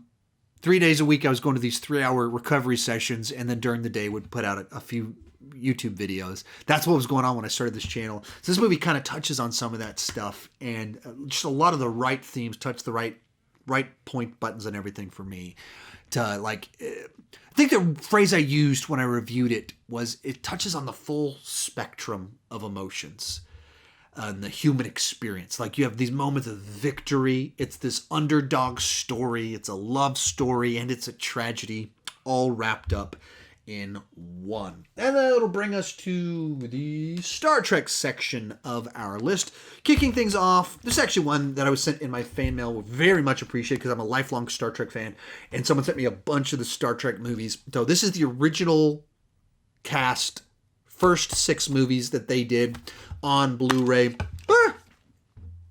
Whoa, the disc was trying to take me out. So just kind of the classic versions, movies in there. And I was able to actually do, because I got these ones, it made me go, oh, I want to watch these again. So I did a ranking of them again. I'd ranked them before, but it was literally the first ranking I ever did for my channel. The style was totally different. And then I did a second one with my sister, so the style was totally different from my normal ones. So I did another one that matched my actual style of my movies. And I had this one of Star Trek 2. Of the original ones, it's the only one I had was this right here. And it's the director's cut. Adds a little bit more to it.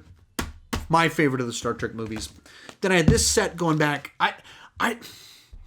This is actually still debatable to me, but it's the Star Trek Next Generation movies on Blu-ray. And my memory of where this came from was the office manager of the church I worked at, good friend of mine, out of the blue one day, she said, hey, here's your Star Trek movies, and gave them back to me. Like, yeah, we finally watched them. I know it's been a long time. Here's your movies. And I was, thanks. Are you sure these are mine? And this was 3-4 years ago this happened. I don't remember buying these before. I don't remember loaning these to her. My memories of this start with her returning it to me. So I still kind of to this day believe I have someone else's copies of Star Trek movies. So anyway, it's got a slipcover, kind of neat to it. Small little cases, special features and everything. So actually a nice little set to have. I'm just not sure that it's actually mine. Moving right along, we have the new trilogy of films. Star Trek 2009, actually a really important film for me. True story. With that job at the church I just referenced, there's kind of the way I started, there's an intern working half-time, 20 hours a week, and then there's drama at the church. The worst church drama I've ever kind of intersected with. And I was debating whether I should take the job or not when they offered me to go full-time. And on true story, it was literally the right trailer at the right time. Trailer for Star Trek 2009, for whatever reason, stirred the right emotions in me, and I decided to take the job. There's obviously a lot more to it than that. Obviously, a lot of conversations with the wife. Obviously, years that led up to that moment of my life, and I'd been working a lot to it. But in a certain sense, the trailer for Star Trek 2009 did kind of tie into the story of me ended up taking that job, and I was there for 7-8 years. So it was a major part of my life.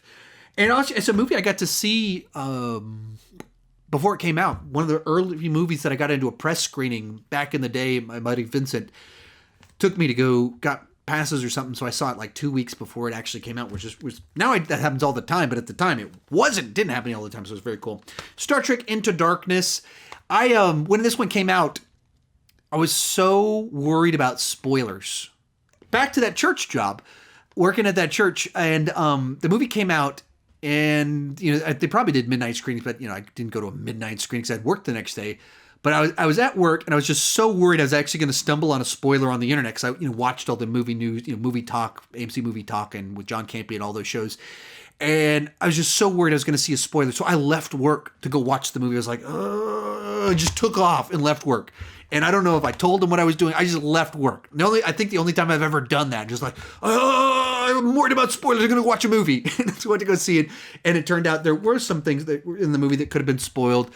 As time has passed, I've kind of soured on this movie a good bit, and I enjoyed it enough when I first saw it. I think JJ makes these roller coaster rides that you enjoy. I've gotten frustrated with this one. Star Trek Beyond, another important one for my channel, because watched it, and then I ranked the movies. This was my channel's less than a month old, and I ranked the Star Trek movies.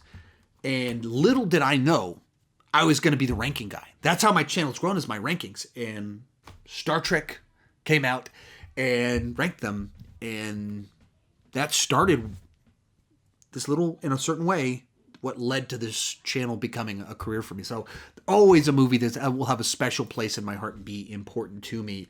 Of them, some people thought it was the best when they first saw it and loved it, and it was like corrected the mistakes of the first two. I was always like, yeah, it's good. I have some issues with it, and I've kind of always had some issues with it.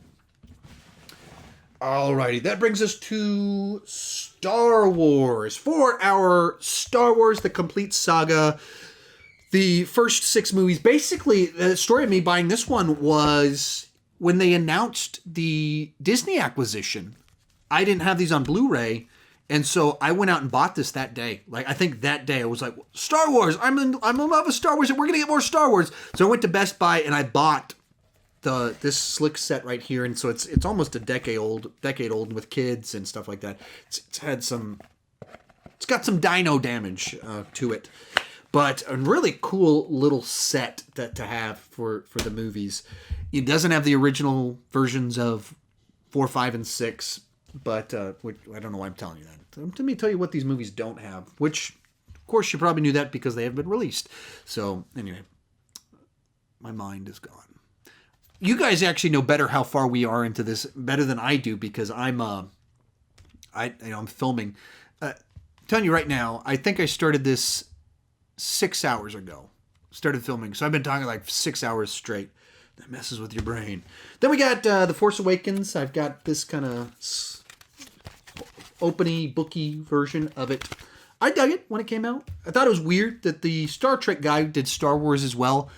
It never bothered me that it was very much an homage. I don't know if you lost my audio there. It never bothered me that it was very much A New Hope-y. There's some flaws in that. There's reasons that that holds it back from being like a great movie for me. But I understand why they did it. That there was a lot of frustrations with the prequels. Let's do something familiar. And even at the time it came out, A New Hope was like 35 years old. So that never bugged me. Now, The Last Jedi. When I first saw it, it's the first movie I ever was like, I can't give this a score. I got to see it a second time. So I saw it a second time and was pretty frustrated by it. And years later, still pretty frustrated by it. There is a lot of talent that goes into aspects of this film. There's parts of it that are just gorgeously shot. I do not like the choices that Rian Johnson made.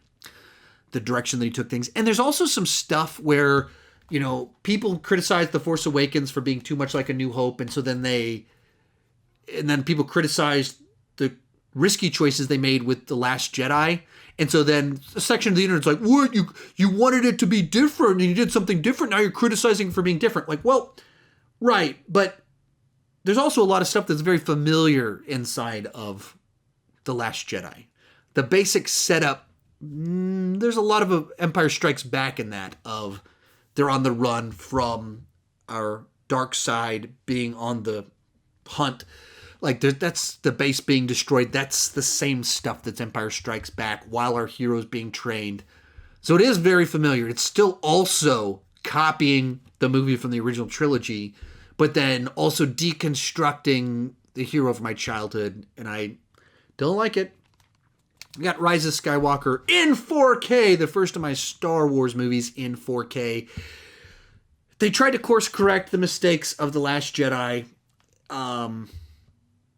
I like the plot directions of this one, I guess, better than The Last Jedi, but it's a kind of a train wreck of a movie of them like trying to hodgepodge together a fix. So Last Jedi executed it bad ideas better. Rise of Skywalker has slightly better ideas, plenty of bad ideas in there too, but executed it just feels like a duct tape together. Like, we got to fix this. People were so mad about the last movie. What can we do about it? And they didn't come up with a great answer to that. We got Rogue One. I really dug it. A nice little addition to the franchise, doing something a little bit different with it. Great third act. If the third act, I think, elevates the movie a lot because it ends on such a high note. Of the Disney era movies, that third act is probably my favorite act of all the Disney era ones. It's just so good how that movie ends. That it makes up for kind of a weak first two acts. Then we have Solo. I'm fine with it. Some people hate Solo, think it's pointless. They're kind of right about it being pointless, but I don't think it's devoid of charm. There's things in it that I really don't like. SJW7 or whatever, Lando's robot. Not a fan of the robot, and injecting modern day freedom, liberty, politics into Star Wars. That's so on the nose. Like, people are like, well, Star Wars has always had allusions to different wars, and who do you think the Empire? Right. That's not the same thing as there's a robot. There's allegory, allusions, and then there's just very on the nose. Let's repeat 21st century talking points out of a robot's mouth, except about robot. Like, come on. And it does, and even with where they go with that, and then they put the robot in the Millennium Falcon, so this freedom-based robot is now a slave to the Millennium Falcon forever. They didn't even think through it. Anyway, but I like the movie. There's Step Brothers, really funny comedy from Will Ferrell, John C. Reilly. Of the Adam McKay, Will Ferrell movies, this is my second favorite of the bunch. Talladega Nights is my number one, then Step Brothers. I've never been as much of a Ron Burgundy fan as other people. Storks, haven't been able to check this one out yet. Got it in my fan mail. It's obviously one a little bit more for my kids than for me. I don't even remember when it came out. Not too long ago. So don't know much about it, but it's not too terribly old, but I just don't know much about it. They have Straight Outta Compton. Haven't been able to check this one out yet. Another one I got in my fan mail. And I'm just waiting for maybe a context for like a biopic, musical biopic, kind of top 5 or ranking some of these ones. But it just hasn't happened yet. And I missed it when it was in theaters. So fortunately, a hole in movies I've watched. We have Street Fighter. I actually saw this movie opening weekend in the theaters. I played both Street Fighter and Mortal Kombat a ton back in the early 90s and mid 90s as well.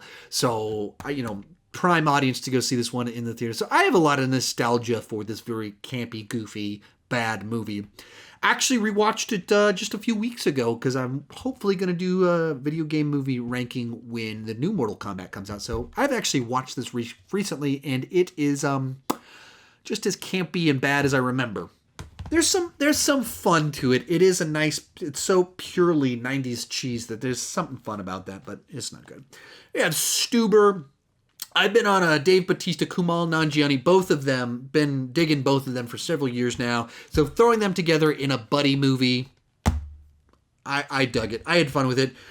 Pretty generic. It's pretty familiar in a lot of ways. My type of familiar, and the two leads are really what sell the movie entirely for me. I had a lot of fun with it. Actually, I think it came out. It's one of the movies my wife and I went to go see it.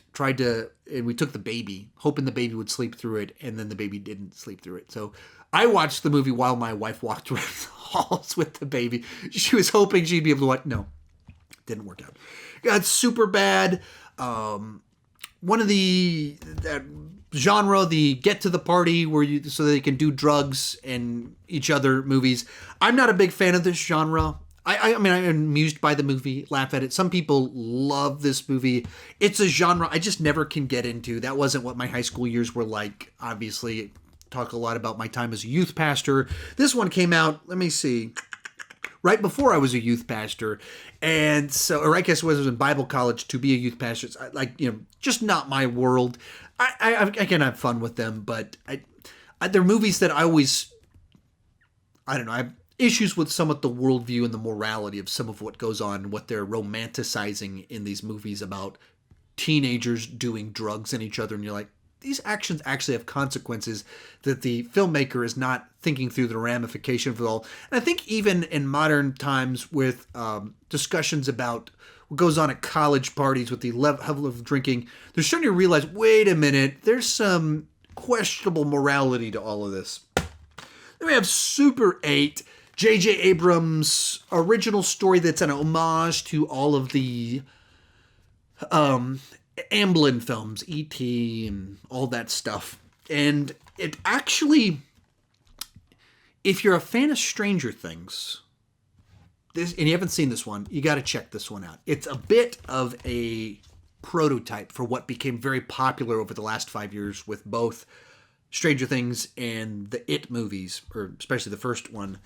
It's that sort of stuff, of that aesthetic, 80s nostalgia, tween, early teenagers that act like tween, early teenagers. A lot of the same stuff that you see in Stranger Things. Here's movie version of it about 5 years earlier. Then we have the extended cut steelbook for Suicide Squad. And very cool packaging for a very frustrating movie that was not nearly as good as it should have been. And even though this is the extended cut, it is not David Ayer's cut. Hopefully, I'm hoping that Snyder Cut does well enough that they let David Ayer finish his version of Suicide Squad. Because it, by all accounts, like this movie, one of the things people say about it is, that uses the soundtrack for character development. And David Ayer said on Twitter, like, no, none of that's for my cut of the movie. My cut was about the score. We didn't have any pop songs, rock songs in it. And they took the movie from him after the response to the trailer and Deadpool and Batman v Superman. They took the movie from him, recut it to be like the trailer, and maybe his version is better. I don't know. Maybe someday we'll find out. There's Sweet Home Alabama.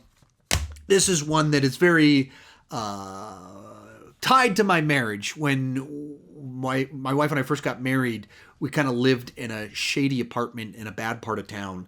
And so it was kind of terrifying to live there. So my wife would put on Sweet Home Alabama to help go to sleep as her like comfort movie while she was in a very uncomfortable place with all the scary, violent crime around us. And that's the place where we got robbed. So fun times. We have The Sword in the Stone. The Disney animated movie. Someone gave this to us. I've seen it before. It's been a long time. So it's one that I haven't watched in a very long time. So I don't remember if I like it or not. But I own the Blu-ray for it. Which brings us to the end of our S's. All right, real quick before we start our T's, I added them up. We had 55 S's, but we had 57 M's. But keep in mind, M's had MCU in it, so it was a little bit of a cheat there on that one of just purely actual S titles. Looks like S's would win by a lot. Which brings us to our T's, kicking things off. A bunch of Taken movies. I both have, how the way the universe worked out, I have both all three of them as individual films as well as a collection of them. So I need to clean that out by next year. But I put on Taken movies a lot more than most people. So I wanted to also make sure I had digital copies, and I didn't have digital copies of all of them. So, but now I have 2 copies of all of them on disc and digital copies of all of them, and some of them on DVD as well. So I'm covered on my Taken. I really dig the original one. Like most people, it's one of these action movies that when you watch it, there's so many corny elements, but it delivers so well on the thing that it has to deliver on.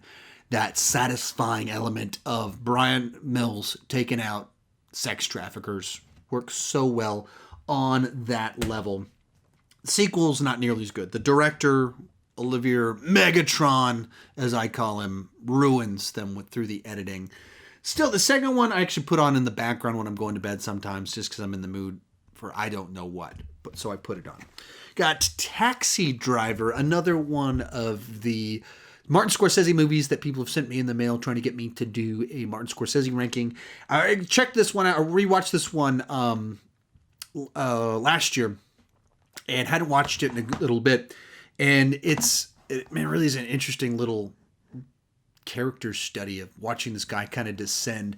And we've seen, obviously, with Joker, a very modern version of it, but it seems like the sort of stuff that kind of so many movies have been influenced by, but going back to the original one is interesting, especially when you're like Robert De Niro and you think of so much of his career and watching him as this guy and get a mohawk going crazy and shooting up pimps and stuff like that. Interesting little watch after. In light of, I don't know, like I said, I'm losing it a little bit. Maybe I should have taken a break before I went into my what letter are we on? T's. See, right now, right in front of you. I'm losing. I am Travis Brickle. I can't even talk anymore. I am him, and who knows what I'm going to do tonight. I'm going to put contraptions under my shirt. I'm just going to keep going. I'm going to pull myself back together. You're watching me descend into madness right here in front of you. And this one comes first. We got our original Teenage Mutant Ninja Turtles trilogy. Another one I was the perfect age for it. I remember going to go see the original one opening weekend, and it played at a theater like across town. I remember what theater it was. The theater's not even open anymore. I don't even think the building exists as it was at that point in time. And then the second one came out and they softened everything, but I didn't notice at the time. Still just, look, Toka and Razor, this is amazing. Third one, I've always hated it. I've always thought it was a bad movie. Even as a dumb kid. Maybe I said Batman and Robin was the first time I was disappointed. Maybe it's actually Ninja Turtles 3. That's probably the actual first time I was like, what is this? How did they get this so wrong? Why is this so wrong? And then rewatching it back in November, and it did a Ninja Turtle ranking. Rewatching, I was like, this is so off. How did they get this so wrong? Teenage Mutant Ninja Turtles Out of the Shadows, the second one in the Michael Bay produced, not directed, franchise, and a movie that it's an odd one because it gets a bunch of things right, does some good casting like Stephen Amell's Casey Jones, but then gets it wrong at the same time. Like Stephen Amell makes so much sense as Casey Jones. The actual writing and performance and everything just is off and wrong, and the whole movie feels like that. Just something is off and not quite sure why. Like, what? How are you so close but so far at the same time? We got Teen Titans Go to the Movies. Shouldn't be one that I enjoy, but I really dug this movie. And it's hype. It's like chaotic. It's noisy. It's obnoxious. But the reality is, when I saw this one in the theater, I was laughing out loud. And it didn't feel like one that I should have been laughing out loud at. And it was so random, but so funny at the same time. And a one that was a fond memory because it might be the first movie I took both of my kids to at a press screening. That might be, I remember, I actually did a vlog about it when we went to go see this one. So it's a real fond memory. And then my kids actually like Teen Titans Go. I try not, it's too obnoxious. I don't want them to watch it too much, but at the same time, it's a fun in other sense. Brings us to my Terminator anthology set. I've got this version right here. Opens up like this. Ta-da. So nice set. Terminator movies are frustrating because there's so many different versions of them and they don't all have the same special features, which is kind of annoying. So I've got that one, and then someone sent me the director's cut of Terminator Salvation. This set has the theatrical version, so someone sent me the director's cut, which was greatly appreciated. Not dramatically different, but just a little bit more thrown in there, a couple more character moments, a couple R-rated elements that they wanted to be PG-13 for Terminator. Goofy thoughts like that. But for Salvation, there is a director's cut that kind of fills in some of those gaps. We have Terminator Genesis, bizarre movie. I'm kind of glad that it exists because it's so weird and such an odd concept, and at the same time, not good in other senses. So you have Terminator Dark Fate in 4K. A lot of people hate this movie. I dug it, and I've rewatched it. I thought maybe the only reason I liked it when I first watched it is because I saw it at a press screening that had Gabriel Luna at it, the guy that plays the Terminator in the film. And so he was there with his family and did an interview in the room and everything with Robert Rodriguez. It was really cool. And then the next day, I got to interview him at a press junket. The only time I've ever done a press junket. So it was a very cool experience for me. So I thought maybe that's what, like, okay, I was just swayed by all that. But I rewatched it, and I stand by I think that they had some interesting ideas. There's some things I can criticize here and there about some stuff that they did, but in general, I think they found an interesting concept, especially with the idea of Sarah and where she's at. And some people have compared it to Alien 3, the movie I hate the most in the world. And I get where they're coming from, but I disagree entirely with them. I don't think it is actually like that one. And we got our couple more Texas Chainsaw Massacre movies. Once again, gifts from some neat that I will be ranking them eventually. He knows that, so he's been trying to get me to watch them and rank them. It's coming. It is going to happen. He sent me several of the movies, but I haven't checked any. I've never seen a Texas Chainsaw Massacre movie. And I've been to several filming locations for this one because they're right here around Austin where I live. And I used to deliver paint, and so my routes took me to two specific shooting locations for the movie. So I've been where the movie was shot, but I have not been to specifically. I haven't seen the actual movie itself. And is that right? Okay, yeah, that's the Jessica Biel one. Then we've got the two The Thing movies. Actually, there's three The Thing movies, but the two that are kind of connected to each other. And then there's one from the 1950s. John Carpenter's The Thing. Now, I've seen this movie several times over the decades, but when I first watched that, I wasn't as crazy about it as I was other John Carpenter movies. And then when I rewatched it this last year for my Creature Feature one, I was like, finally like clicked, like, I got it, like what people loved and the paranoia and everything. Very cool. I'd never seen the prequel continuation, the one that they did about 10 years ago, until I was doing that Creature Feature ranking, and really dug it. Well, I was overstating. I thought it was an interesting companion that touched on all the stuff that you like about the original one, and found it actually fit in nicely with it. The CGI looks terrible, kind of hurts it a little bit. It holds it back. Wish they'd gone with the practical. And apparently they shot practical stuff and then they put a CGI skin on top of it because producers are sometimes stupid and studio heads are stupid from time to time. But I thought it was, it an okay continuation. It was solid enough that a couple weird decisions held it back. We have This Means War, a Mick G action rom-com movie of sorts about two spies competing for Reese Witherspoon's affection, with Reese Witherspoon, Tom Hardy, and Chris Pine. And a lot of people hated this movie. I had fun with it. I thought that there was enough fun in the cast, and Mick G's he's so energetic with the way he does movies that I had some fun with it. But it's not nearly as good as a movie with that cast when that premise should be. And there's just they just missed the mark on some of the most obvious things that you needed to get right with them. We have Three Kings, one of the early David O. Russell films, great cast. I haven't been able to check this one out yet, so can't comment on it. We got Tinkerbell and the Legend of the Never Beast. Haven't seen it. One of those ones my daughter watches. This part's fun, going real quick. We got Toy Story 2 and 3. I'm sure we own one, but sometimes they go missing in our house. Obviously, some of the great animated films of all time, and one of the great franchises of all time. There's not a weak film in it. And they found a way to keep touching on the same nostalgia while having something new to offer in each of the movies.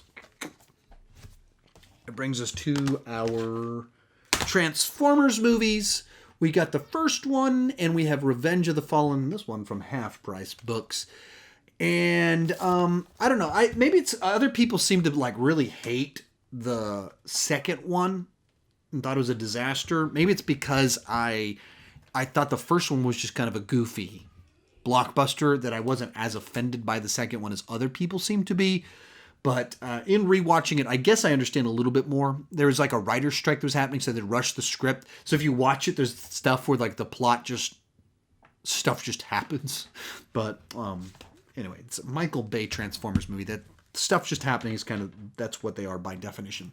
Then we have Total Recall, the Paul Verhoeven, Arnold Schwarzenegger film based off the writings of Philip K. Dick, and just a great bananas Paul Verhoeven movie. It's combines Arnold at his peak with insane over-the-top Paul Verhoeven direction and clever Philip K. Dick ideas, and you put it all together and you just get a great sci-fi action movie that when they tried to remake it 10 years ago, it just missed everything that made it unique and interesting was just gone. But yeah, the original one, if you haven't seen it, you gotta go check it out. Such a great little memorable, iconic film.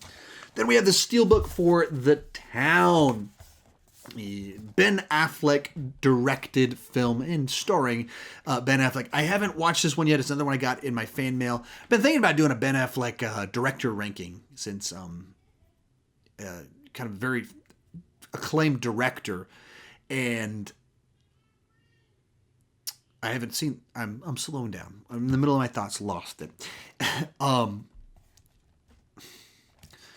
Once again, we are in this final stretch where my brain is turned into mush, and so from time to time I lose my train of thought, and I need to focus again. Ben Affleck has directed a bunch of great movies, and then that last one he did wasn't as well received. But and I haven't watched that one or this one. And so he's a great director, obviously super famous actor guy, and I need to check them out. So whenever his next movie comes out, I'm sure I'll rank the Ben Affleck films at that point in time. But it hasn't happened yet, so I haven't seen The Town yet. We have just one of them. We got The Transporter, the first one in the series. Luc Besson written. It's at some point in time, Luc Besson decided to take some time off from directing movies, and it became a content mill. We just cranked out these high concept action thrillers. One of them is Taken, and one of them is The Transporter. And this was so for me, I remember Jason Statham from Lock, Stock, and Two Smoking Barrels and Snatch. That was my starting point, where he's the funny guy. He's the funny wisecracker, not the action guy. And it took a long time for my perception of him to change. Literally over a decade, I just thought of him as the funny guy more so than the action guy. But The Transporter was where that really started that transition and become punch guys in the face person. And we have Train to Busan in the Steelbook. Very nice, fancy case. Zombie movie. That, I guess the sequel came out last year. I didn't check it out, so I didn't have thoughts on that one. And we have a Tremors 4-pack. Last year, Tremors 7 came out to Netflix, so I checked it out. I actually really dug it, and it put me in a Tremors mood, so I bought this one and watched 1 through 4, and I've also watched 5. So I think there's only one more I need to watch, and I've written notes, so I could do a Tremors ranking one of these days, but I haven't got one more I need to watch, and I think it's on I think it's on Netflix, so just need to do it and put that video. Like, as I'm saying all this, I'm realizing like was really close to having this Tremors ranking, and I just didn't finish it. We have Twister, the best movie about twisters ever made, and a ridiculous mid-90s disaster film with all the cheese corniness that you want. A ton of fun. I remember when it came out, and like it made a ton of movie. It has money, but not as well remembered, despite how much money it made. Probably because it is a bit of a pretty schlocky little concept and film in general. All right, we have made it to our final little stretch here. I'm going to do U and W together since there's not a ton of either one of these letters. Up first, Uncut Gems, a total change of pace for Adam Sandler and a movie that reminds us that he can really act. The movie's certainly not his usual comedy. And it's definitely not a mainstream film, in particular with where it ends and the legendary number of F-bombs dropped in the film. But if you like kind of darker films, the tragic kind of character things, you want to see something different from Adam Sandler, that is one worth checking out. We've got 2 of the Underworld movies. The first one and is it the second one? This is the second one. Sorry. Yes, second one. Trying to remember, what was the title of the third one? Their first and second Underworld movies, movies that gave us Len Weissman, who for a little while was kind of a big deal, and then I don't know what he's been up to as of recently, but kind of fun vampire versus werewolf movies, kind of nice mythology to them, bit of that post-Matrix aesthetic to them with everyone's wearing black leather, a lot of slow-mo type stuff. But, kind of fun, schlocky concept and execution.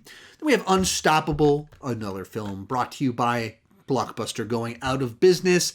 A Tony Scott little thriller with Denzel Washington and Chris Pine about a train that is on the loose that they have to stop.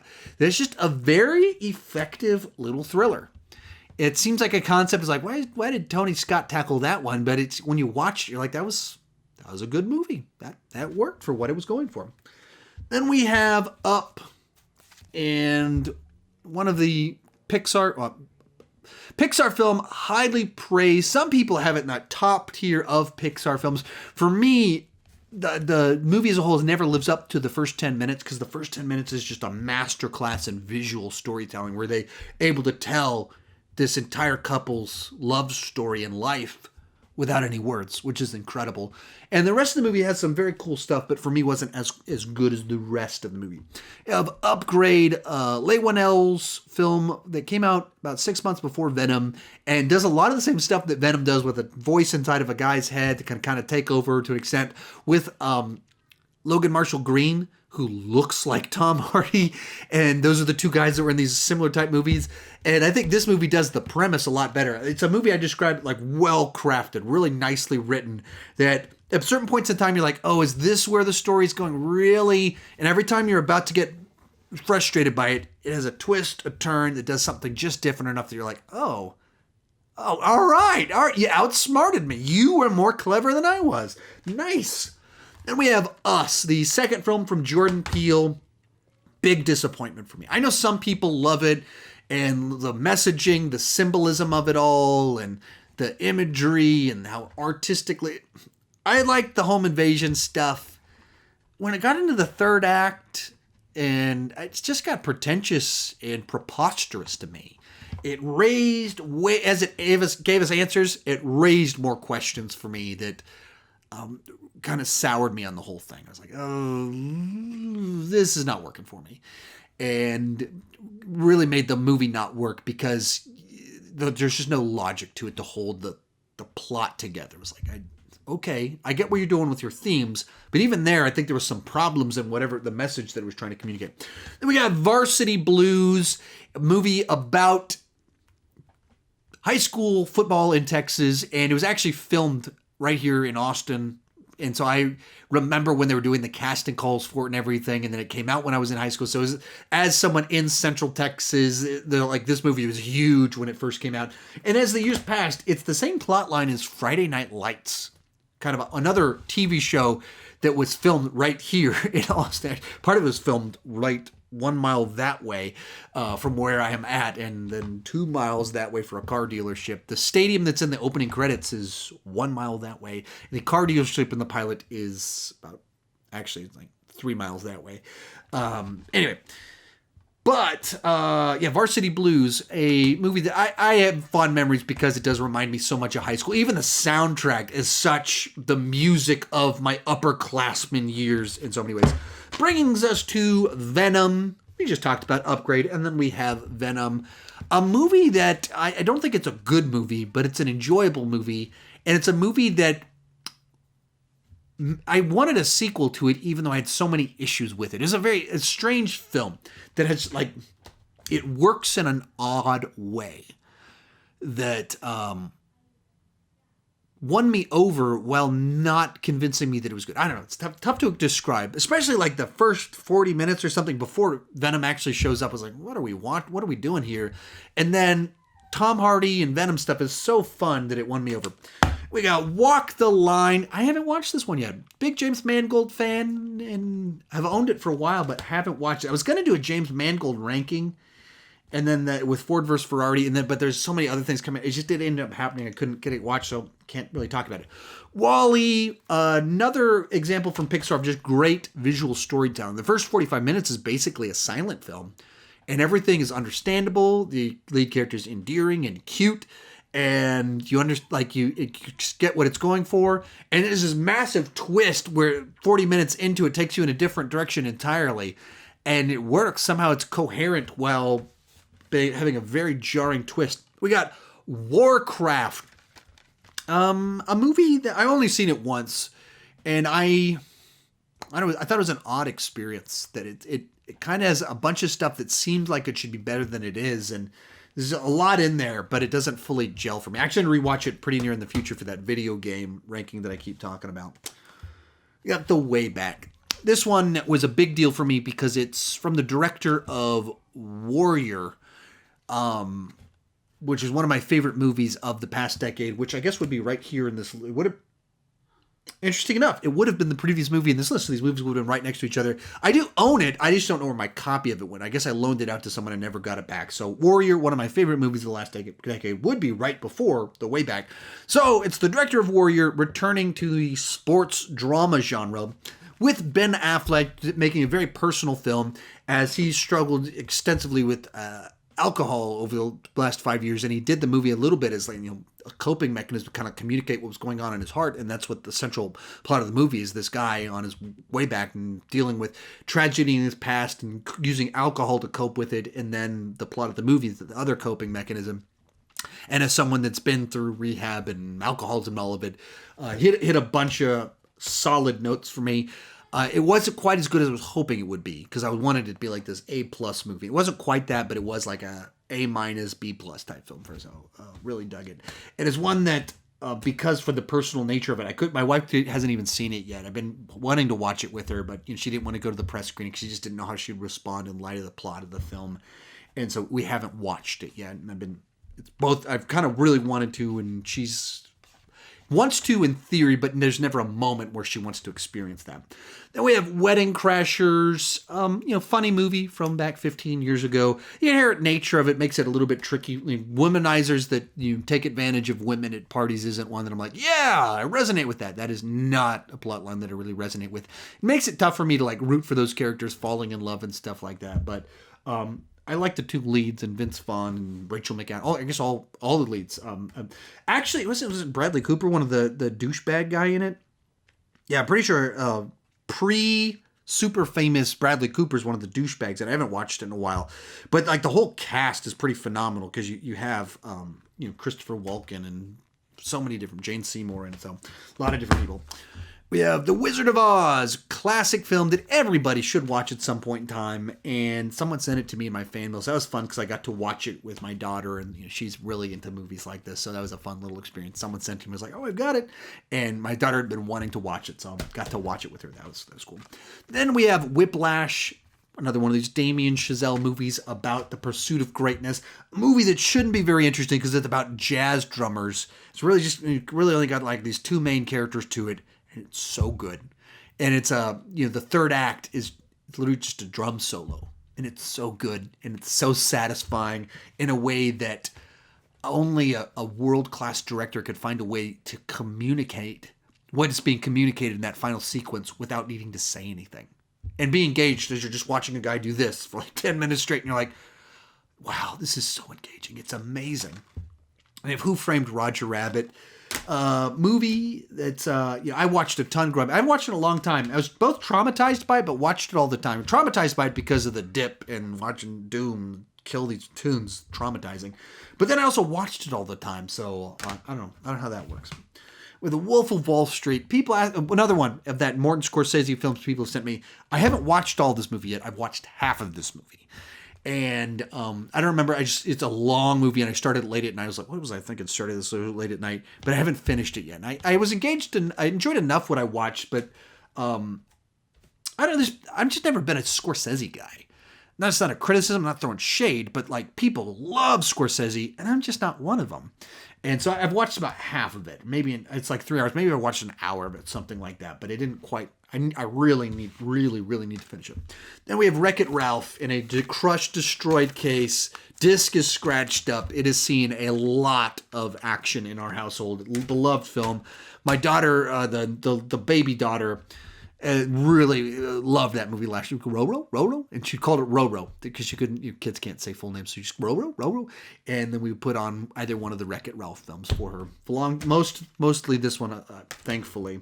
So I watched this one a ton last year with the baby that wanted to watch Roro. She'd watch it 2 times in a day. We'd finish it Roro, and we'd start it over again. And that brings us to our X through Z's. This is my final section that is of the alphabet, and then there's one more cubby with like assorted packs and season sets.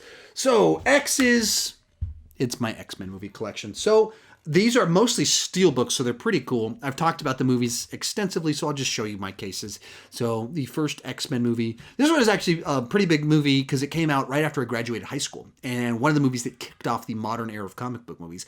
Blade kind of set the path of like more serious tone, and then this one was a hit movie, but not like a mega hit. And then 2 years later was Spider-Man, which was the mega hit. But a really important movie for the genre that changed my life. And then we got the second one. Whoa, wait a minute. What is going on here? Who forgot the alphabet? There's the second one right there. Fancy Steelbook. Third one in Fancy Steelbook, as you can see. Then we have just a normal version of X-Men Origins Wolverine. I remember sitting in the theater being like, oh, this is not good.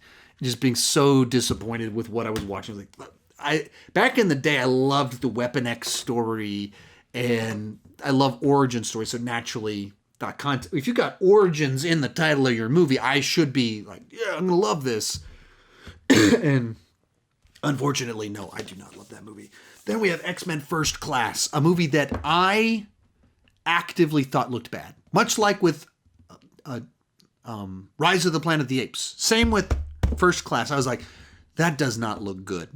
That is not going to be a good movie. That's not a good idea for a movie. And I went to go see it, and I was like, that was a good movie. That was such a nice one. And as time has passed, it just keeps creeping up my X-Men ranking because it's so distinct. Love the Eric and Chuck dynamic between the two of them. So I really dig that movie. And we got the Wolverine, James Mangold's prototype for Logan that does a lot of stuff right and then kind of loses a little bit as you move into that third act. Gets a little bit cartoonish in a way that just, because it's so different, doesn't feel like it fits. And we have the Rogue Cut edition of X-Men Days of Future Past. Basically the same movie, but it adds a little bit in. So it's a nice touch. It's, if you haven't seen either version, I don't think it really matters which one you pick. If you're a Rogue fan, certainly pick the Rogue cut. If you don't know who Rogue is, this you're not going to be like, oh, it's so much better now that we have the Rogue scene in it. But if you are a Rogue fan, this would be the one that you'd want to check out. Brings us to Deadpool in a nice steelbook case. Fancy. And, just a solid, enjoyable, such a fresh, refreshing movie for the genre because it was for adults. So unashamedly for adults. And it's such a great backstory of, Ryan Reynolds played the character in X-Men Origins Wolverine, but it was such a terrible version with what they did with it. But he fell in love with the character, and it was just this passion project for years. And then the movie turned out to actually be good. Speaking of movies that turned out good, this is not one of them. X-Men Apocalypse, a big disappointment, especially after Days of Future Past was so good, and then Apocalypse was so blah. And just, what are we doing with this? I don't understand why this movie is so blah. Then we have Logan. That's what makes this franchise so interesting, is it's so up and down as to the quality of them. Logan, one of the best comic book movies of all time, and such a mature film, so different, and they give him a chance to make this story about death and regret, and it worked. It was such a great send-off. We have Deadpool 2. I think it's a flawed but fun film. They did a 2-year turnaround. I mean, it was 2 years and 3 months from the first one to the second one. And I think if they had done a 3-year turnaround, it would have been as good as the first one. But because they did that 2-year turnaround, I don't think they had enough time on the script. So it just felt like they threw everything in there. And then you have X-Men Dark Phoenix, a movie that had a very troubled production. And then they let Simon Kinberg direct it. He'd written a ton of these movies. And they're like, hey, you've done a ton of them. Let's let you direct it. And it's not great to give someone that big as their first directorial film. And apparently there was issues with it. Came out right around when Captain Marvel was coming out. And so they wanted to use the scroll. And then they couldn't because Captain Marvel was using the scroll. And then there was apparently commonalities with like Captain America Civil War. They had all these issues where they did these massive reshoots. And it's just, unfortunately the X-Men franchise did not end on a high note. Speaking of a high note, I really dug the movie yesterday. This is one of these movies that as soon as I watched it in the theater, I bet that's a movie my wife and I are going to put on a lot late at night. And that has become true. Even though it's not open, it's because we bought it off Vudu with a Disc Plus Digital. So as soon as we could get it, we bought the Disc Plus Digital so we could watch the digital version. And then they mailed us the copy 2 weeks later when it came in. Because they do this goofy stuff where they put the digital version out 2 weeks before the discs and stuff. Ugh, frustrating that they do things like that. But anyway, I said wee. I'm tired and I laughed at wee. I really dig this movie. Really, this lead guy, I've only seen him, I guess, in this and in Tenet. He's a small part in Tenet. This guy needs to be in more stuff. Just real nice on-screen presence, likable guy. Brings us to our Z's. Final letter of the alphabet after our magnum opus. We are so close to the finish line on this deal. We have Zathura, the Jonathan Favreau directed kind of follow-up to Jumanji. It's not a sequel to Jumanji, but the book Zathura is a follow-up to the book Jumanji. They're kind of in the same world, the same idea of a game coming to life. And so that is the follow-up to the book. And so in that sense, it's like a cousin to Jumanji. And set in space, has some nice things in it. I think it's a little bit, it doesn't, because it's them set in this house that's floating in space, you don't get the full potential of we're doing Jumanji in space because you're in a house. And so you occasionally have these shots that are big, vast stuff, but it's not really a space movie. So it's kind of an odd one that I think they shot themselves in the foot a little bit. Here's a fun one that they sent me in my fan mail recently, Zombieland. Steelbook, very cool little version of it, and for a super fun movie. And this is what led to Deadpool, that they did Zombieland. And when you watch it and realize that the Deadpool script they'd had it for like 5-6 years before they made the movie. They did Zombieland, and then Ryan Reynolds was like, these guys are awesome. That's perfect for this meta thing that I want to do for Deadpool. And so when you watch Zombieland in light of Deadpool, you realize that it is kind of like this prototype for Deadpool and has a lot of the same self-referential, highly energetic. And when you combine that with Ryan Reynolds and the character of Deadpool, and it just really works. But in and of itself, like a great new, different spin on zombie movies. That it's an oversaturated market where we see so many of them that are all kind of in the same type of zombie movie, and then you get this that is just so fun. And our final letter of the alphabet will be Z for Zodiac. And the David Fincher movie about the actual Zodiac killer that is just a really compelling study of serial killers, this real life story, the obsession of certain people for stories, whether a journalist or a cop, and also just the dysfunctionality of the police, of the complications that we have jurisdictions and things like that, and all the rules that sometimes can make it really difficult for them to work together. The rules are there for a reason, but the rules also have consequences. And that finishes our alphabet, but there is one more section to get to. Walked out in the hallway to request that my wife make some dinner for me so I can eat right now because I'm starving because I've been shooting so long. The baby heard my voice and she wanted to come up and see me real quick. All right, I'll be done real soon, even though it's your bedtime now because this has taken it's an enormously long time to film. But I'll see you real soon. We'll be almost done, but I gotta go. We're almost done. And that brings us to the final section, the other stuff. The multi-packs, the ones for an actor, a director, and a couple of season sets that I have. First one up is going to be El Mariachi and Desperado. Maybe I should have put this in the movie section somewhere for El Mariachi or Desperado, but anyway, basically Robert Rodriguez's first two films in his story about the mariachi. I loved Desperado back in the day. It was just such a dynamically directed action film. I believe I probably would have seen it before I saw John Woo's Hong Kong work. And so it was just one of the ones that, like, when I saw it, I was like, this is amazing. And then realizing what influenced Robert Rodriguez. But, like, Hollywood just did not direct action like that. And so just loved that movie. Watched Desperado all the time back in the day. And we've got the Cornetto trilogy. Another one that maybe I should plunk this one in for Cornetto trilogy, but Edgar Wright's trilogy of Simon Pegg, Nick Frost films that are all different genres, but all really funny. And I'm going to do an Edgar Wright ranking this year. I actually started watching these in prep for it. So I watched Baby Driver and I watched Hot Fuzz, and then they pushed back Last Night in Soho, or Another Night in Soho. The next Edgar Wright movie has got pushed back 6 months, so I stopped working on that one. But frustrating things about 2020, 2021. Tough to prep for rankings when you don't know when movies are actually going to come out. And then we have a multi-pack of 3 movies: Body of Lies, Edge of Darkness, and Pride and Glory. I've seen Edge of Darkness is a Martin Campbell, very dark thriller about this guy that's kind of trying to figure out why his daughter died and what happened to her. And it is a bleak film. Then we have a double pack of Bloodsport and Time Cop. Probably my 2 favorite Van Damme films. One of them being classic tournament fighter Bloodsport. And this is the first rated R movie I ever saw, was Bloodsport. Still love it. One of the movies I've rewatched the most in my life.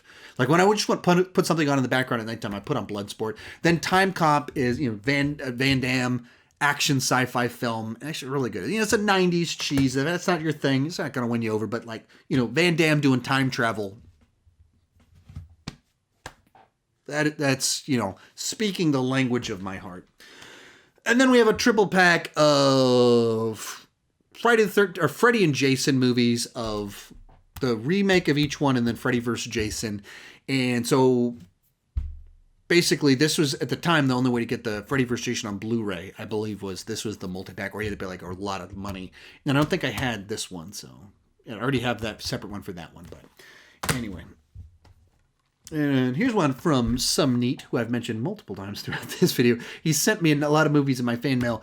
And so I actually, fun fact, back in the 90s, I had a movie review website, the Jackie Chan one, but I also had a movie review page that was associated with the Jackie Chan fan page. And one of the movies I reviewed, totally forgotten movie, Mercury Rising. One of my very first movie reviews was Mercury Rising.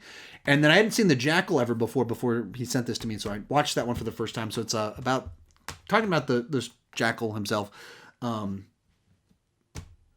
And it was kind of interesting just to see Bruce Willis is a villain in a movie like that. And then we have this 4-film multi-pack right here. This is like the most random set of movies you can imagine. They're not even from the same decade. Like Executive Decision is like a thriller, a little bit of, plane gets taken over, guys have to get onto it. And then Ninja Assassin, it's a ninja movie. And then Blood Diamond, like I don't know what's the through line. I'm sure it's the same studio, but what's the through line to put these 4 movies together? Sometimes I'm fascinated by stuff like that. Then we have this triple pack. This one I do know what the through line is. They are DC films that are not in the main DC Comics universe. All of them based off them. So I haven't seen Constantine yet. I've never seen that film, but I will have seen it by later this year. Hopefully when Suicide Squad comes out, I'm going to rank all the DC movies. And as of last year, I watched V for Vendetta and prep for it, wrote some notes and everything like that. And I'd seen it 1 or 2 times before. And then very soon I'll be watching Watchmen because I'm doing a Zack Snyder ranking. But, I've read the Watchmen comic book. I don't know, I'll probably read it every 5 years or so and have for the last, I think I've read it 4 times. So sometime in the early years I first read it. I might actually time for me to read it one more time. Maybe I should do that right before I watch it as one of my homework assignments. I've got my copy right over there on that shelf. Then that brings us to the final of our Martin Scorsese fan mail things. I think I said Wolf was, but it's actually, I forgot the 3-pack they sent me. So I think it's 6 of his movies that have been sent to me. So whenever this ranking happens, some point in time it'll happen. I've got 3 of them lined up for me. The tricky part is, like, I keep mentioning doing the DC ranking, and there's more DC movies than there are Martin Scorsese movies, but there's a few things related to this. First off, if I do watch all those DC movies, I get a lot of videos out of that. There's a lot of things I can cover that are just prime content for me. If I watch all this Martin Scorsese movies, it's the ranking, or I could do individual reviews. And I'm not that prestige guy. Like, I don't do retro reviews of 40-year-old dramas. That's not what I do. And so then it's really just that ranking. It's one video. I get a ton of DC content out of watching all those movies. And then beyond that, it's a little bit, it's like tiring to watch 10 movies straight, 20 movies straight, 25 movies straight from a single director who has kind of a single vision and voice. That's a lot to do in a time frame that you have to do a ranking. It just makes it tough to watch all of them. So he's one of the legends. So I need to do it. I plan on doing it. I have the movies to do it now, but I haven't done it yet. So anyway, I've seen The Departed before. I have never seen The Aviator, but I've seen Goodfellas and I've seen Departed. And people ask me all the time, like, what do we love about it? I've just never been that Scorsese guy. So I've seen them 1 or 2 times. Or I've seen Departed once because I saw it right when it first came out, and I've seen Goodfellas a couple of times over the years. But I just haven't watched them as much to have deep insight. And then I've got several. Let me switch this up just a little bit. Final set for when it comes to movies. My Seagal collection. I just got in a Seagal mood sometime during quarantine, so I ordered this one, and it's got Under Siege 2, Hard to Kill, Nico. It's called Nico. That's how you know it's the European version, because in America it's called Above the Law. So it says Nico Above the Law here. It's in the US, it's just called Above the Law, European, called Nico. Then is Executive Decision. So I've got 2 copies of Executive Decision in this final little section here. But I'm a big Seagal fan. They're ridiculous. They're stupid, but I love them. And that's our last of the movies in here. Actually, Under Siege is his best film easily. Under Siege 2 is written by Matt Reeves, the guy that's doing the Batman, which is fun that he just happened to have written Under Siege 2. A lot of people hate that one. I've always been a defender. And then I'm also a big fan of Hard to Kill. Hard to Kill is maybe the one that I put on the most. From there, the literal final little bit we have, these final right here, are season sets for TV shows. We've got Arrow Season 2. Not Season 1, not Season 3, it's Season 2. And that's the only one I have the Blu-ray set for. I guess I must have found it on sale or something like that. So Arrow Season 2, one of the best seasons of Arrow, one of my favorite seasons. Blu-ray set there. And then Justified Season 1. It's based originally off of writings from Elmore Leonard, who also did like Jackie Brown and a number of other things. But it's where it started off, and then it kind of turned into this great modern day Western with Timothy Oliphant, Walton Goggins. I've never finished the show. I think I've seen 3 or 4 seasons, and it's one of those ones that I always dug it, but it felt like one I wanted to watch in a fairly concise period of time, and it's a lot to watch one show in that amount of time. And we have seasons 1 and 2 of Person of Interest. Great little show from Jonathan Nolan, Christopher Nolan's brother. It is a CBS procedural, but it has a great Nolan-esque kind of big idea about what if there's a computer that can kind of predict crimes. And then you've got Jim Caviezel in the lead on it. Just a real great little role for him. So I really dug this show. If you like action TV shows with a Nolan-y touch to it, Person of Interest. And that brings us to our final collection, our final Blu-ray in here, the final season of Smallville. So I own a bunch, I think all the other seasons of Smallville on DVD because they predate when Blu-ray technology was existed, but by the time we got to the final season, it was Blu-ray. So it was one of the first Blu-rays since I ever bought was the final season of Smallville to have all of the seasons of Smallville. So that's the one that I have.